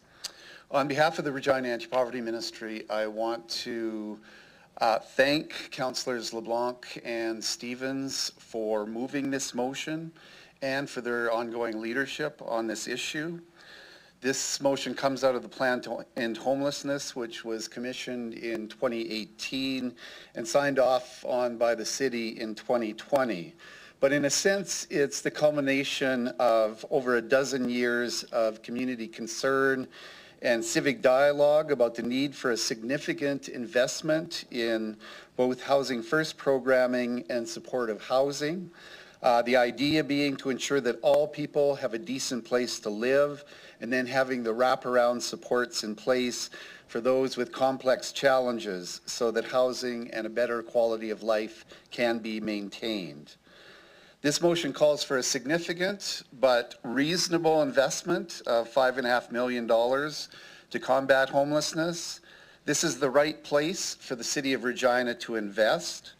While it is disappointing that the provincial government has yet to provide any funding for the plan, at present we are, our concern is that they focus in on repairing and making sure that income assistance programs and social housing programs are much better than they presently are, that fixing those programs should be a top priority. On this jurisdictional issue, there really is only one taxpayer. Saving dollars at the municipal level by not addressing homelessness does not save taxpayers money. That's because the cost of emergency services at the municipal level, fire, police, EMS, as well as healthcare, and the criminal justice system at the provincial level are very costly. Indeed, the cost of allowing homelessness to exist is much higher than the cost of ensuring that everybody has housing and that supportive housing is in place. One study that we've used frequently as a comparative example is that in 2015, the Poverty Cost Campaign calculated that the cost of poverty to the province of Saskatchewan was $3.8 billion per year, while a study by social policy researcher Paul Gingrich found that the cost of eliminating poverty, or at least legislated poverty so that everybody could live above the poverty line, would only be $547 million. Now that sounds like a lot, but we're spending 7 times more on the cost of poverty than what it would cost to eliminate poverty altogether. And one other study that I don't have sourced, but I've heard at many tables, housing tables, is that for every dollar that's put into ensuring that people have decent and affordable housing, that there's a savings of $10 on the back end. So there's no better investment that can be put forward than making sure that there is a right to adequate housing. And indeed, adequate housing is a UN internationally recognized right under Article 11 of the UN Covenant on Economic, Social, and Cultural Rights. and therefore permitting homelessness is a breach of the most basic human rights. It's been mentioned several times already, but studies and counts have shown that between 80 and 85% of those who are houseless are Indigenous people. This motion is one of the many important steps, as Florence just talked about, that need to be taken to alleviate the damage that's been inflicted by colonialism. Now, while our office works with thousands of low-income people province-wide each year, the extent of the homelessness crisis really hit home for us last year because we're based out of Knox Metropolitan United Church, where in the past there'd always been a few people who had sought shelter in the Lorne Street alcove of the building. But last summer there was many more and for longer periods, and other makeshift encampments popped up around the city until Camp Hope moved in and provided refuge and supports. Now, our casework focuses on the income assistance side of these issues and broader housing policy issues. So we certainly see how things like the SIS program and the loss of the rental supplement have been major contributors to this crisis. But the need for supportive housing and for safe consumption sites was certainly driven home to us loud and clear last summer. Peter Gilmore? Yeah. Past 5 minutes. Do you have a sentence to finish up? I do, and that is just that for the sake of alleviating so much human suffering in this city, please pass this motion. Thank you. Thank you very much for the presentation. I'll open it up to the floor of council for any questions from council. Councillor Stadnichuk. Thank you, Mayor Masters. Through the mayor, thanks, Peter, for coming. I just want to get a sense from you of what, because you've worked in this area for a long time, how you have seen the homelessness crisis change over the last decade. You did talk about that last year, things really changed, but how has it changed in your experience? Well, relating it to housing, the interesting thing is that when we were presenting to City Council back 10 years to a dozen years ago, the real concern was that we had a vacancy rate at that time that was almost zero. And in the aftermath of significant condominium conversions and rising rents, we saw on the one hand, we saw very low vacancy rates and real pressures in terms of rising costs. The concern for us now is that we've now got a vacancy rate that's gone up as high as above 7%. I hear it's declining a bit again, but the reality is, we were told that when the vacancy rate came down, that the issues of people being able to access housing wouldn't be as much of a problem. And instead, we're seeing more people who are homeless, and certainly the ongoing issues of people with significant complex challenges is part of it, but certainly social policies and the fact that housing itself is unaffordable for so many people. We may have the vacancy, but we don't have the capacity for people to be able to afford places, and that includes social housing. We've got vacant social housing units as well that we need to be getting people in as well. So on the one hand, yeah, we don't have the availability crisis, and yet we still have a greater degree of homelessness. So I think that obviously it cries out for looking at things like ensuring that rents are much more manageable, that we ensure that there's pressures to bring those down. I mean, we take a position provincially in favor of rent control, but that being said, what we need to do is make sure that those supports are in place. There's three ways you can mitigate hardship for low-income people during a housing crisis. You can expand social housing, you can bring in rent controls, or you can make sure that people have income supports in place so that they can meet the cost of expensive rent. The problem is that not only, we're basically batting 0 for 3 provincially.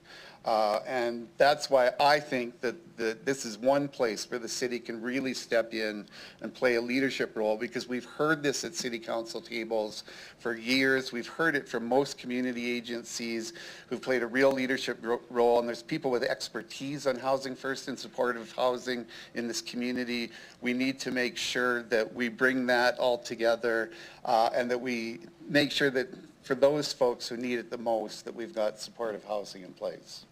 Good. Thank you very much. You answered my second and third questions too, without even knowing. Seeing no further questions from council, thank you very much for your presentation this afternoon. I ask you to return to the gallery. I'll call upon Delegate Tiro Mitimbu, I apologize. Hopefully I got that right.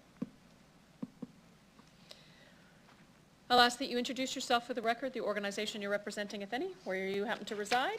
You'll have 5 minutes to address City Council, after which time you'll have the opportunity to answer any questions I have for you. Good evening, Tiro. Good evening, Mayor and councillors. My name's Tiro Mtembu. I'm co-owner of the Hampton Hub Restaurant, located in Ward 6, just behind the General Hospital.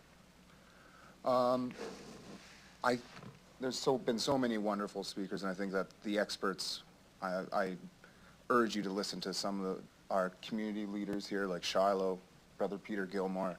These people dedicate so much of their time and energy to this, and so I urge you to listen to the experts.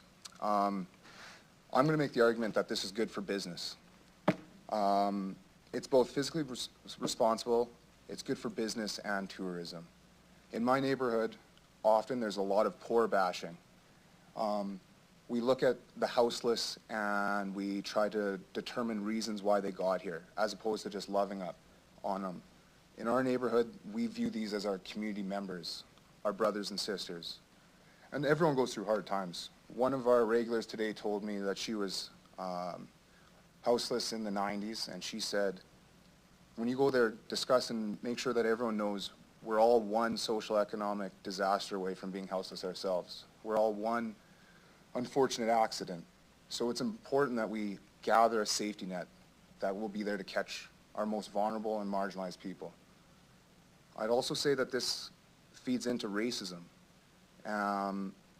When we don't address this issue, people continue to look at my neighborhood and other neighborhoods like North Central, and there's some kind of idea of the deserving poor. And this is not the case. We have people that need help. And having a housing first strategy would give that wraparound support that our most marginalized people need. Women in our neighborhood have to make terrible decisions between housing and food insecurity. In particular, I was raised by a single mom, and I know that our poor folks are some of our best budgeters. And right now with the social assistance program where it's at, people just simply can't make ends meet. And when you don't have the capability of coming into your local businesses, then it feeds again into this poor bashing sense. So people that work at the General Hospital deserve to come into our community and feel safe. People in their downtown core. If we build from the bottom up, that I think this will be good for all of our local businesses as well. And I would say that we can't just use goodwill to combat poverty and homelessness. Brother Shiloh can't do more. You guys can do a lot more. And this is a great step to move forward. It's about political will. I've heard here today that there's a lot of political will for suburban sprawl. There's a lot of political will for talking about old bricks. But I think that we can give the debate around housing our most vulnerable the same, and if not more. So I urge you to pass this. Thank you. Thank you very much for the presentation. I'll open it up to the floor of council. Any questions? Seeing none, I'll thank you again and ask you to return to the gallery.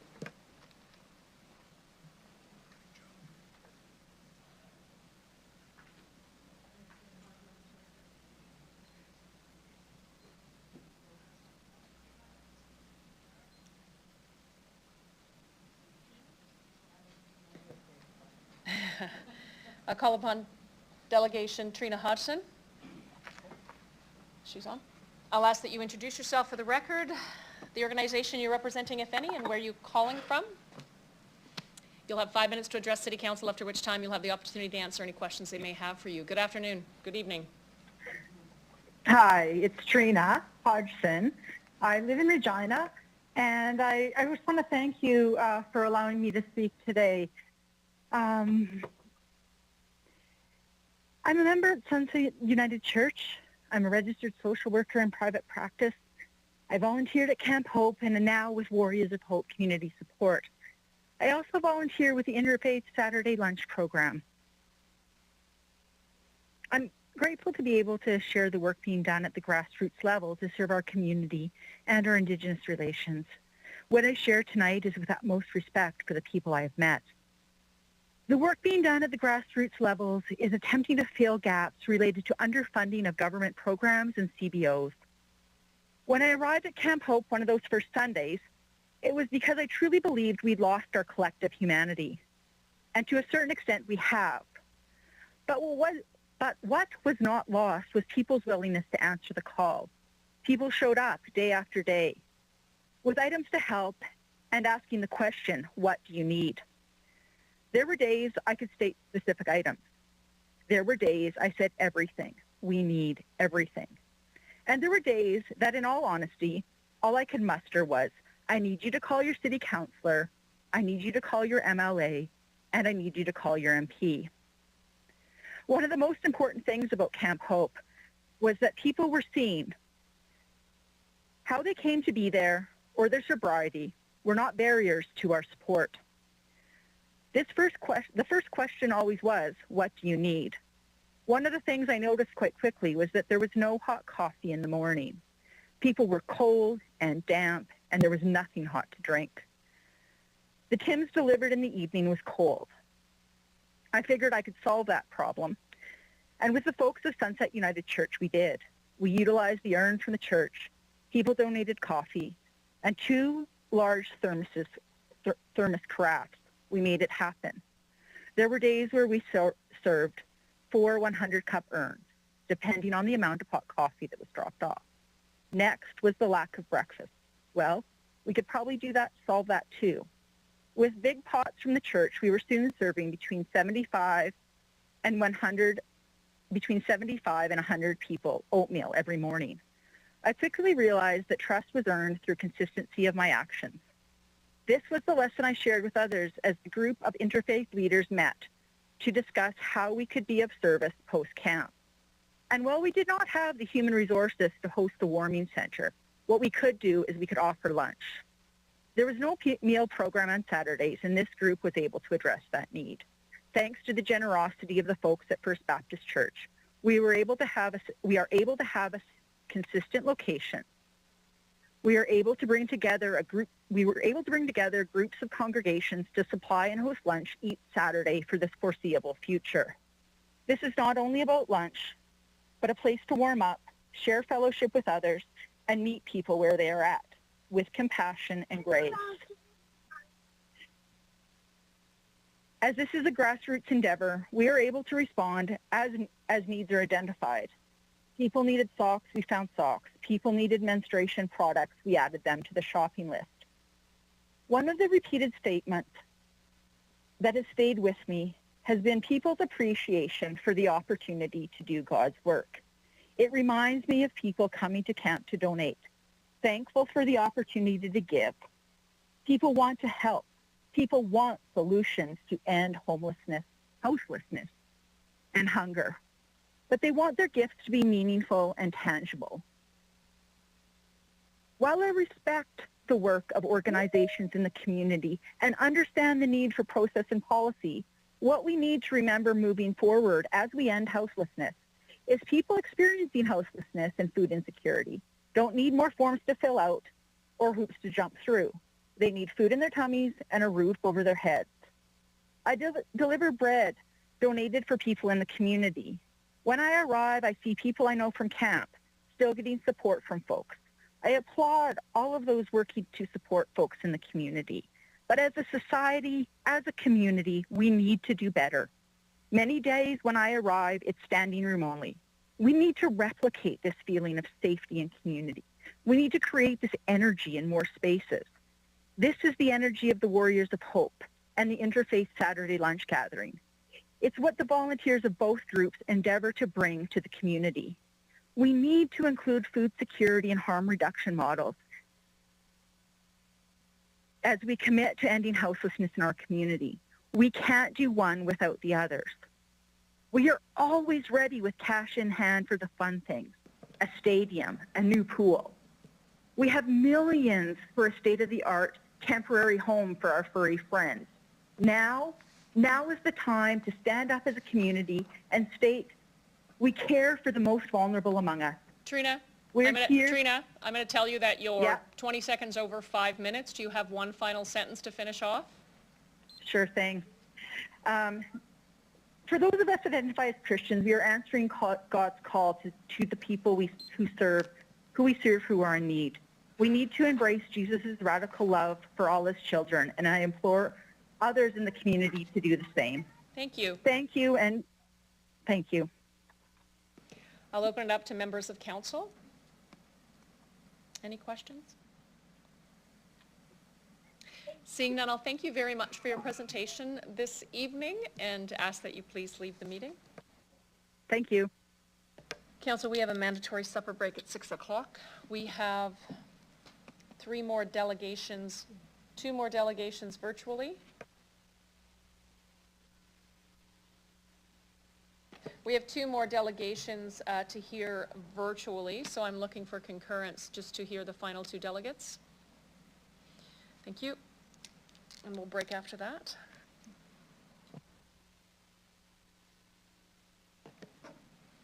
I'll call upon Delegate Cale McClellan. I'll ask that you introduce yourself for the record, the organization you're representing, if any, and where you reside. You'll have 5 minutes to address City Council, after which time you'll have the opportunity to answer any questions they have for you. Good evening. Hi, my name is Kale, and I'm just speaking in support of Councillor LeBlanc's motion about ending homelessness. In the last few months, I've spent some of my time working and hanging out with folks who live in the Heritage neighborhood. And when I say live, I mean some sleep in small tents hidden in bushes or alleyways to avoid being harassed by police or NIMBYs. Some sleep in abandoned homes and garages, relying on small fires for warmth. This past winter, I heard the story of friends who narrowly escaped an out-of-control fire that easily could have ended in tragedy. There's no safe or dignified way to warm 8 or more people in abandoned garages. Other times, I've spent over an hour calling multiple agencies trying to find a bed for someone to sleep for at least one night. Sometimes I meant sending someone to detox, even if they were sober, and sometimes it meant using my own money to pay for a bus ticket to get someone to social services where they can hopefully get some help. Neither of these situations are sustainable. Navigating these systems is frustrating and exhausting for me, someone with more privilege than most of the peers I was assisting. I couldn't imagine trying to do this while hungry, tired, or sick. While shelters are better than tents, I'm sure we can all agree that their precarious nature only adds to the instability many face. Having to find a new place to sleep every day is an endless game of cat and mouse and leaves many without the energy or ability to find a place to eat. We have heard that oftentimes shelters have to turn people away because there's a lack of beds. Besides that, shelters are not a permanent address, something that is needed to secure a job or even social assistance. These are very basic things most need to survive, but we can and should be aiming higher than that. We should be working towards building a city of happy, healthy, and vibrant people who can enrich and engage in our community in meaningful ways. These past few weeks, I've heard of community members contemplating a resurrection of Camp Hope. Not for fun, but out of necessity. That idea has been quelled by alleged indirect threats of arrest from the police and city officials. While threatening to arrest homeless people is a cowardly and repulsive act, I would like to believe that's not true. Instead, I hope the city is asking community members to refrain from setting up tents because they are planning to fund the plan to end homelessness, resulting in quick access to safe, stable housing so people can live a happy and dignified life. And for the record, I am, like always, right. So I'll be offended if you guys choose to break that streak for me. I also want to remind you all that homelessness is not a personal failure, but a system failure, and we are all part of that system. We can keep playing mercy with the provincial government, but we already know where their priorities lie, and there are people we have all been elected to represent who will continue to suffer because of it.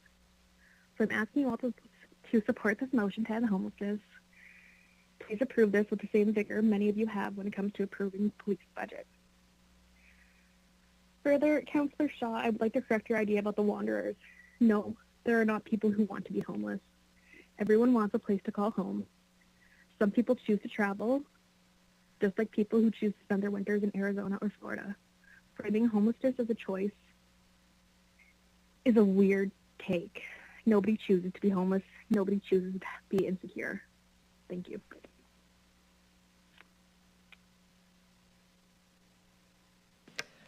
Thank you very much. I have a question for you from Councillor LeBlanc. Thanks, Kel. I just want to ask a question of context around your most recent comment related to folks wanting to be homeless. Do you happen to be Indigenous, and are you familiar with the traditions of Plains Indigenous people?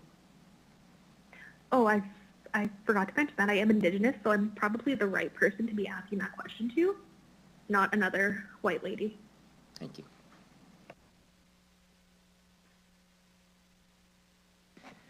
Nope. Seeing no further questions, I'll thank you very much for your presentation this afternoon and ask that you please leave the meeting. Great, thank you, bye.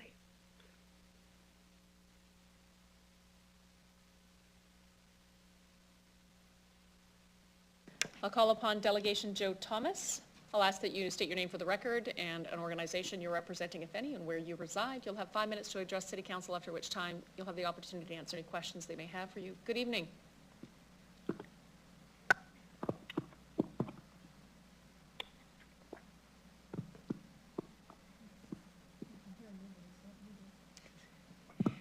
Joe Thomas, are you available? Hello, yes, sorry. Hi, please proceed. Hello, my name is Joe Thomas. I am representing myself and the Student Action Group of Worthy Purpose. I am here today in response to the motion on ending homelessness. Firstly, I would like to say thank you to those involved for having this motion put forward. Homelessness has been a prevalent problem since 2007 during the oil and gas boom when rent began to rise exponentially. So bringing forward this motion is a good step in the right direction to end the homelessness crisis that Regina is currently facing. A little more on Worthy Purpose. It began as a school assignment on how we as students would solve some of the current issues in Regina using the church that was up for sale as a community hub. As the project went on, we made more and more connections with the people from the community that could make it a real possibility to make a difference. Although the project ended in January of this year, a few students who are all 16 or 17, including myself, decided to continue during non-school hours with the project and made plans for how we could possibly turn the church into something that could make a real difference. Through my connection with Worthy Purpose and through life experience, I have seen the crisis of homelessness Regina is facing firsthand. I've seen it by driving past Camp Hope, going to school, and just by walking my dog. It is a problem affecting real people, and we have the ability to change this crisis affecting these people's lives. I've also done interviews at the Queen City Pharmacy, and I have seen some of the same things there. In response to what was seen at the pharmacy, myself and the rest of Worthy Purpose went and got certified by Warriors of Hope for administering Narcan. Something I would like to mention is how crazy it is that we as 16 and 17-year-olds feel compelled and obligated to take Narcan training and do interviews asking those affected by homelessness and addiction on what we could do to improve as a community. Out of the many people I've talked to from the Warriors of Hope and the community about what we at Worthy Purpose are doing, all had the same reaction. All said that when they were 16 and 17, they were definitely not doing what we are. So unless there is change, then not all kids will know the feeling of being a kid, but you, the city, can make that difference through this motion.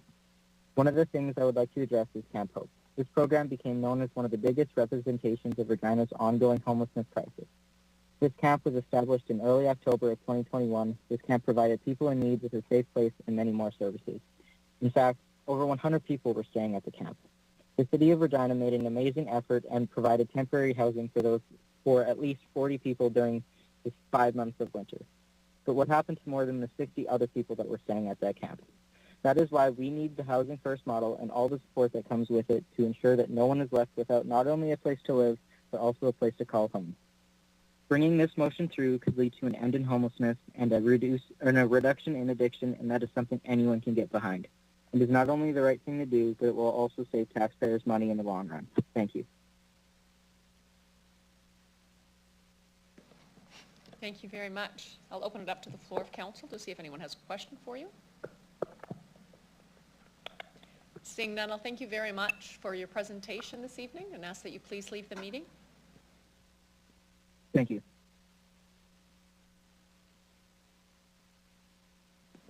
Council, by legislation, we have a break that was to have started at 6 o'clock. It's to be 45 minutes. We could make it half an hour and reconvene at 6:45. We do adjourn for the evening at 8:30 unless there's a motion to extend past 8:30. Is that correct, clerk? 9 o'clock, I apologize, 9 o'clock, so says the legislation. So we'll recess right now until 6:45, if that's all right. We'll recess, we'll come back at 6:45.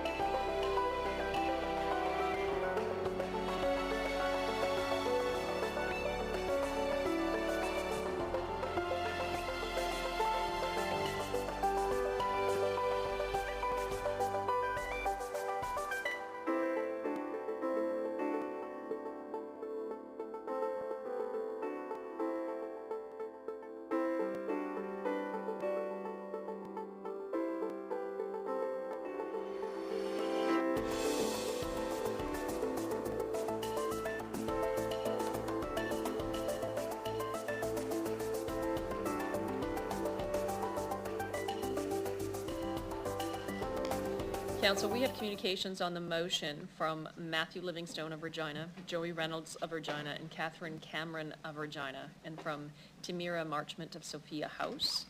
Can I have a member of council move to receive and file communication CP 2240, 2241, 2246, and 2247? Thank you, Councillor Stanachek. Can I have a seconder? Thank you, Councillor Stevens. Any opposed? Carried. We'll now consider item MN 22-3, ending homelessness. Councillor LeBlanc, would you introduce the motion? We've been talking about reconciliation since we got these jobs. I say we've been skirting around the edges of reconciliation. Is it less offensive for a homeless Indigenous person to shiver freezing next to a pool named Buffalo Meadows than next to one named after Edgar Dewdney? I suggest it is not. Is it comforting to suffer a fatal overdose in Victoria Park knowing that John A.'s statue is no longer there? I suggest it is not. It's time for us to start our reconciliation journey in earnest. I suggest that we cannot credibly speak about reconciliation while Indigenous homelessness runs rampant.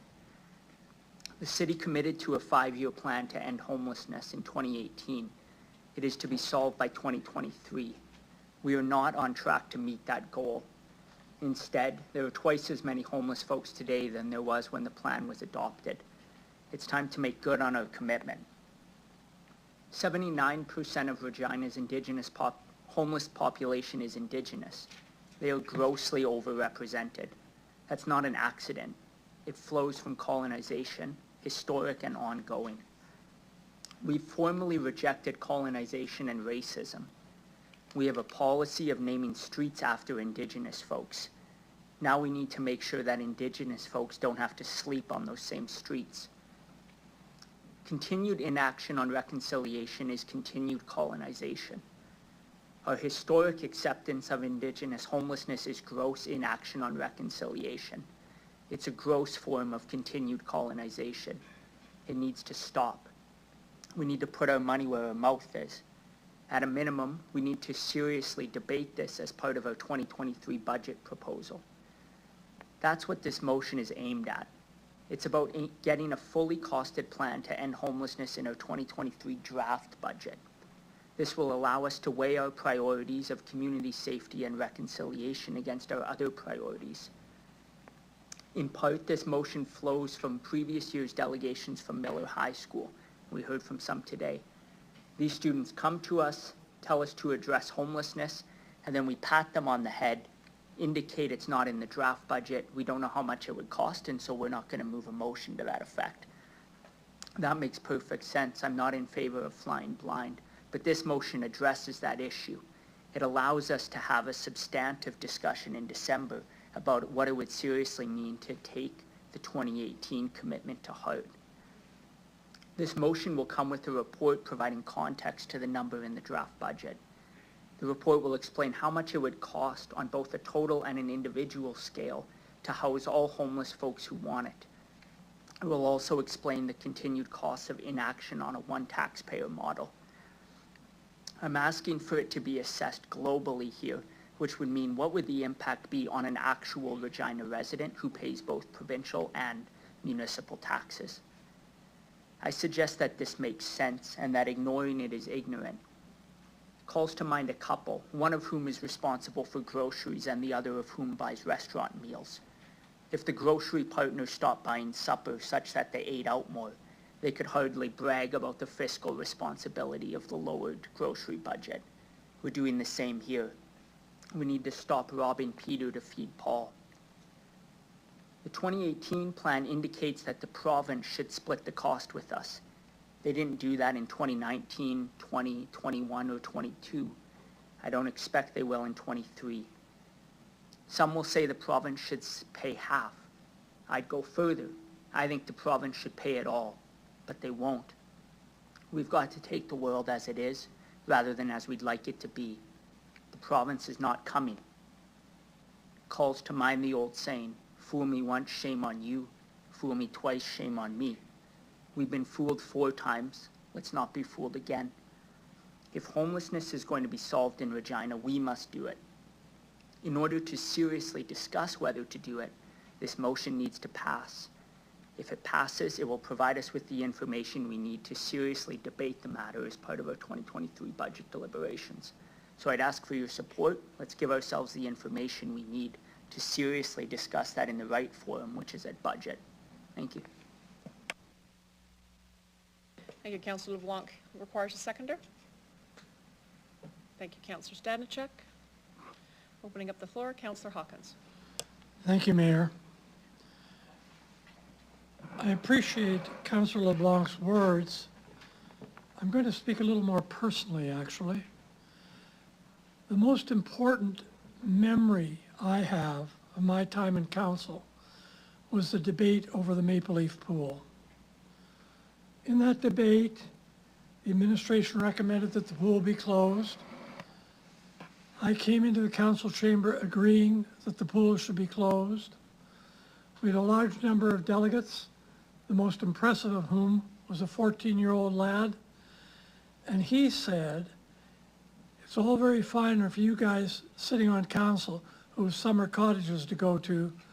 Maple Leaf Pool is our cottage. That turned my vote. So tonight, I listened very carefully to the delegations, and I can tell them that they turned my vote. I will support this because I think it sends a powerful signal that this council's commitment to community safety and well-being means something, and will mean something when we go to the difficult task at budget time of finding the resources to make that meaning real. I also think we're in a unique position to set an example to other communities in this country.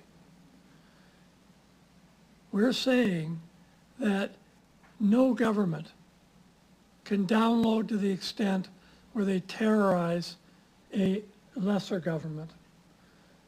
This municipal government will not be terrorized by the threat of a province that continuously downloads. And this motion is the proof of that. I want to say one other thing.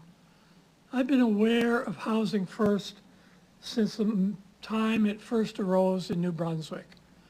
This is not a new program. This is a program that we know has worked in communities across this country, and I believe it can work in this community too. Regina will be a better place because of this motion, and I'm happy to support it. Thank you, Councillor Hawkins. Councillor Stadnicek. Thank you, Mayor Masters. Through the Mayor, I have a question for administration, and it's regarding something that one of the delegations said, that by having some municipal money available for addressing homelessness, that we'd be able to leverage, that gives us ability to leverage federal government monies and possibly provincial. So I wanted to ask from administration if that is usually the formula, that if there's going to be federal or provincial money available for any kind of housing project, that having the municipal funding helps us match or contribute to that project. Who would like to take this question? Thanks. Ms. Bryden? So just in answer to your question, certainly having the municipal portion available to be able to access any federal or provincial funding is definitely beneficial to the city. That goes without saying, I think. Whether there's actually programs out there that we're currently not accessing or that are coming on stream that we need to be prepared to access, that's a different conversation that I don't think there's anything out there that we're currently not accessing already, but I'm not aware of what else is maybe coming down the pipe, and I can ask who's going to, Dave? Emmeline will speak to that, sorry. Through you, Mayor Masters, on the capital side, there's certainly an expectation that the municipality contribute often in order to secure federal and provincial dollars, and we do that through the HIP program, through the tax exemptions and capital grants. That's typically what's required to meet that threshold. Okay, thank you for that. If this motion passes and there's a report that comes back for the budget discussions, would there be information, I think it would it does talk about the financial cost of continued inaction, so that is something that you will be able to, that administration would be able to pull together, because we have seen one infographic about that, and it was just the example from one project with 49 individuals. So that is something that could be done in a report coming to council. Yes, thank you. Through the chair, yes, that would be done. Okay, thank you. I do strongly support this, and I thank all of the delegations that spoke today. What really struck me was one of the comments, well, the woman who works at Phoenix Residential, who talked about the long waiting list and that they had to turn away a high number of individuals, and that 34 people had died because they couldn't access housing. This is, you know, a very critical issue. It is about saving lives as well as providing support for people who need it, who don't have any housing options or are suffering from particular crises in their life, and having some supportive housing will help them get through that and back on their feet. So I strongly support this. I think it is something that we really do need to do in the city. It's been said before, but the report on housing that happened many years ago, that there's been very little. There was, I think, $1 million that we allocated in last year's budget towards this, and I think that we need to do better. So thank you.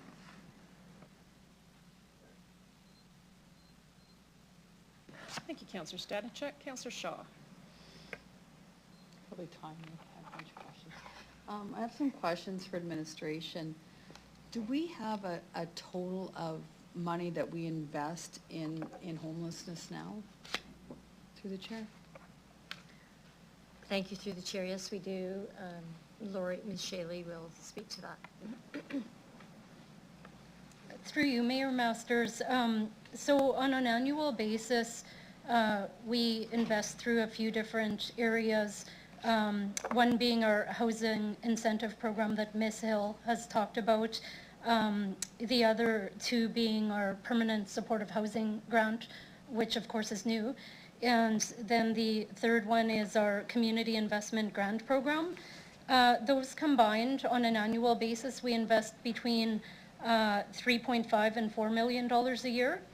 And so the way that breaks up is, or breaks down, is $1 million in our permanent supportive housing grant, roughly 1.5 million through capital grants, through our housing incentives program, and then about $700,000 in tax exemptions, and then roughly $500,000 through our community investment grants program, which is to organizations like shelters, Carmichael Outreach, and that sort of thing. Thank you for that. Do we have a number on, I know that we forgo a lot of taxes for nonprofit organizations. Do we have that number through you, Mayor Masters? Thank you. Through the chair, sorry, taxes for nonprofit? Yes, so when we don't charge taxes for the nonprofit organizations, and that, I think it's just nonprofit, I'm not sure, I don't want to go into churches and stuff, but just the nonprofits. Yeah. Do we have that number? We have the community nonprofit program, I believe is what you're referring to, Yes, which is thank you. currently capped at just over $1.2 million. And not all of those organizations some of those organizations are like the museum and the art gallery, right, and like, okay. and those are some of the bigger ones that eat up probably two-thirds of the allocation. So I would say you're probably looking at maybe 400,000, probably not even $400,000 that goes towards like Carmichael Outreach, YWCA, or Okay, any yeah, of those types that's of kind of what I was things. I getting guess at. not the YW, they're legislated exempt, but those types of organizations. Okay. Now, we talked to the lady from the Phoenix group, and I asked her a question about if people do want to be homeless. She said yes. Will we be addressing that in this report if this goes through, that there is some people or not people, but that still want, like, I don't know how we can say we're gonna end homelessness 100% if some people, and we even heard today from Councillor LeBlanc that some people don't want to be homed. Will that be addressed in this report coming forward, that, okay, you know, there's this many people that just don't, or will we just not have that number, through you, Madam Mayor? Thank you, through the chair. You know, I think I'll defer that question to Mr. Slater. It's a fairly complex answer, I would. Yeah, through you, Mayor Masters. I mean, I think it's too early to say what would be in the report. I think we have to do some analysis. Certainly, there's a segment of the community that's not captured in these numbers that are part of a hidden homelessness category.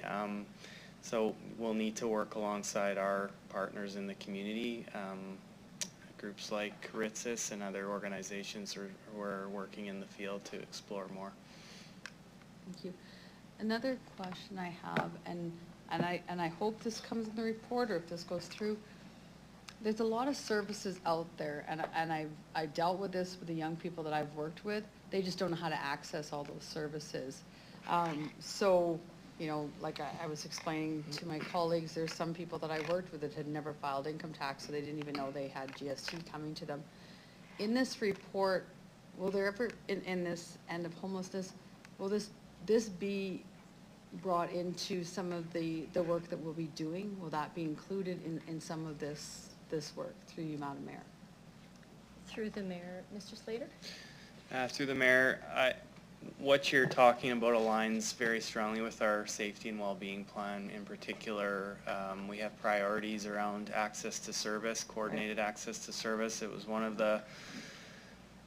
the sort of threads we heard throughout consultation is people's inability to access services or where to find services. So it'll be addressed through the safety and well-being plan, and homelessness is absolutely part of that discussion, and access to housing and supports.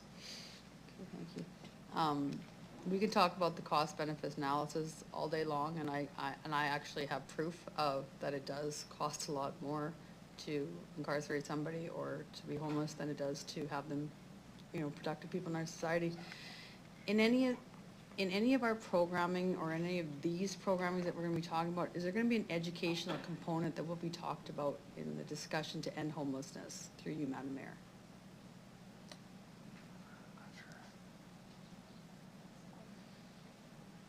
Anyone? Through the mayor, could you possibly rephrase? Yeah. So I know, and I think a lot of people know, to end homelessness, to end poverty, people need education. It's a huge component to people being homeless and to people being lower socioeconomical. I'm just wondering, in this being brought back to end homelessness, will we be even talking about a way to access education for people to bring them up and out of poverty and into a home, through you, Madam Mayor? That makes better sense. Through you, Mayor Masters, I would say that's, you know, hard for me to speak on that, but I would say that that's part of a service that nonprofits would provide when supporting clients who are vulnerable, who are trying to access housing and access supports. I would say that would be a component that takes place in organizations already. So would this be coming in the report for the community wellness and well-being? Will that be coming through in the report, Madam Mayor?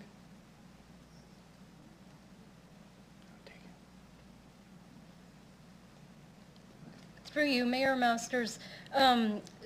So our focus would be on the specifics that are outlined within this motion, which is has a significant focus on providing additional permanent supportive housing through a model like the Housing First model that some of the delegations talked about, as well as the costs and cost avoidance related to that kind of initiative. So the report that we had envisioned, if the motion is passed, is focused more on that. Having said that, through the work we're doing on the Community Safety and Wellbeing Plan, we are continuing to work with organizations in the community around addressing the social determinants of health, and certainly education is one of those. This is a topic that's come up through some of the summits and discussions with stakeholders that have been held, and so we would continue to work with those organizations. But I think the report that the motion lays out is really focused on support for the permanent supportive housing model and the costs associated with that, as well as the cost avoidance associated with that. If council wish to amend the motion, though, we can certainly expand the content of our report. Would you be willing to do that, Councillor LeBlanc? To amend the motion to include the educational component in this study? Because, and I'll tell you the reason behind this. You get to that age where you're 23, 24, you can't get back into high school. There's a lot of programs that you can't get to, and that's kind of when you get to that point where it's like, I'm tired of being homeless, or I'm tired of the drugs and the alcohol and I want to change. What programs are out there? What can they utilize or and get to help them get out of that? Because we all know that poverty is ended through education. So if you wouldn't mind a friendly amendment to that, Councillor Blanc, I would appreciate that. Thank you. Councillor Stanczyk, you're okay with that as well? Thank you. Anything else? I'm good. Thank you, Masters. Thank you, Councillor Shaw. Councillor Stevens. Just like to thank my colleague for taking the lead on this motion and for including me in the debate. I'd like to acknowledge also how far we've come in the last few years. When this debate first started, it really was one of, this isn't our jurisdiction or our responsibility. I think we've demonstrated that to be patently false. In fact, if you look at the guiding legislation for cities, and in fact, the purpose of cities, there are three major points. One is to provide services that are desirable for all parts of the city. This checks out. Develop a safe and viable community, checks out again. Fosters economic, social, environmental well-being, and for council to consider the well-being and interests of the city as a whole. And I think this motion certainly aligns with all of that. The other point I'd like to raise in terms of how far we've come is the active engagement of city staff, the RPS, Fire and Protective Services, and others in helping to facilitate responses to chronic homelessness. And I think as the delegates have shown, there's leadership that the city can show, but we have to do more. And I think part of it is we're being pushed by the community to recognize our role in this. I think it's also worth mentioning we now have a mayor who is actively engaged in this file and talking to ministers, and I think building bridges and pushing an issue where there really was no political movement in the past. We are in this game. It is no one's responsibility over another level of government to take charge of homelessness or inequality. Housing is actually one of the core fundamental purposes of a municipality. And I don't think we have to look much further than the plan to homelessness to check out all the math that we've heard about. And so if there's any lingering concern that this is overtaxing administration, copy and paste the research that we've already paid for. I might also suggest if one were to think that this is just some left-wing ideology, I look to the conservative government of Ralph Klein as an example for how to make Housing First work. While he may not have been the champion of the downtrodden and the poor, he certainly knew that fiscal conservatism was about making efficiencies, and he did the math, and it was far more expensive to police to respond through emergency services and to incarcerate than to actually provide people an expedited avenue to secure temporary and then permanent housing. So you can put whatever kind of political figure you want in front of this. This is not a left-right issue. This is a question of humanity. We've heard Christians and the secular community alike come out to speak in favor of this. Also, this is something that we will be able to debate at the budget. And again, it takes the plan to end homelessness one step further, which is very clearly, from an accounting standpoint, what's the actual cost in our bottom line of doing nothing? And so I think that's the kind of due diligence that we have to advance as council. And we can also add that we have spent incredible sums of money dealing with this through emergency services. There's no reason why we can't spend a little bit of money to deal with the front end of this problem. So again, we're already in the game. It's just a matter of are we trying to solve this problem or respond to it and kettle it. And so for these reasons, I hope that we can secure council support to push this ahead, see it discussed in the budget. And I think, and I don't want to underestimate how important this is, but this is a nationally significant vote. Most municipalities dither and wring their hands blaming everybody else. We can do this, and we've already set the stage for showing municipalities how we can get involved in resolving and addressing this problem. This is not an insignificant vote and matter, and I think we should see it at least go to the budget. Thank you, Councillor Stevens. Councillor Bresciani. Thank you very much. So in regards to the funding, and we heard it from the delegations today, that the City of Regina has done some really great things, significantly just not speaking about it, but actually funding, with funding dollars. And I asked administration for just a collective amount when we're looking at the harm reduction stream, the social development streams, and just in, and that's looking at the Camp Hope and Owasu and some of the other programs that we've done, but also the housing incentives that we've done. The housing incentives, I think, was the 1.5. From 2016, because that's when I came on council, to 2022, I could, if I took out some of the tax exemptions, because I know not all of the tax exemptions are for housing, but we would see at least 30 million could be a number there from this list. But when you look at those numbers and you think, okay, it's overall from all of our streams of funding that have gone into to certain things to help out. When we came on council on 18, that homeless file came and we did nothing. Even though we advocated for it, it was part of the mayor's housing commission. It sat there. We advocated for more, to do more, and it really didn't push forward. So the public is right. But I have another question. We've been meeting, I haven't, but Mayor Masters has met with the group that, it was a housing summit.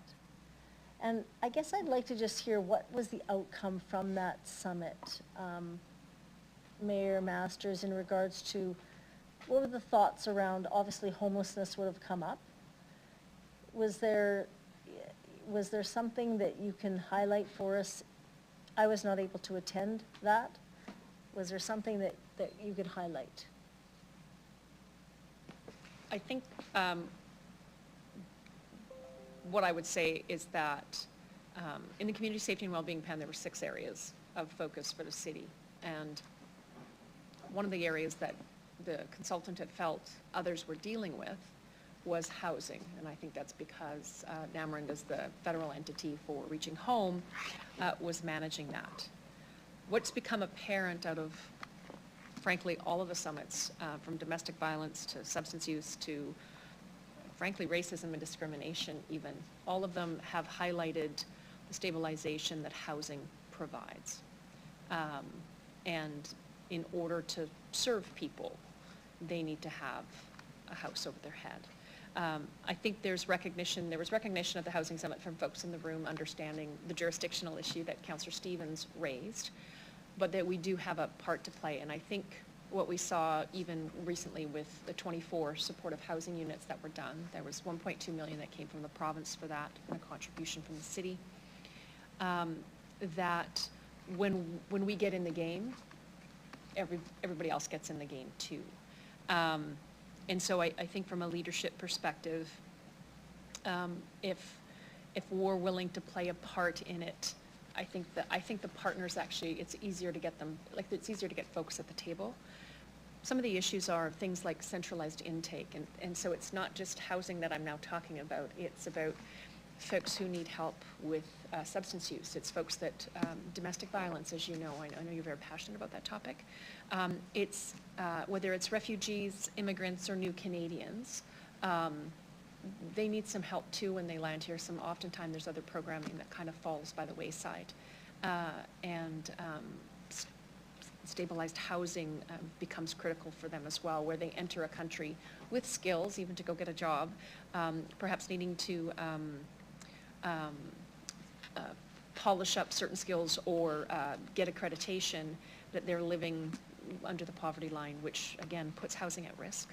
But that idea of coordinated access to service, and I think Mr. Slater referred to it, is that will be the kind of the last summit or the last piece of the puzzle, which is how do you bring all of this together to collect the data on where the gaps needs are, to understand, frankly, a targeted approach to resources are not infinite, so how do you target resources and coordinate with partners, both other levels of government, CBOs, private, to really address where the system is failing some folks.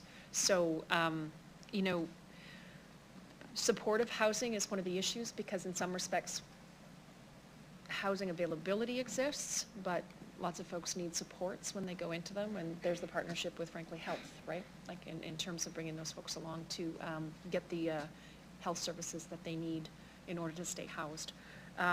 It's really complicated, and I think the reason that you'll probably see a recommendation for a community action table on housing is because they're all intertwined, essentially. So, yeah, that's something I could tell you. Yeah, no, that's helpful. Thank you.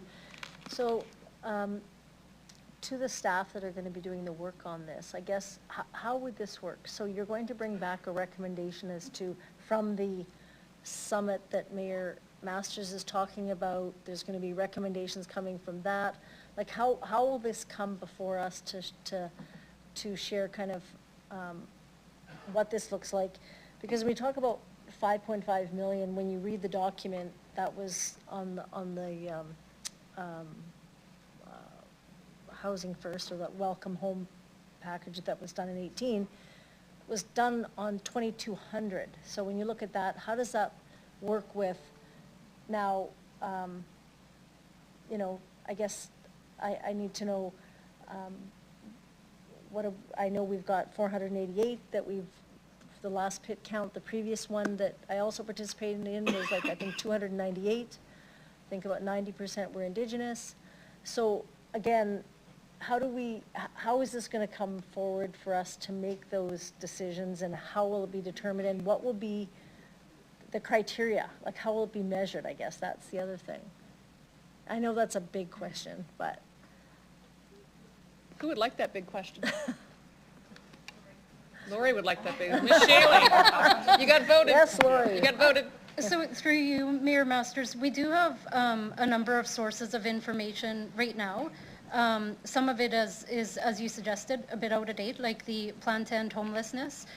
We have lots of information from the summit that Mayor Masters has spoke about. So we have this information at our fingertips. We also would like to have some further conversations to update the data and information we have with some of the partners that you heard from today. Phoenix, as an example, Ritz's, which is another partner of ours. And so we'll have some conversations with those agencies to help update our numbers. We do have some measures that will be outlined in other plans that are used across Canada that we'll bring forward and include as recommendations when we bring forth the report, which will be prior to budget discussions.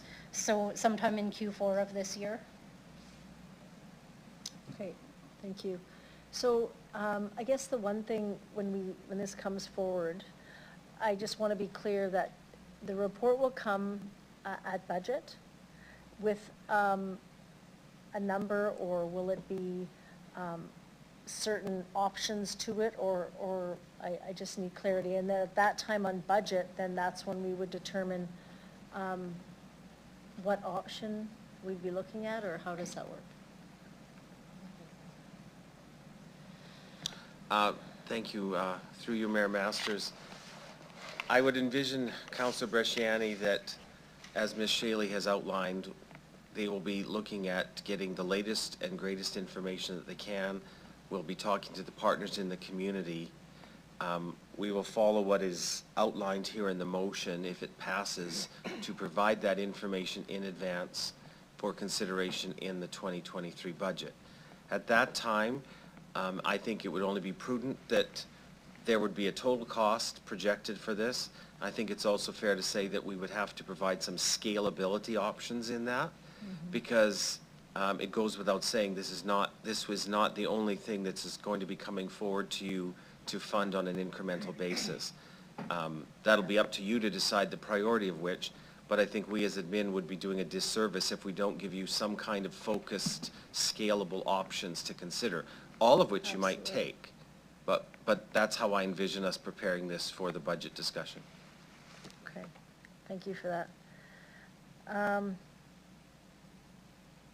I guess just the last, I'll just make a comment, and I think that, you know, caring for our most vulnerable is vitally important. I think we all can agree. Sometimes, and we've heard it before, throwing more money at something always isn't the answer. It's actually getting people in the room to figure out how do we work together to find the best outcome. And I know Councillor Shaw talked about education, and I talk about employment, right? Employment is such a key, because if people can feel like they're part of the community and they've got someone to help them with their skills to get out, to actually be a part and work, they feel part of the community and they're contributing. And, you know, again, I can't speak enough to, and in this motion, I don't think there is any options in there about tasking people to, or organizations to help them with skills or to employment, is there? Or resources. Okay. And I think that's an integral part. So I'm not sure if you'd be willing to add that, Dan, because I think that's a vitally important part. Are you okay if I speak to this? I think one of the things that's come out of the summit is we have a lot of really incredible organizations that do exactly what you're talking about. And that's why that coordinated access to service isn't just coordinated access to services that are available, whether through the city, through the province, through CBOs or whatnot, but it's also tied to the issue of there's training and skills development, there's a community building youth futures organization. There are opportunities, without causing you to actually write a report about that, I think would be the work of the CSWB in terms of coordinating really that what does it take to have someone have well-being and safety, and we do understand employment and education and all those things are important points of contact. There are organizations providing that, and it's really about, again, what's coming out of all the sevens is the connection and coordination of information, of points of connection, so that if I'm dealing with, if I'm a caseworker at an organization and have an individual who needs connection to education, that I know exactly who I can call, and I built those relationships, or I'm calling the community safety and well-being entity and they've got that access because they're that home base of data and can point folks, that hub system to bring in everybody who's providing services in the city, just points of contact and relationship to know where to refer people to, really that navigator system. Yeah, but I would see it also through the people who are homeless, because when they go to one stop and they can't access that, then they go to the next place, they can't access that, which we heard Phoenix has turned away many. I guess that's the whole thing, right? Like, who's turning away who, and where are they going? And then what are the options? I guess that's the step, right? Yeah, sort of the housing, actually out of every summit, what's come out is capacity building, coordination of information, and streamlining of services to avoid both duplication as well as folks falling through the gaps. So back to that point again, it's really that everybody has access to, and frankly, to prevent shopping around. That's in the housing summit notes, to prevent that shopping around because they get told no somewhere, so they keep moving around. Where really it's coordinated to the effect that person doesn't have to go to 6 different buildings, 6 different appointments. Okay. They can access through one core entity. Okay. Okay, I'll leave it there. If that's going to be coordinated through that or somehow communicated in that way, that would be great. I'll leave that, that's fine. Yeah, actually, just to follow up, because I answered the question, Ms. Shaley and Mr. Slater, have I said your understanding? You've been at them all. Through you, Mayor Masters, yes, absolutely. To your point on education and training and awareness, I think I would just add that at the heart of what Housing First is a person-centered approach. So it's not a one-size-fits-all approach for individuals. So not every program is going to work for everybody, right? So the plans that are put in place for individuals are person-centered, and that person might want, if it's their choice, to have education, skill building, connection to jobs, and those types of things. So it's certainly part of the process, if that alleviates your concern. Thank you. Yeah, it does. Thank you very much. And I appreciate the response from the city manager as well. When it comes back to budget, there'll be options there to look at to know exactly what we're getting for what. Okay, thank you very much. Thanks very much, Councillor Bresciani. Councillor Mancinelli. Thank you very much. Through the chair, when I read the proposed motion, I see it's prescriptive in its funding ask, yet when I listen to the debate right now, there seems to be a lot of movement scalability. I'm just wondering how that can be on both sides of the ledger, both to be able to fund something fully, but also be scalable at budget time. Councillor LeBlanc? I think we need a concrete number to be able to debate it against our other budget priorities. So my view with this is show us what it would cost to, in the language, solve homelessness. So let's take that to mean house everybody who wants to be housed. What would it cost to do it for everybody? Show us that number. I think that should be in the draft. What's the mill rate? What does it cost globally? Separate line item. Leave it in, take it out. I think maybe, to Mr. Nichols' point, what would it cost to house half of the people? Things of that sort. I would anticipate that would be in a separate report. But we do need one concrete number in a draft budget in the same way we do with every other draft budget. And of course, we can amend that. But what I'm proposing is the draft budget shows us the number, house everyone who wants to be housed. Okay. Through the chair, just to be clear, I have no problems with something that we can debate and affect, especially with all the other pressures on us coming through this year that we're in right now. Some of the highlights of concerns I have is exactly what you just said. The estimate that's based in 2018 dollars on a plan that's been very much, I believe, outdated by the work done in the current time by administration and the mayor very valiantly. I also am pleased to hear that this does overlay with the work done by administration and the mayor in the various summits that have been performed so far, and I think I've understood that this can lock in and be used properly instead of referring back to a 2018 plan that I wouldn't want to bring off the shelf. So I'm happy about that too.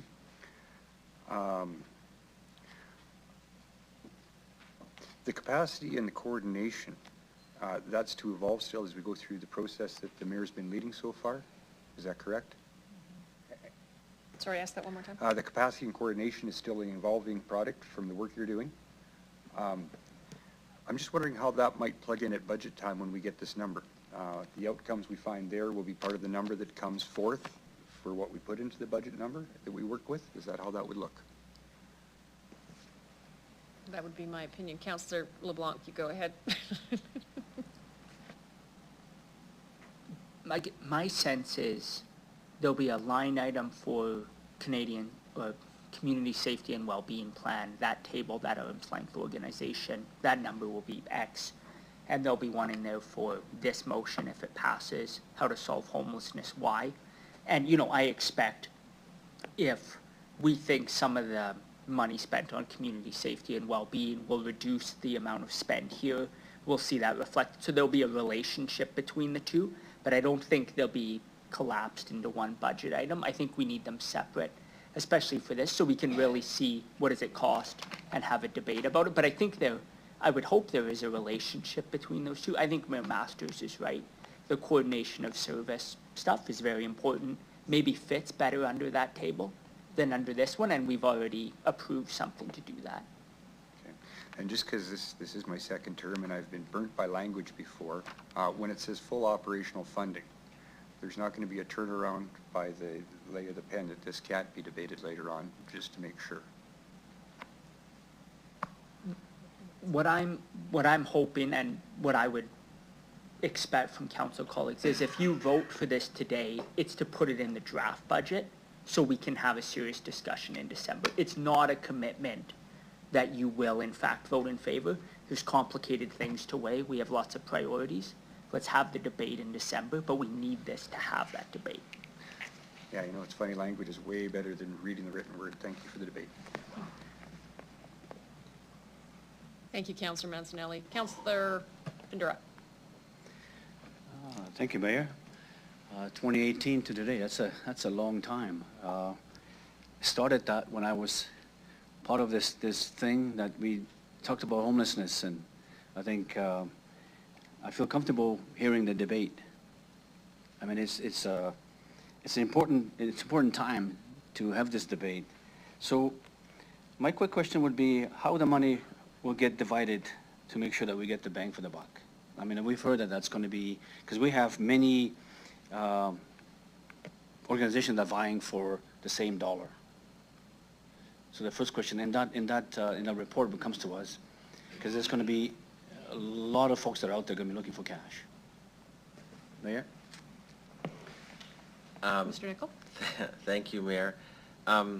Interesting question, Councilor Ventura. I think that what we have to do is give administration the time to come up with a draft number to put in the proposed budget.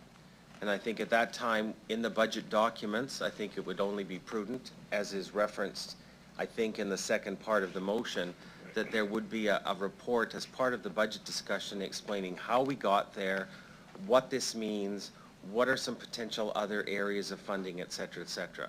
So I think we just have to give this some time now, let Ms. Shaley and her staff go away and work on this, understanding based on what they've heard tonight in the debate. And again, the motion says in the proposed budget, and that's what it'll be. Nothing is going to be finalized until such time as council does their up and down vote on the budget. But we will take those things into account. There may well be things that Ms. Shaley and her staff will learn while they're doing this additional work, or things that are now coming up, because this is an evolving pressure area. Okay. Thank you, Mayor. So what I'm hearing is that not to get stuck on a 5.5. That would be floating any which way. It could go lower, it could go higher, but at least we have something to aim at. That's what I'm gaining from all this. And the conversation to say that we need something to start the debate. Another thing what I'm thinking is that we've heard this story, we have the conversation about we need to start something. So I think anytime cities start something, other groups and other governments and other entities follow. And I think I've heard that comment is that if you start something, they'll follow you. So I think the debate is just to start something. I mean, I don't want to put our citizens, you know, all citizens at harm. So we need to balance that. You know, we have one taxpayer, right? So I understand all that, but the taxpayers need to look at, there are vulnerable folks out there that we need to help. And the debates went to the point where policing, ambulance rights, we talked about that 2018. There was the housing first I think there was like 800 or so rides that the individual received from ambulance, rides to police, to whatever. And that's expensive. When the housing first started, the individual, when he was housed, or she or he, 3 times a year. Just calculate that. So I can see the impact on what I'm hearing around the table is that this 5.5 is just a number. It's not to get excited or get upset about it. So it's good to hear the debate. And again, I think conversation we had is this is not forever. Like the city is not forever going to keep funding this. I mean, someone's going to eventually pull up to this and support it. Other governments. We all together. So and I feel comfortable. I'm looking at this as a large number. I like to have some kind of a stability at the budget time, but I think this will give that debate that it's not a hard number, that I have to be stuck on that, and that's it. So I think I'm comfortable with this. No more said. I think I'm the last one to speak, so long night. Mayor, thank you. Thank you, Councillor Fundura. Turns out I'm the last one to speak, other than Councillor LeBlanc closing debate. I have a question with regard to, and Mr. Nicol, if it's okay with you, I'm just going to ask directly. Ms. Shaley, Mr. Slater, either one of you, we do call for bids on different projects, like we'll send a call out. Is that possible? Because the thing about funding is we'd have to have somewhere to spend it. And I don't think we're going to staff up internally to create a housing division to build housing units. That would take way too long. And so is there a call for bids that will go out in the proposals that will go out into the fall as an idea? I'm not sure, that's what I'm asking.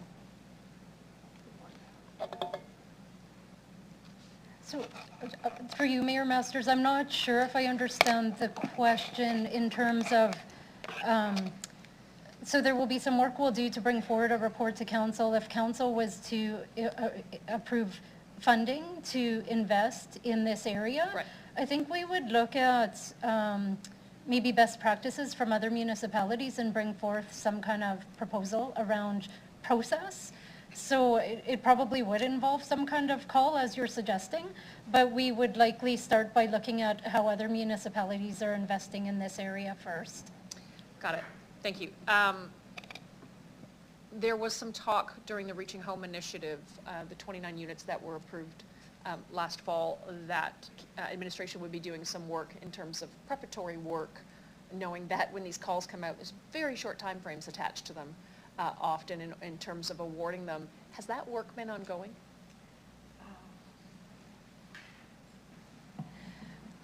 Through you, Mayor Masters, we're continuing to look at those options. Certainly, I think most of the major moves towards one of those proactive approaches that we see in some other municipalities would require council direction. So we'd be coming back to receive that direction from you. And in the meantime, the work is embedded within what we're doing on the comprehensive housing strategy review, ensuring that all of our policies are aligned with these objectives that are being set by council and where the priorities are. Okay, thank you.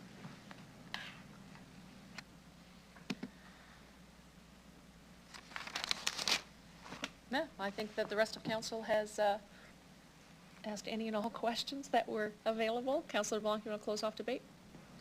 Thank you.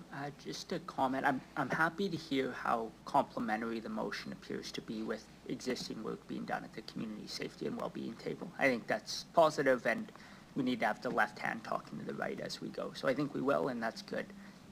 One amendment, just to take account of Councillor Shaw's friendly amendment, and maybe you can tell me, Councillor Shaw, if this works. So 2A of the recommendation ends with, and the means by which the city would deploy the funding if approved, bracket, including working with service partners. My recommendation, if it works for Councillor Shaw, is that we just put a comma after the word partners and say, including those providing adult education to those living in poverty.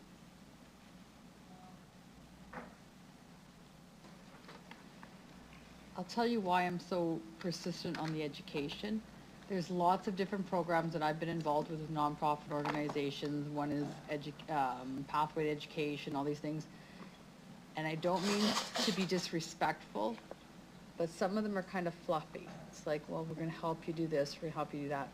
I want some hard educational component where they're actually learning their grade 12, they're getting skills in it. So although that wording is great, I understand where you're going with that, Councillor LeBlanc, but if you can understand where I'm going with it, I think we can maybe find some way to. Yeah. What language do you recommend? I recommend education, not just, what does this say here? Working through funding, like yeah, but what is adult education? Any and all things. Yeah, but education could be he got his first aid.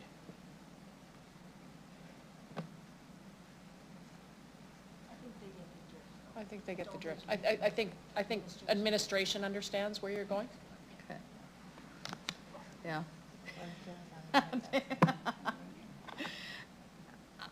I'm okay, yeah. We put in there adult education, leading to employment or something like that. I'd really. That makes sense to me. Yeah. Okay, yeah, leading to an employment, okay, thank you. Yeah, Thank so, you. so I suppose I'd suggest that friendly amendment and then with that, put it forward. Okay. Okay, thank you. Clerks, can I ask that you please call the vote?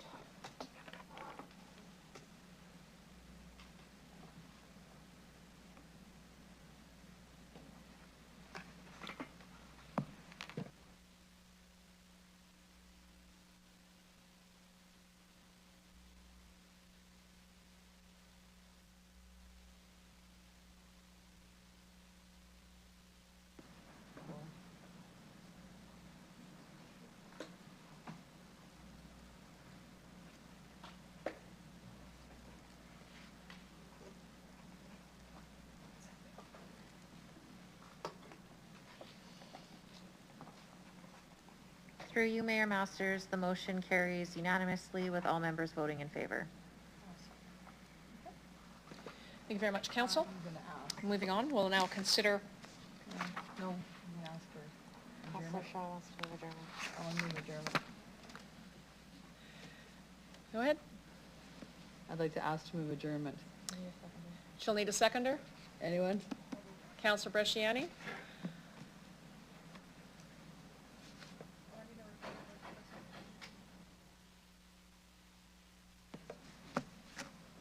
All those opposed to adjournment?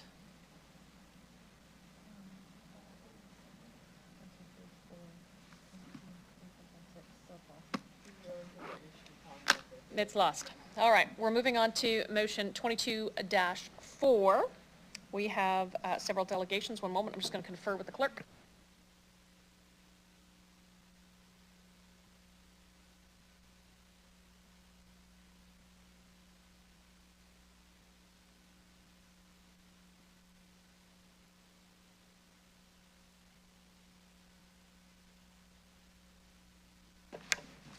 I'd like to call upon delegation Ariana Giroux.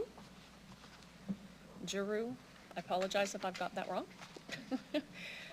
And you probably heard it all tonight. Please introduce yourself for the record, the organization you're representing. You'll have 5 minutes, and then you'll be available to answer any questions council may have.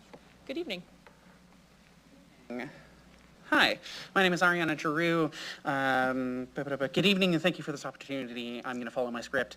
My name is Ariana Giroux. I use she, her, and they, them pronouns. I'm a resident of Downtown Core, and I currently serve as the interim executive director of UR Pride, Regina's only year-round service provider for the entirety of the 2S LGBTQ IAP+ community.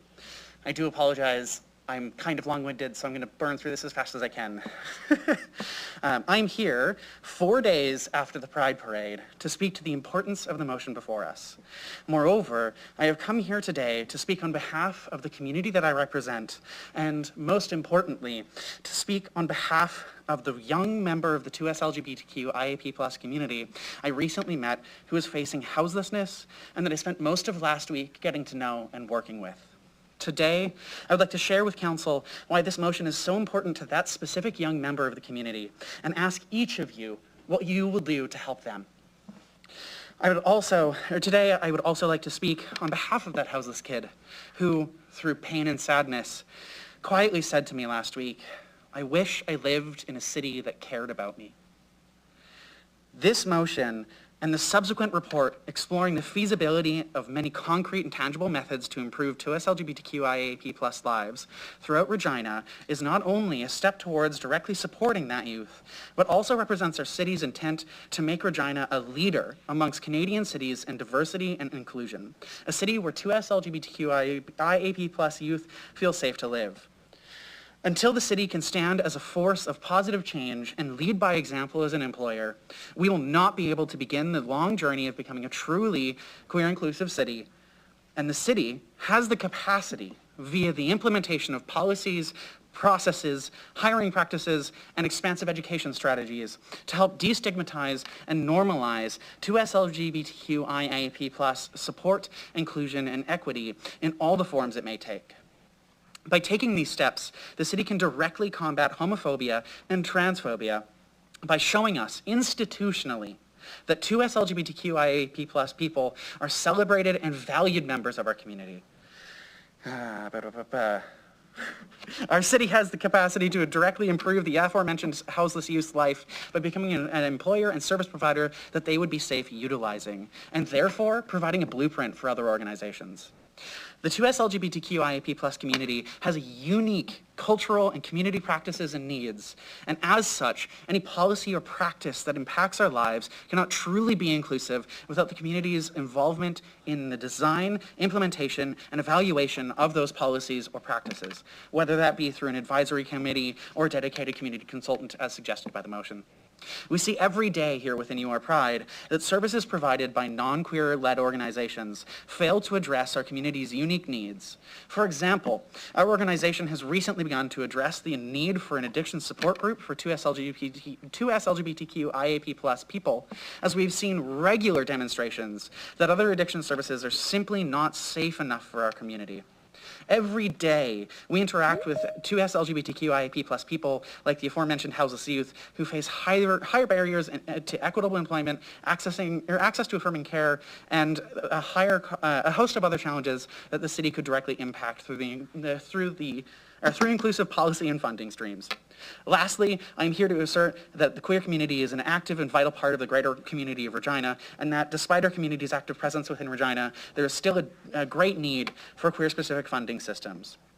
This past Saturday saw another successful iteration of the annual Queen City Pride Parade, and yet I still interacted with, 30 years on, I still interacted with countless store owners, small businesses, and individuals who expressed frustration around the lack of specific funding available to them. Whether it be the young trans person desperately trying to alleviate the challenges faced by trans youth via free and reduced cost gender-affirming clothing operated wholly without funding and facing the entirety of Saskatchewan, or the passionate individual working hard to build an inclusive sport night who is struggling to find the funds to rent a space once a month for the program. 2S LGBTQIA+ people deserve the opportunity to work within funding streams designed to address our unique needs and practices. Anecdotally, members of the 2S LGBTQIA+ community regularly find themselves being forced to conform to the funding streams that do not fit these unique programs that they aim to provide, and they struggle to encapsulate their efforts in a way that is understandable to those outside of the queer community. Finally, I'd like to assert that perhaps the aforementioned houseless youth might have a place to stay if programs like Lulu's Lodge had access to specific funding streams for programs like their own. Thank you, and I'm open to here for any questions. Thank you very much. Councillor LeBlanc has a question for you. you two related questions. You mentioned the unique community characteristics of this community we're discussing about. Wonder if you can elaborate on that more. And the second related question is does it make sense to do separate analysis as recommended in this report for this community, or could we roll it into an analysis of all marginalized groups? Right. Through the mayor. Okay. To address your first question, to pull one of many examples from a hat, I've worked a long time with the trans community, and one of the things that we often face is that we have a sign up in our downtown location that was made by a 16-year-old a few years ago that says, "We do weird things to our bodies," and it has a crude drawing of a needle filled with testosterone. Our healthcare, our culture, whether it be drag or knitting groups or any of these common things that we experience here within the community, our culture, our needs, our health care, our access to mental health care as well, they're all different. They all look unique to us, right? The challenges that we face aren't the same as the average, white, cis, het person of privilege in the way that we look at it. Yeah, and in relation to your second question, do me a favor, just restate it for me. That's my fault. Second question is, why can't we lump analysis of this community in with analysis of other marginalized groups, disabled, seniors, Indigenous, etc.? While I believe it's important to have these wide-reaching reports and analyses, once again, we as the 2S LGBTQIAP+ community face challenges in our own unique ways that cannot be represented the same way that you represent the, experiences of, to pick something from a hat again, a white, disabled, cis person who is not a member of the queer community, right? It is inseparable that our unique experiences and culture make the data impossible to represent if you lump it in with every other group. We really do need to see these groups together. Thank you, Councillor LeBlanc. I see no further questions. Thank you very much for your patience today, and thanks very much for your presentation this evening. Thank you.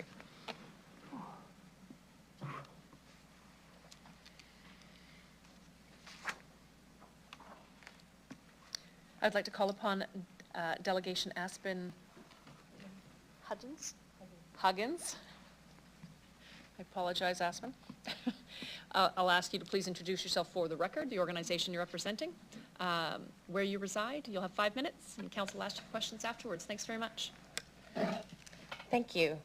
My name is Aspen Huggins. I'm a 35-year resident of Regina, and I currently live nearby in the wonderful Heritage neighborhood. So, and I'm just here as a member of the community. So, as I said, I'm a 35-year resident of Regina. I'm a public administration professional with a 20-year career working in 2 different levels of government, spanning policy analysis and program delivery management. I'm the former vice chair of UR Pride. And in addition to these professional expertise, I also bring my personal expertise as a genderqueer lesbian raised by queer mothers who is now parenting a transgender university student. And a 12-year-old who seems to be the outlier by being straight.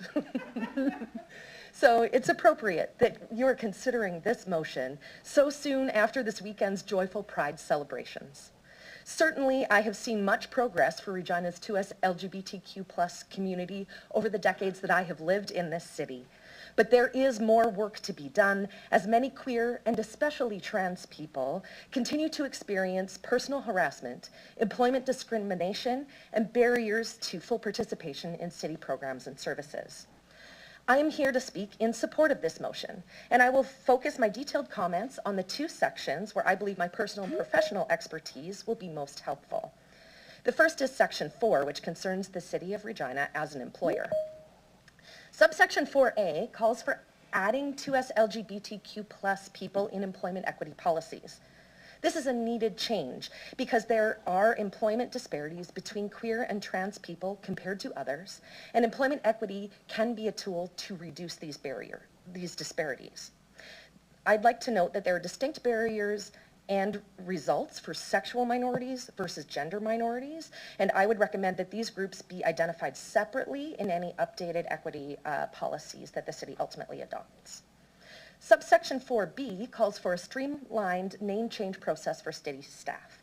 This is an easy to implement and essential element of this motion. I'd like to share an experience of my own, a recent experience of my own, because I work for an employer that has not adopted a streamlined name change policy. So recently I changed my name for gender-related reasons, and my workplace that didn't have this type of process available meant that my work ID and my email address continued to have the wrong name for me for more than a year after my name changed. The result of that was that I was outed to every colleague that I worked with, every external client I spoke to, in every meeting that I attended for that entire year. That created safety risks for me being outed against my will, and it created this daily grind and weight on me to have to out myself and share personal information in every meeting when I was in, when I was just trying to do work. All of this could have been avoided if my employer had adopted a streamlined process like this that let those things change so that my forward-facing information would match the reality. This is particularly important because some transgender people will never be able to change their legal identity documents to match their reality. So being able to have this change in place creates safety for those folks. Under Section 4, I would also urge you to add a subsection 4F to examine the city's employee and counselor health benefit plans to ensure that they include comprehensive coverage for trans health care, because there continue to be many trans health care needs that are not covered under the provincial plans. Section 3 of this motion concerns introducing gender-based analysis into all reports and matters coming to council. This is a great idea. I respectfully suggest the wording of the motion be clarified to indicate that the request is for gender-based analysis plus. Gender-based analysis plus is a policy and research tool that can help ensure city policies, programs, and services work for diverse groups of Regina residents. Beyond gender, GBA Plus identifies differential impacts to people based on a variety of personal characteristics such as income level, disability, citizenship status, race, and more. This evidence-based tool is already in use in more than 160 governments around the world, including including several Canadian cities.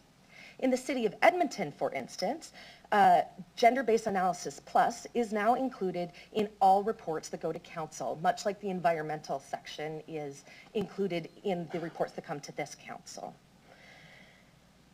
Adopting a Gender-Based Analysis Plus as part of all reports that came to council stands to benefit not only Regina's 2S LGBTQ+ community, but also disabled Reginans, newcomers, seniors, and other residents of our city who may experience city programs and services differently based on their unique identity factors.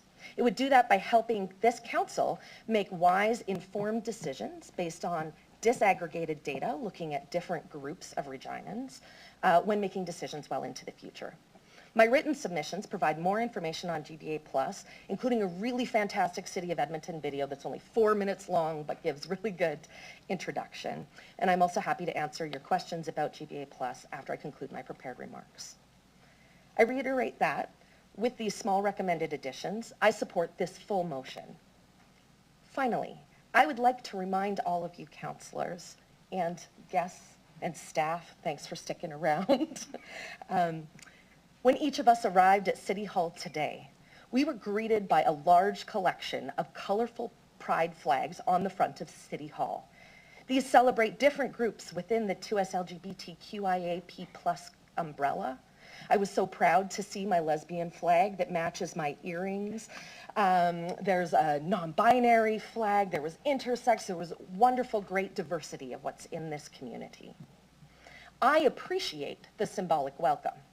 But these symbols ring hollow unless they are matched by concrete action to improve the lives of 2S LGBTQ+ people in our city. Motion 22-4 is a step towards taking that concrete action, and I urge all members of this council to support the motion. Thank you. Thank you very much. Councillor LeBlanc. Thank you, Aspen. When you're talking about having gender-based analysis plus, ensuring the plus is there, are you talking about provision 3, recommendation 3 of the report? Yes, yeah, absolutely. Thank you. Same thing, just that little plus, definitely make sure that it wouldn't only look at differences between different genders, but also look at the differences between other identity factors. Perfect. Thank you. Yeah, thanks. Thank you, Councillor LeBlanc. Any other questions from members of council? I don't see any. I'll thank you very much for your tenacity and patience this evening and for your presentation.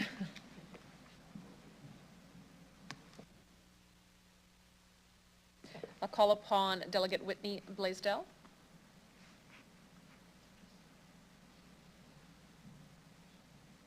You please introduce yourself for the record, the organization you're representing, where you reside, and you'll have 5 minutes to present to council, after which you'll have the opportunity to answer questions. Good evening.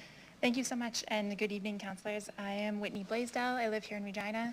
I wouldn't say I represent the University of Regina, but I'm a PhD student in the Faculty of Education at the University of Regina, and I do represent an organization called Project Play YQR.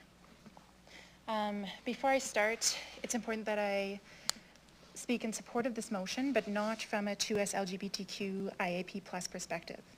I want to caution that my statement mentions suicide. I hesitated to include this content, but being uncertain of what other delegates might bring up, I wanted to be sure that it was addressed at least once so that the gravity of this issue can be understood. I also want to apologize to the councillors. In the written statement that I submitted to you that was circulated in your package, you may have noticed a small error in how I presented the information from the research. I correct it now in my oral statement. I was working as a teacher in Regina Public Schools in 2019 when a motion to allow schools to autonomously plan Pride celebrations was defeated at a Regina Public School Board meeting. Although students, families, teachers, and schools showed admirable strength and celebrate Pride, perhaps even more since and because of that evening, the handling of that motion, the discussion surrounding it, and its ultimate defeat was initially devastating. It hurt kids, families, and the larger community. I would also like to remind you of the very colorful and wonderful children that filled this hall in the early hours of this afternoon. This is a charged motion before you. It has agency. It proposes exciting opportunities to make Regina better and for us all to learn and benefit from the actions proposed within it. In preparing this, I read a 2022 Australian study that found, consistent with other peer-reviewed research, that suicide ideation rate amongst LGBTQ plus community members was 37.2% compared to the general population estimates at 2.3%. LGBTQ plus community member suicide attempts were 3.9% with only 1 year compared to 0.4% of the general population. The authors of the study found that LGBTQ plus youth are at the greatest risk. Notably, the authors found both community support and being accepted at work as important and ultimately life-saving factors for LGBTQ plus members. I want to point out that the motion on the table directly implements both of these interventions and more. I do not want you to underestimate the weight of what is in your hands and what this motion offers. I'm prepared to position this motion as life-saving. I also want to clarify that membership within the 2S LGBTQ IAP plus community is not what positions people as more at risk for suicide. It is living in a hostile community. Besides that it is simply humane, I offer support of the motion before you from several perspectives. As a community-based organization leader who implements children and family programming, I appreciate how this motion proposes to make it easier to offer family play programming that is welcoming and inclusive. Our often city-funded programming and events involve gathering at different locations around the city, and it's important that the facilities we use are affirming, accommodating, safe, and respectful. As this motion involves, having members of the 2S LGBTQ IAP plus community advising and informing city-run facilities and programming will point out and help close gaps in community safety and access to play. I'm confident that many of the insights gained from ensuring this community is involved in strategic structural decision-making would benefit the community at large and offer more dignified and respectful spaces and programs for other marginalized communities. As someone in charge of hiring, I can also see the positive impact that queer and trans inclusive employment policies would have. As someone who has worked with children for over 12 years and is a parent to 2, I appreciate how what is being proposed has the capacity to help children feel understood, safe, and that they and their loved ones belong. Transphobia and homophobia are play depriving. They limit where people go, what programs they participate in, and where they might feel safe to be who they are. As someone with a special research interest in play, I appreciate that this motion has agency to protect child and human rights. I understand that this motion is proposed after direct consultation with 2S LGBTQ IAP+ community members who have put their trust in Councillor LeBlanc and ultimately in you and all of us to do right by the generosity of their time and the seriousness of their words. That it has been expressed both that members do not feel safe, celebrated, and welcomed throughout the city, but that they also feel Regina can materially improve the lived experience of residents is ultimately hopeful. I offer my full support of this motion, which has obvious implications for the joy and well-being of the community, including children. Although there was little time between learning of this motion and formally supporting it, I have brought it to the attention of many professionals in the early childhood community and want to let you know it has received wide support in these circles. I want to live and participate in the city that demonstrates its investment in the safety of children and youth, the protection of human rights, and the celebration that is love. Thank you. I'm happy to take any questions. Thank you very much. Whitney? Thank you. I don't see any questions from council. Thank you very much for your presentation this evening and your patience.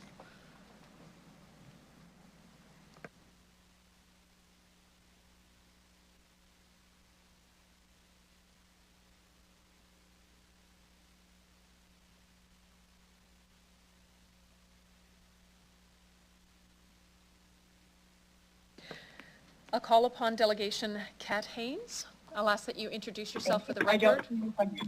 Well, thank you very much. The organization you're representing, if any, and where you're calling from.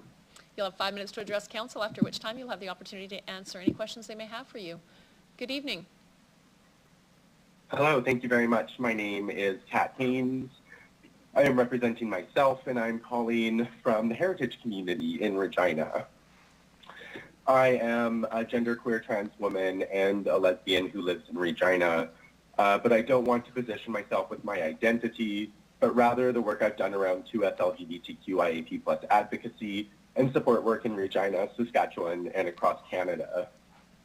I've previously been the Programs and Support Manager at UR Pride, a local 2S LGBTQ+ support organization that we heard from earlier today. I've chaired the board of TransAsk, a provincial organization that supports trans individuals and their families, friends, and support networks. And I'm currently the development director at Justice Trans, a national nonprofit organization that seeks to advance justice for two-spirit, trans, non-binary, and gender non-conforming people across Canada. What I'd like to speak to today are what I believe are some serious gaps in this motion, although I am very excited by it. Justice Trans recently completed a pan-Canadian legal needs assessment for two-spirit, trans, non-binary, and gender non-conforming people, which collected demographic information and information about legal experiences and issues from over 700 participants across Canada who identified as two-spirit, trans, non-binary, or gender non-conforming. What we found was that of those 700 participants, over 70% had experienced harassment and discrimination due to their gender identity and or expression, and 50% had experienced other forms of discrimination, including homophobia, racism, classism, fatphobia, amongst others. And oftentimes we found these multiple forms of discrimination and harassment intersected and resulted in unique forms of systemic and personal violence and marginalization. While gender identity and expression are covered by the Canadian Charter of Human Rights, both systemic and direct discrimination, including transphobia and transmisogyny, are still a daily occurrence for many two-spirit, trans, non-binary, and gender non-conforming people in the city. I've been called a faggot while holding hands with my partner. I've been called a tranny, and I've been followed by a man with a bat while he yelled slurs at me through the city for a block.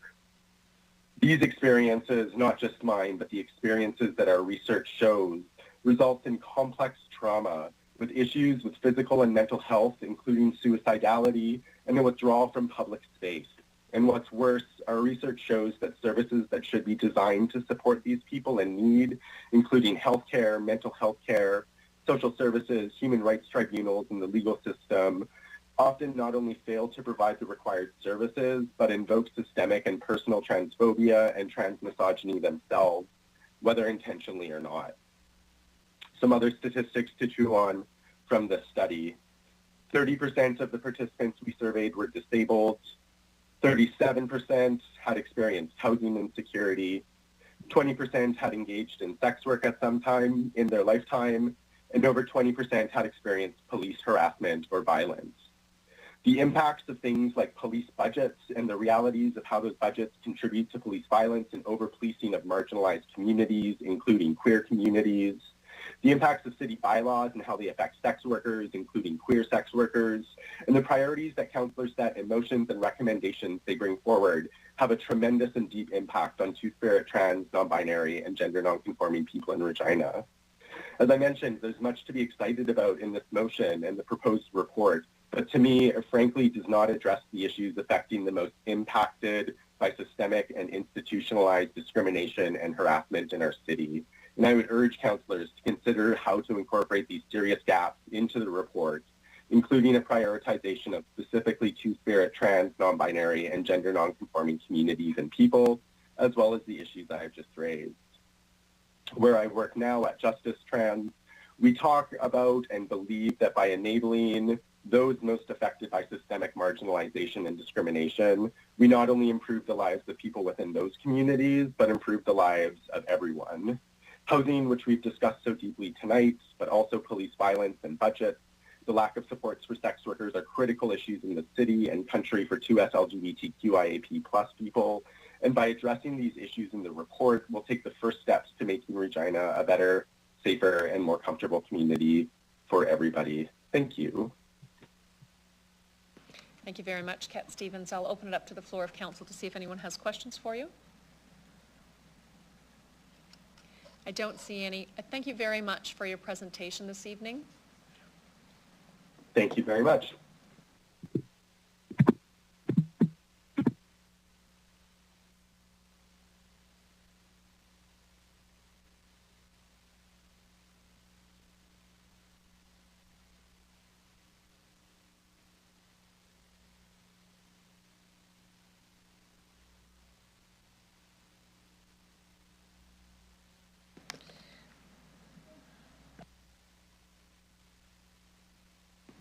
I'd like to call upon Delegation Melissa Coomer-Benson. I'll ask that you introduce yourself for the record, the organization you're representing, and where you're calling from. You'll have 5 minutes to address City Council, after which time you'll have the opportunity to respond to any questions they may have from you. Good evening.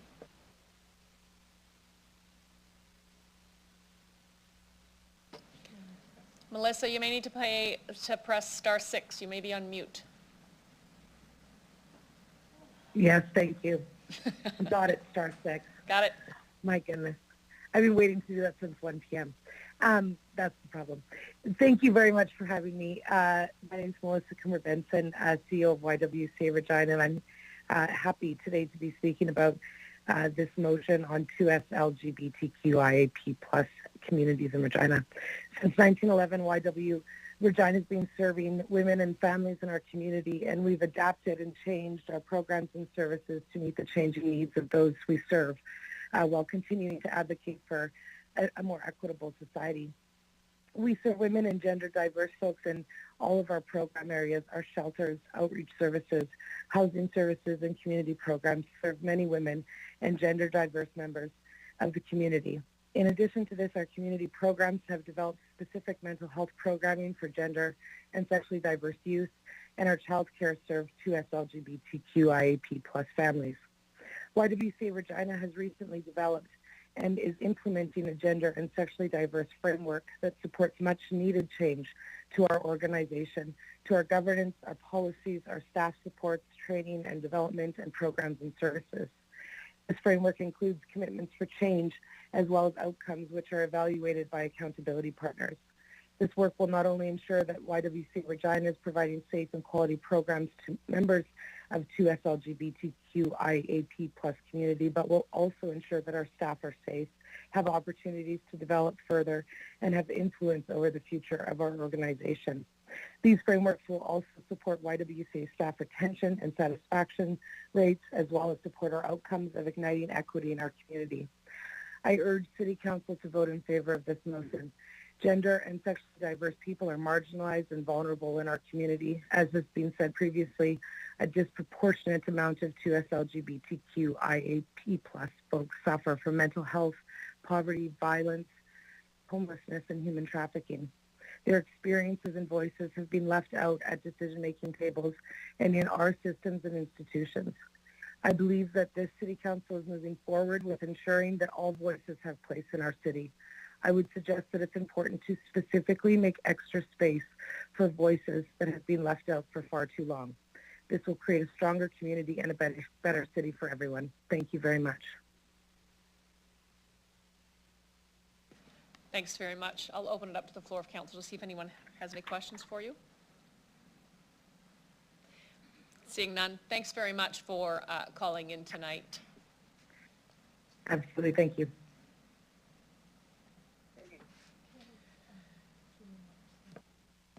Council, we have two more delegates. We are at a 90-minute legislative break, so if it's okay, we'll just continue on with the last two delegates. Is that okay? I'd like to call on Delegate Julian Witherspoon. I'd like you to introduce yourself for the record, the organization you're representing, if any, and where you're calling from. You'll have 5 minutes to address City Council, after which time you'll have the opportunity to respond to any questions they may have for you. Good evening.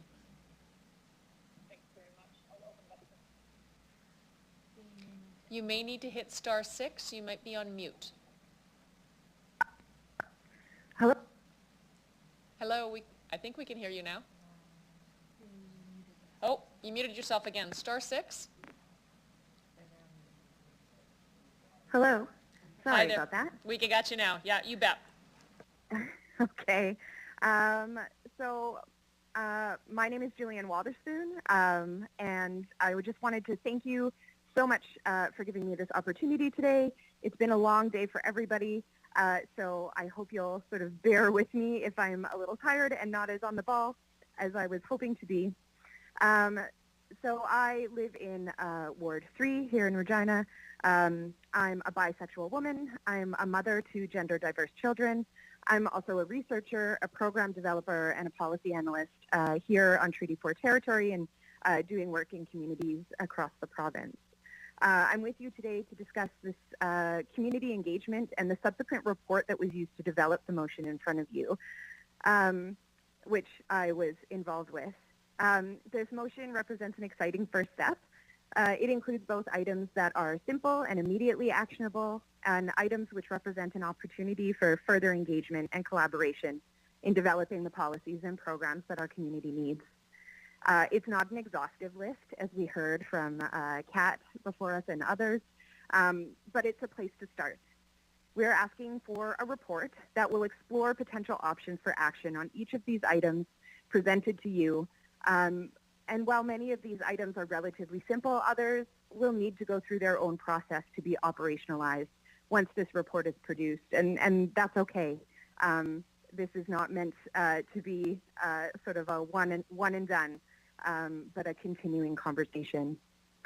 I'm sure this report will find that other municipalities and organizations like the YWCA, which spoke before me, have already developed frameworks or adapted frameworks and procedures and programs and evaluation tools that can help us with some of the larger pieces proposed in this motion.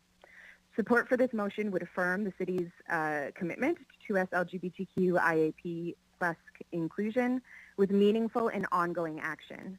Support for this motion would signify your willingness to move beyond standalone solutions to complex community needs, and it's an opportunity to be brave and do the hard work of allyship.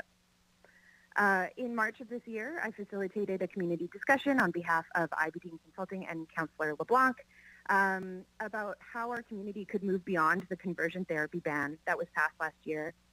For myself and others in my community, the process of passing that ban caused a great deal of distress and frustration. I took on this project as an effort to build on that tiny bit of momentum and to promote sort of a more positive and proactive community action on inclusion in this city. In addition, in previous discussions like the conversion therapy ban, multiple councillors have commented on the difficulty in consulting with queer communities and holding discussions for 2S LGBTQ IAP plus priorities in a safe and productive manner. And so we saw that again today when marginalized delegates were sort of the last on the agenda and were forced to take time off of work, away from family, and wait while we discussed bricks. And so I would just suggest that this is something that, you know, is ever evolving. This isn't all of it. As a side note, it also took long enough that my medication has worn off. So instead of my real brain, you get my ADHD brain, and I'm so sorry for that. I hope that this kind of engagement, designed and facilitated by and for 2S LGBTQ IAP plus community members, will help to overcome some of the barriers to our safe and dignified participation in these meetings. Qualitative data to support the development of this motion was gathered using mixed method engagement design, supported by academic literature. The methodology was very carefully selected and implemented to be culturally appropriate, facilitate the cross-pollination of ideas, and to produce community knowledge and innovation. A small digital focus group was held with openly 2S LGBTQ IAP plus community members with expertise in the fields of social work, community health, equity and diversity, gender studies, and government policy. And they were asked to participate in an open discussion with a community audience. A question guide was developed to support the objectives brought forth by Councillor LeBlanc to identify tangible actions that the City of Regina could do or could make to increase safety and inclusion for our community. The notes taken there by myself and another facilitator were taken using an open note-taking platform, which really gave everybody there the opportunity to engage with the material, both through conversation and through written form in the chat boxes and in our community notes. And more about those methodologies, if anybody is interested, can be passed along. But at the end of the day, we came up with 4 major themes. And I'm not going to go into all of them in detail because I know I'm short on time, but as a quick overview, the themes were that there is a need to recognize 2S LGBTQ IAP plus and queer cultural practice as distinct, community embedded, and relational. 2, that there is a need to build networks which ease the pressure on queer organizations that are struggling to provide wraparound services that they are simply not equipped, don't have capacity to be providing. And so there's a real need to build capacity in other parts of and in other sectors. And 3, that policymakers and administrators must focus on social determinants of health when developing policy and programming for everybody, but also for 2S LGBTQ IAP plus communities. And finally, that there's a need to build capacity throughout the city in all of the city's activities as an employer, as a service provider, and as a funder. And so these larger themes were used to organize some of the more tangible and sort of practical suggestions that came out of this community discussion.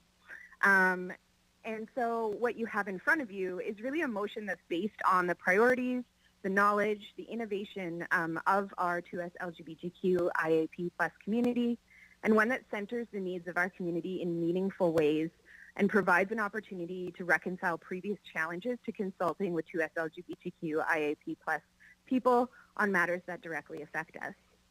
I believe that this motion is critical in affirming the city's commitment to support queer communities, and that the report that would come from this motion would serve as a jumping off point for the City of Regina and Regina City Council to build a more positive relationship and to show that when the flags come down at the end of June, you will still be there to support us and to celebrate us. Thank you so much for your time today, and I'm happy to answer any further questions that you have about this consultation or the report that was given to Dan prior to this motion. Thank you very much, Julian Witherspoon. I will open it up to the floor of council for anybody with questions for you. Seeing none, thank you very much for presenting this evening and for the written submission that you provided. I'll ask that you please leave the meeting. Thank you.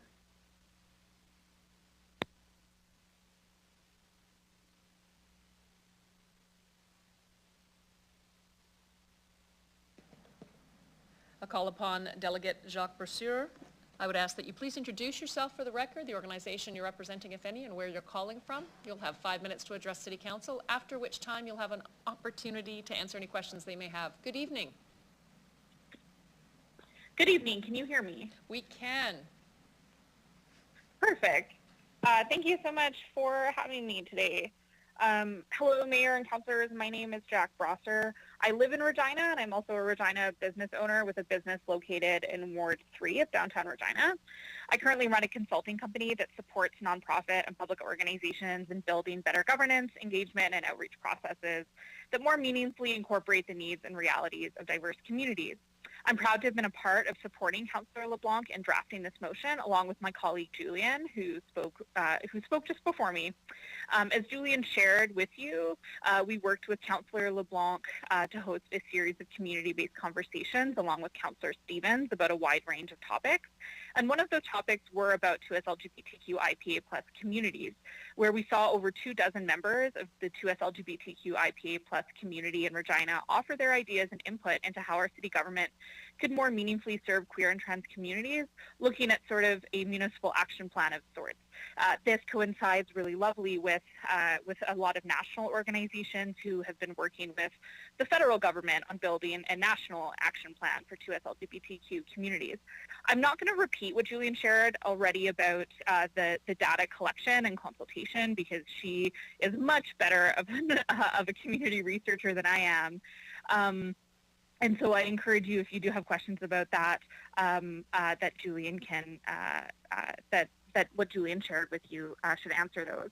I'm also not going to take the next few minutes to speak about the hundreds of queer and trans people I've worked with as a registered social worker in the province over the past half a decade, who have shared with me stories about their traumatic experiences of unsafe community here in Regina, although I could definitely fill 5 minutes easily that way.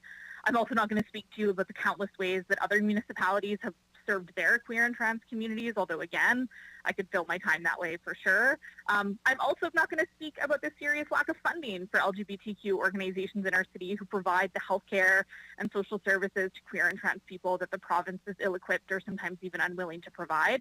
And I'm not going to speak about the value of queer and trans advisory councils or gender-neutral change rooms or queer and trans families or gender-based analysis plus, or how the city can lead as an inclusive employer.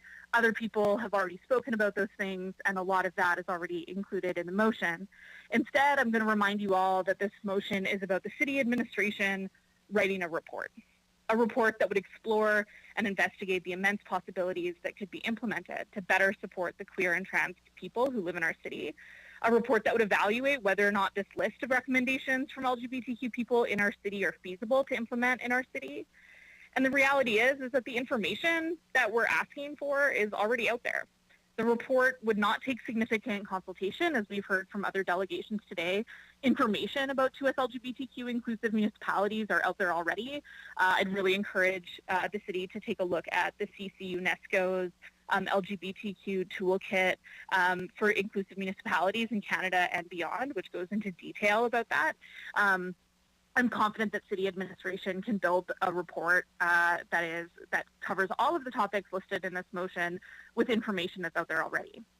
And so I'm going to urge you, if you spend the next little bit choosing to use the small amount of time we have left this evening to debate the cost of these ideas or whether or not they're realistic or feasible in our city, you're missing the purpose of the motion. Let's not debate cost or feasibility when this motion is specifically about having city administration provide that information to us about the cost and feasibility of these items. The reality is that if you vote against this motion, you're not only telling me and other LGBTQ people that make this city home that you don't think our well-being in the city is a priority, you're also saying that you don't even really think it's worth exploring possibilities that could improve our safety and belonging. So voting against this motion says, I don't even think the needs of LGBT people in Regina are worth understanding or exploring. This motion doesn't change rec programs. It doesn't add gender-neutral washrooms. It doesn't implement new programs. It doesn't change employment processes. All it does is say to city administration, we think LGBTQ people are a part of Regina just as much as any other group of people, and we want to understand what we can do to improve their lives. So please vote in favor of this motion, this simple motion that's just asking for the city to write a report that follows recommendations from LGBTQ people who live in the city about how our city can be a safer and more inclusive space. Thank you so much.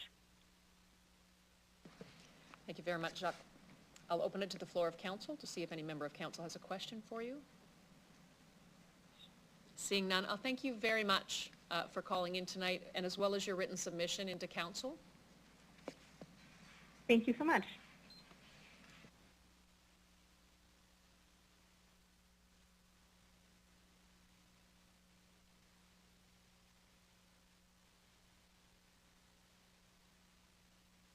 By legislation, we take a 15-minute break. I'm going to suggest if we just take a 5-minute break and come back to debate the motion, if we could do that, that would give us the needed break that I require, and we can come back and we can let administration get a hold of themselves. Okay. 5 minutes. I'll see you back here at, say, 8 just before 8:40, folks.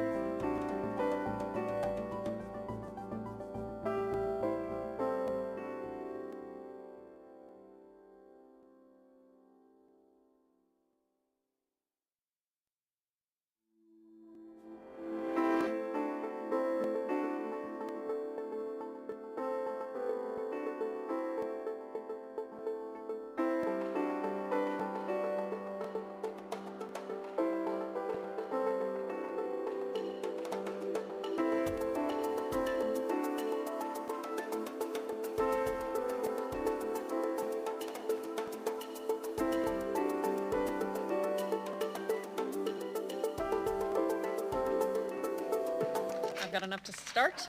Council, we have a communication on the motion from Colin Druhan and Patrick Lynn, Pride at Work Canada from Toronto, Ontario. Can I have a member of council move to receive and file communication CP 22-42? Thank you, Councillor LeBlanc, seconded by Councillor Bresciani. I'll call the question. Any opposed? Carried. We'll now have motion MN 22-4. Councillor LeBlanc, can I ask that you introduce the report? Absolutely. So I'd like to begin just with moving what I hope would be a consent amendment. So to point 3, in response to Aspen Huggins' recommendation that it be amended to read the inclusion of a gender-based analysis plus, that includes meaningful. So just to add the word plus following analysis. And then taking that's done. So we've heard from the 2S LGBTQ IAP plus community today. I think it's important. Unfortunately, as far as I know, no member of that community sits around this chamber. What that means is that the community can't directly speak for itself at this table, and that can leave us flying blind in some respects on these important issues. We need to speak to the experts, including those with expertise gained through lived experience. Although I'm not an expert on these issues, I want to be a good ally. And in support of that, Councillor Stevens and I worked together to convene a panel of these community members. And the thrust of the panel talk was what the community can do to be a better place to be queer. As you've heard, the panelists made remarkably concrete suggestions. These were recorded by our consultant into something like meeting minutes. Minutes were provided to me, and to be honest, as a non-expert, I'm not in much of a position to assess the value of those recommendations nor how they fit together in a cohesive way. Therefore, as a non-expert, I essentially copy and pasted those meeting minutes from community into the notice of motion template, and it's what you see today.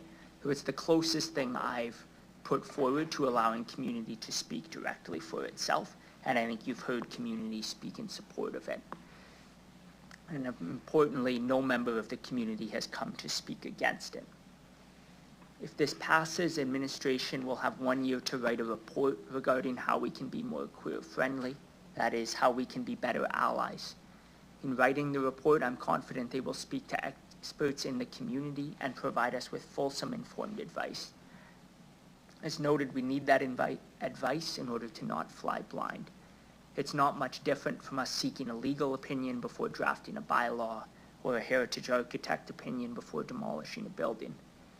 I should have amended this speech after that vote. We've made a commitment to stand with this community. In order to do so effectively, we need more knowledge than we currently have. This report will commission that knowledge and present it to us with concrete suggestions for the path forward. I look forward to your support in gathering this information from those with this expertise. Thanks. Thank you, Councillor LeBlanc. He requires a seconder. Thank you, Councillor Stevens. You're up next. Great, thank you. I guess for administration, and perhaps also for Councillor LeBlanc, certainly in support, you'd mentioned, and I'm going to pick up on where Jack left off. Councillor LeBlanc, you'd mentioned how we'll get a report in a year's time. There's a lot of moving parts here, but my reading of it is we don't need a year for a couple of reasons. So I'm going to ask administration about it, and here's why. For instance, if we're thinking about how we include the spirit of this language in employment relations, administration already has a lot of that work underway.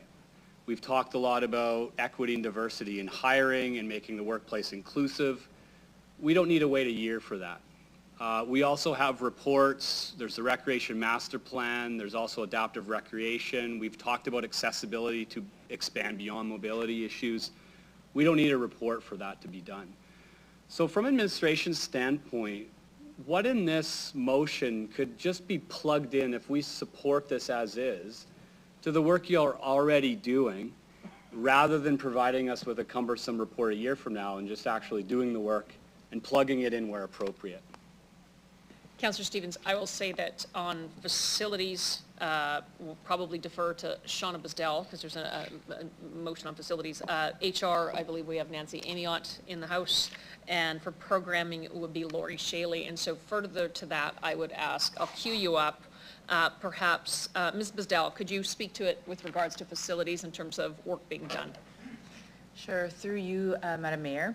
So currently, whenever we do plan for new builds, renovations to our facilities, we actually take this into consideration. So we actually consult with all of these groups, and we have standards for universal washrooms and change rooms. Sorry. So we already do this work, you're absolutely right. This wouldn't be additional work that we haven't done already, so it wouldn't be intensive for us. Perfect, thank you. I'll go to Ms. Shaley next. Through you, Mayor Masters.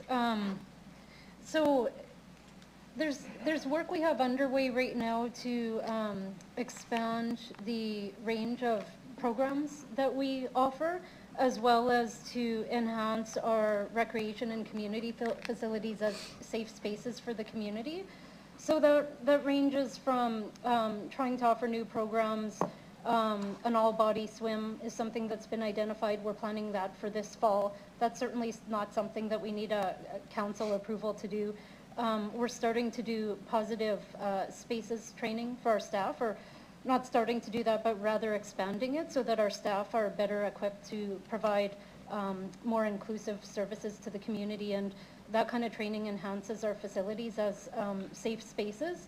And then we continue to work with Ms. Bisdell's area to enhance the inclusiveness of the design of our facilities, as she said, when we build new facilities or renovate existing facilities.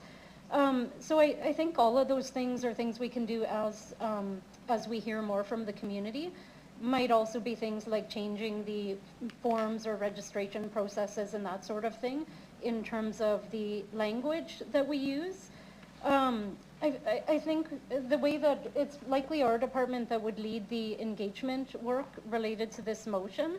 And so I think the way that we would approach it when we brought back a report in a year is the report might include an update on the actions that we've been able to take over the year. Some of the things that Ms. Bisdell has mentioned, as well as some of the things that I've mentioned. And then it might also include additional longer term types of actions that would require additional funding to be able to take on. So I think that's how we would approach the work. As we learn through the engagement process, we would be doing, but then there would also be recommendations that would be longer term recommendations because of the budget implications associated with them. Thank you. Ms. Amiot. Thank you, through you, Chair. In addition to what this team has been saying, there's a couple things I want to speak to in regards to the 4 points under that employer piece. I don't want to say we have it all figured out because we certainly don't. Is it in a specific equity policy? I can undoubtedly say no. There's no actual policy related specifically to this group. What we do have is a diversity and inclusion plan that speaks to it, but not explicitly.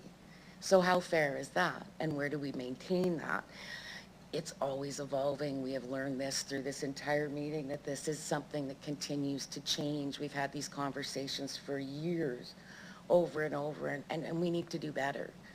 So having said that it's not explicitly spoken to, we don't have a policy. We do a number of things here at the city that we've had some success with, and we're seeing, you know, some changes, not saying we don't have a long way to go, and that we really do need to look at this fulsomely, holistically, and ensure that it's all part of the work we do. Honestly, we shouldn't even have to have this conversation. This should just be part of how we do business. But we are here, and I've got a job for a while longer, so I'm just going to keep going here. But when we look at our overall D&I plan, our diversity inclusion plan, it does include some key elements around allyship and around bystander training, respectful workplace, code of conduct, some of those basic requirements that we have internally. But it also doesn't preclude us from going a step further and looking at advancements, enhancements, and how we can make this a great place to work for everyone. And that messaging starting right on the front end of the attraction piece of you wanting to come to this workplace because it presents a really great environment.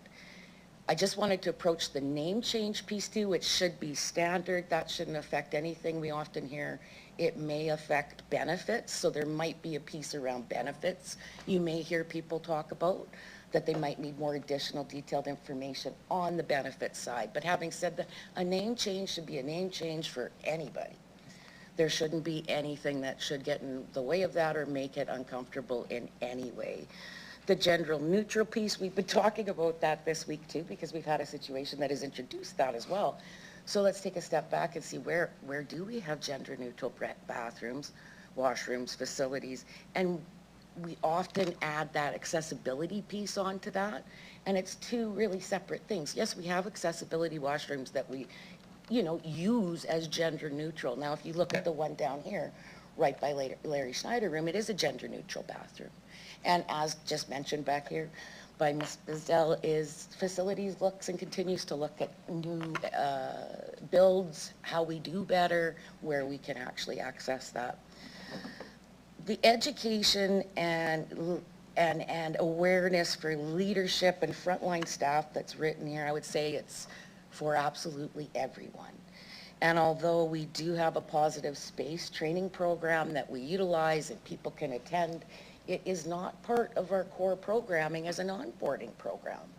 And it really should be utilized as a tool or a resource for folks we're bringing into the organization to give them the skills they need to be effective in appropriate behavior, language, actions, etc., to embrace your full community. So we're really trying to look at ways to enhance that, to improve that. One of the pieces I'd like to mention on that where we have seen some great success, and Chief Jackson, if I'm speaking out of turn here, but Fire has had some really good success in expanding their diversity and inclusion committee and had a recommendation to have a positive space campaign or positive space training actually designed specifically for Fire so it will fit with Fire's mandate and how it needs to be delivered. Again, that speaks to inclusion at the city. We need to look at things in a little bit different way. And that's all it is. We don't have to stay standardized by our traditions and what we've pushed ourselves into. It's just a matter of looking at it with a different lens.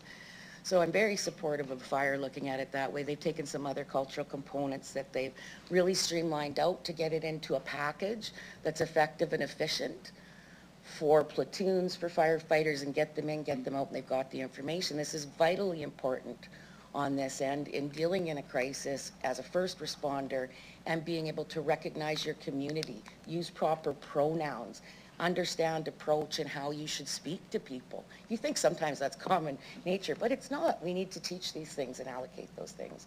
So I don't want to oversell it that we're doing magnificent things. We're doing some great things and we've got a ways to go. And we've got lots of opportunity to write that policy, include these pieces, and work in collaboration with our other areas to ensure that we're looking at the full picture. The other pieces that I'd love to get more information around is allyship and bystander training? Is that providing a benefit to the employees as a support within the community? We've got our internal diversity and inclusion advisory committee. Can we utilize that committee in some capacity, ensure that we've got representation? And really we look to that committee to host events and activities, but it can't all be events and activities. It needs to be core programming, it needs to be fundamental, it needs to be foundational. And it is a piece of what we do, but I would support that we need to expand that. Great, thank you. I really appreciate the comprehensive responses to what is being done. My last question has to do with number 6, the City of Regina as a funder. And just, for future reference, that alarm you heard going off is what Barry needs when he senses that councillors are about to spend money. So funding, my understanding is administration is already reviewing grants, funding streams, how much money was in there, what it's dedicated to, conditions and so on. Would it be fair to say that this would also be wrapped into some of that ongoing work and we'd have a budget discussion at some point and whether or not we need more money, terms of reference, et cetera? Can you please clarify? Ms. Shaley, do you want that one? Sure, through you, Mayor Masters. Yes, that work is underway.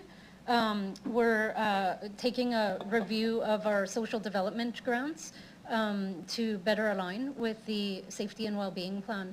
And so at a later date, we will be bringing some recommendations related to that to council, which will also be done in alignment with the new community entity that we're going to be establishing to lead our safety and well-being work. Great. So I see this report or this motion effectively as looking for a green light from council, providing unambiguous support for the work that's being done. And I suspect if there's a report being written down the road, it's going to be a reflection of what's been accomplished and what needs to be done. I'll be supporting it. Thank you, Councillor Stevens. Any other member of council have any questions or comments? Councillor Bresciani? So I just want to be clear from what Councillor Stevens asked. So in regards to the diversity, inclusion, and equity committee that we have, do we have, so we have different groups that sit around that table? Is that how it works? So do we have anyone from the LGBTQ2 community that sit around there? Because we heard that from the Indigenous and from the people with disabilities and the senior, like there was and there was a lot of the things that they talked about tonight were some of the things also that brought council to bring that committee forward. So if it's racism or if it's, you know, feeling a part of the community, granting. So again, I just need clarity. Is that work, like, do they have representation there? And if not, do they need more? And how does all this work fit into that? Through the chair. Ms. Amiot? Councillor, through you, Chair. It's a good thing. I've got to think about this for just a half a second. I wouldn't say, I can't honestly say we have representation because it's not a category we capture. Okay. Right? It's not as defined by the Human Rights Commission, it's not a designated group, it's a protected class. Okay. So we can't isolate it into a separate unit. However, it's something that we've considered and we look at. Do we need to capture that information through example, a self-declaration process, or is that even going to be helpful? So I can't actually speak to if we have representation, but I do know we have allyship and that it's a priority within the committee. So those activities and events are taken on by those folks that kind of step up as the allies in the group, and then folks come together within that fold. So that's how that works in there. Now, I mean, it's out there. People have questioned it, talked about it, is do we want to capture that information? What would we use it for? And that's what the Human Rights Commission asked, go for it. They think it'd be great if we could capture that. They probably want to use the data at some point, but why are we asking it? Right? And I want to work with the community and think, is that really something we need to do? Have we been really successful on the self-declaration piece? And is this something we'd want to actually add? And what are we going to do with it? How are we going to use it? Who's going to access it? Those kind of questions.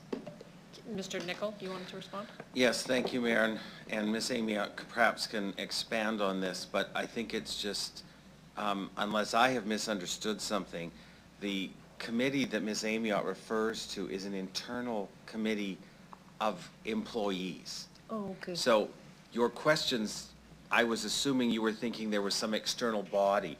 So when Ms. Amiot says, well, we wouldn't necessarily know, of course we wouldn't know. This is just a bunch of staff members who will give of their own time to participate on this internal advisory committee. Thank you. So there was a time that we did talk about having the Equity, Diversity, Inclusion Committee, and I know we had Black and Sask, and we had Indigenous groups, and we had people from the disability community. So again, you know, it was kind of to hear their voice, and so, and almost keep us abreast of what was happening out there, how they, even, there was, I think the newcomers, because some of them felt very isolated, didn't know where they felt in the community.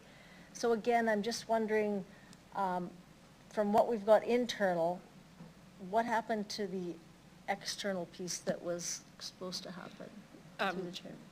Councilor Bresciani, I can add a Sure. little bit. In the Community Safety and Wellbeing Plan, racism and discrimination was identified as one of the scopes of work that the community entity should focus on. And at that summit, I would suggest that there was quite a bit of time spent on racism and not enough on the discrimination piece.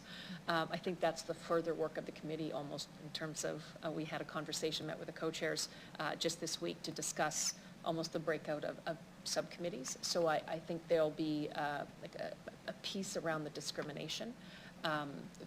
So in terms of where that EDI table went, I think there was that element of there'll be a community action table, community safety and well-being, which will deal with the community's feeling about racism and discrimination of all kinds. Okay. And so then would the LGBTQ fit into that area then? And then how would they be engaged into doing that through the chair? So we did have representation at the summit, and so that work will continue. And I think when you look to create the action table, you're looking very much for a balance of representation, but then also engagement and consultation at that, from that table in terms of informing some of the action items that are in the plan. Okay, perfect. So I would agree with Councillor Stevens. I don't want to duplicate the work if it's already being done out there. I don't want to have a report come back if staff are already working on this stuff. But I just want to ensure that the community is being engaged in that way, you know, if it's through, you know, the speakers tonight and kind of taking those things forward. So that's my whole thing is if we're already doing it, let's just include them in those conversations and make sure the voice is heard and go from there. Thank you. Mr. Nicola, I apologize. Did you want to comment? It's okay. Yes, thank you, Mayor. Just to carry on with your question, Councillor Bresciani, I think you've heard from the three admin staff tonight about all the work that we're already doing, work that we're going to continue to do, and now there's additional pieces outlined in the motion that if passed, we would continue to advance and work on.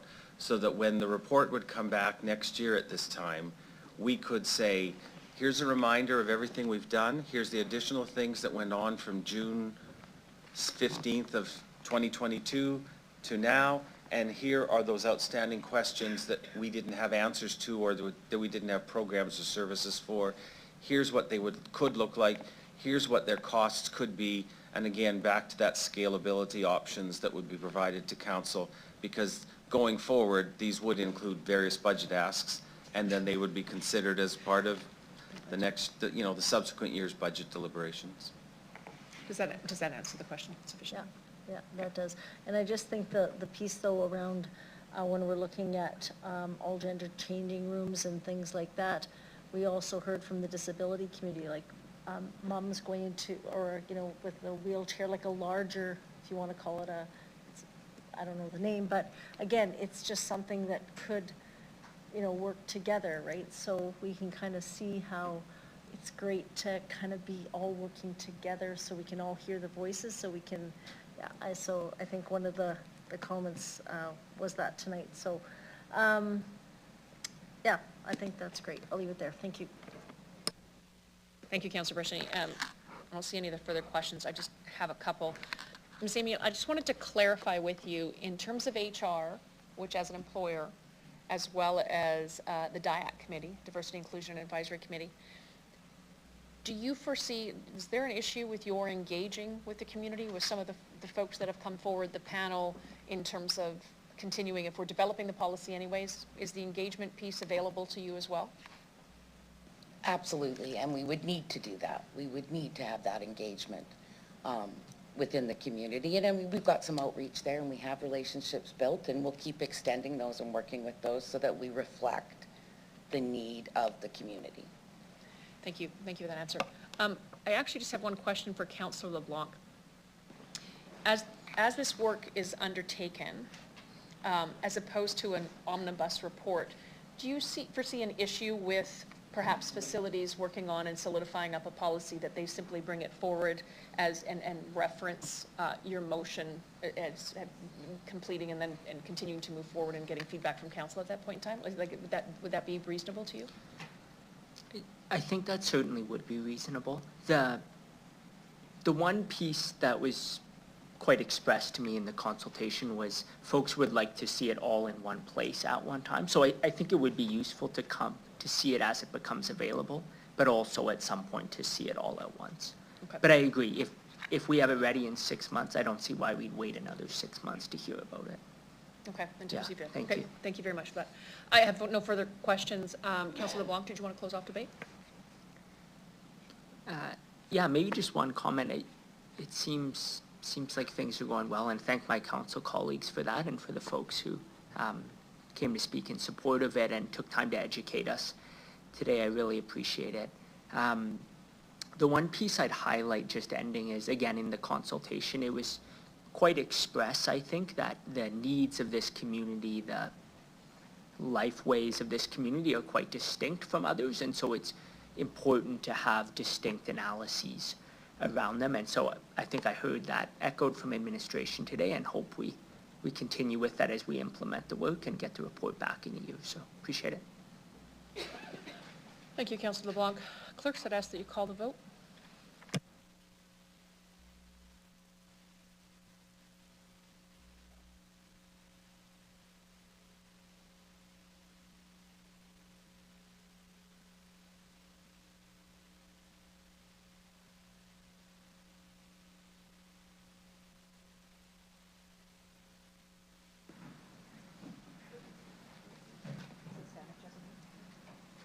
Yes.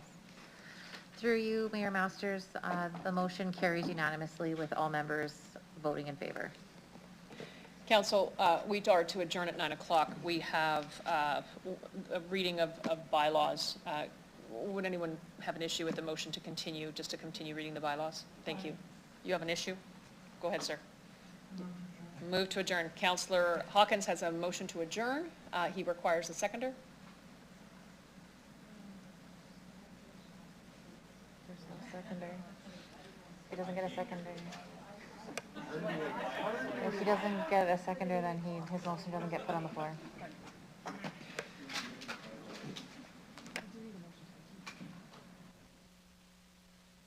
We do, however, need a motion to continue. Thank you. I got Councillor Mancinelli. I got Councillor Stanachek with a seconder. Any opposed? Yes. We're going to register the opposition of Councillor Hawkins. So really quickly, we'll consider the following bylaws, 2022, 36, 37, and 40. I'm going to turn it over to Councillor Stanachek to do the first reading of the bylaws. I move, seconded by Councillor Stevens, that bylaws 2022-36, 2022-37, 2022-40 be introduced and read a first time. Thank you very much, Councillor Stanachek. I will ask the clerk to start the vote on first reading.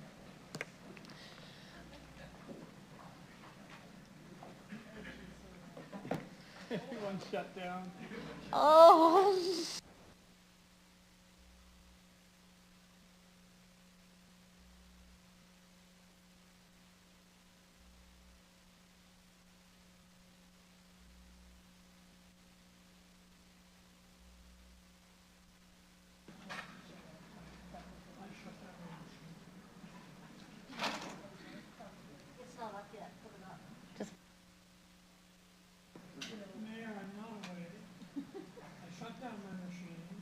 So is Councillor, yeah, so I just need, yeah, I just need their voice votes for the people that didn't register.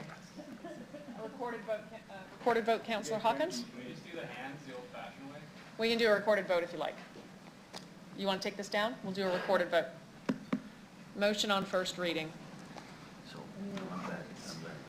think we're just going to ask them to Open up the heart and ears. All right. The thought. Is anyone opposed to first reading? I am. Oh no, it's going to be opposed to third reading. Okay. Through you, Mayor Masters, first reading carries with the following members voting in favor as follows: Councillors Stadnichuk, Stevens, Bresciani, Mancinelli, LeBlanc, Findura, and Mayor Masters. And the following voting against is Councillor Hawkins. Thank you to the clerks. Councillor Stanachek, can you please do second reading of the bylaw? I move, seconded by Councillor Bresciani, that bylaws 2022-36, 2022-37, and 2022-40 be read a second time. Excellent, thank you. Does any member of council have any questions? Seeing none, I'll ask the clerk to start the vote on second reading. Never mind, we're going to actually, anyone opposed to second reading? Thank you, Councillor Hawkins. That means we're not going to get through. You might be sneaking that one through. Through you, Mayor Masters, the motion for second reading carries with the following members voting in favor as follows.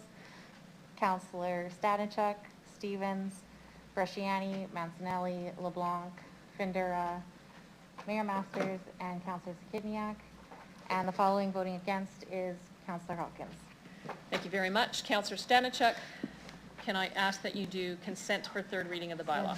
I move, seconded by Councillor Findura, that council hereby consent to bylaws 2022-36, 2022-37, and 2022-40 go into third reading at this meeting. I think I know the result of this vote. Anyone opposed to third reading? There we go. City Clerk?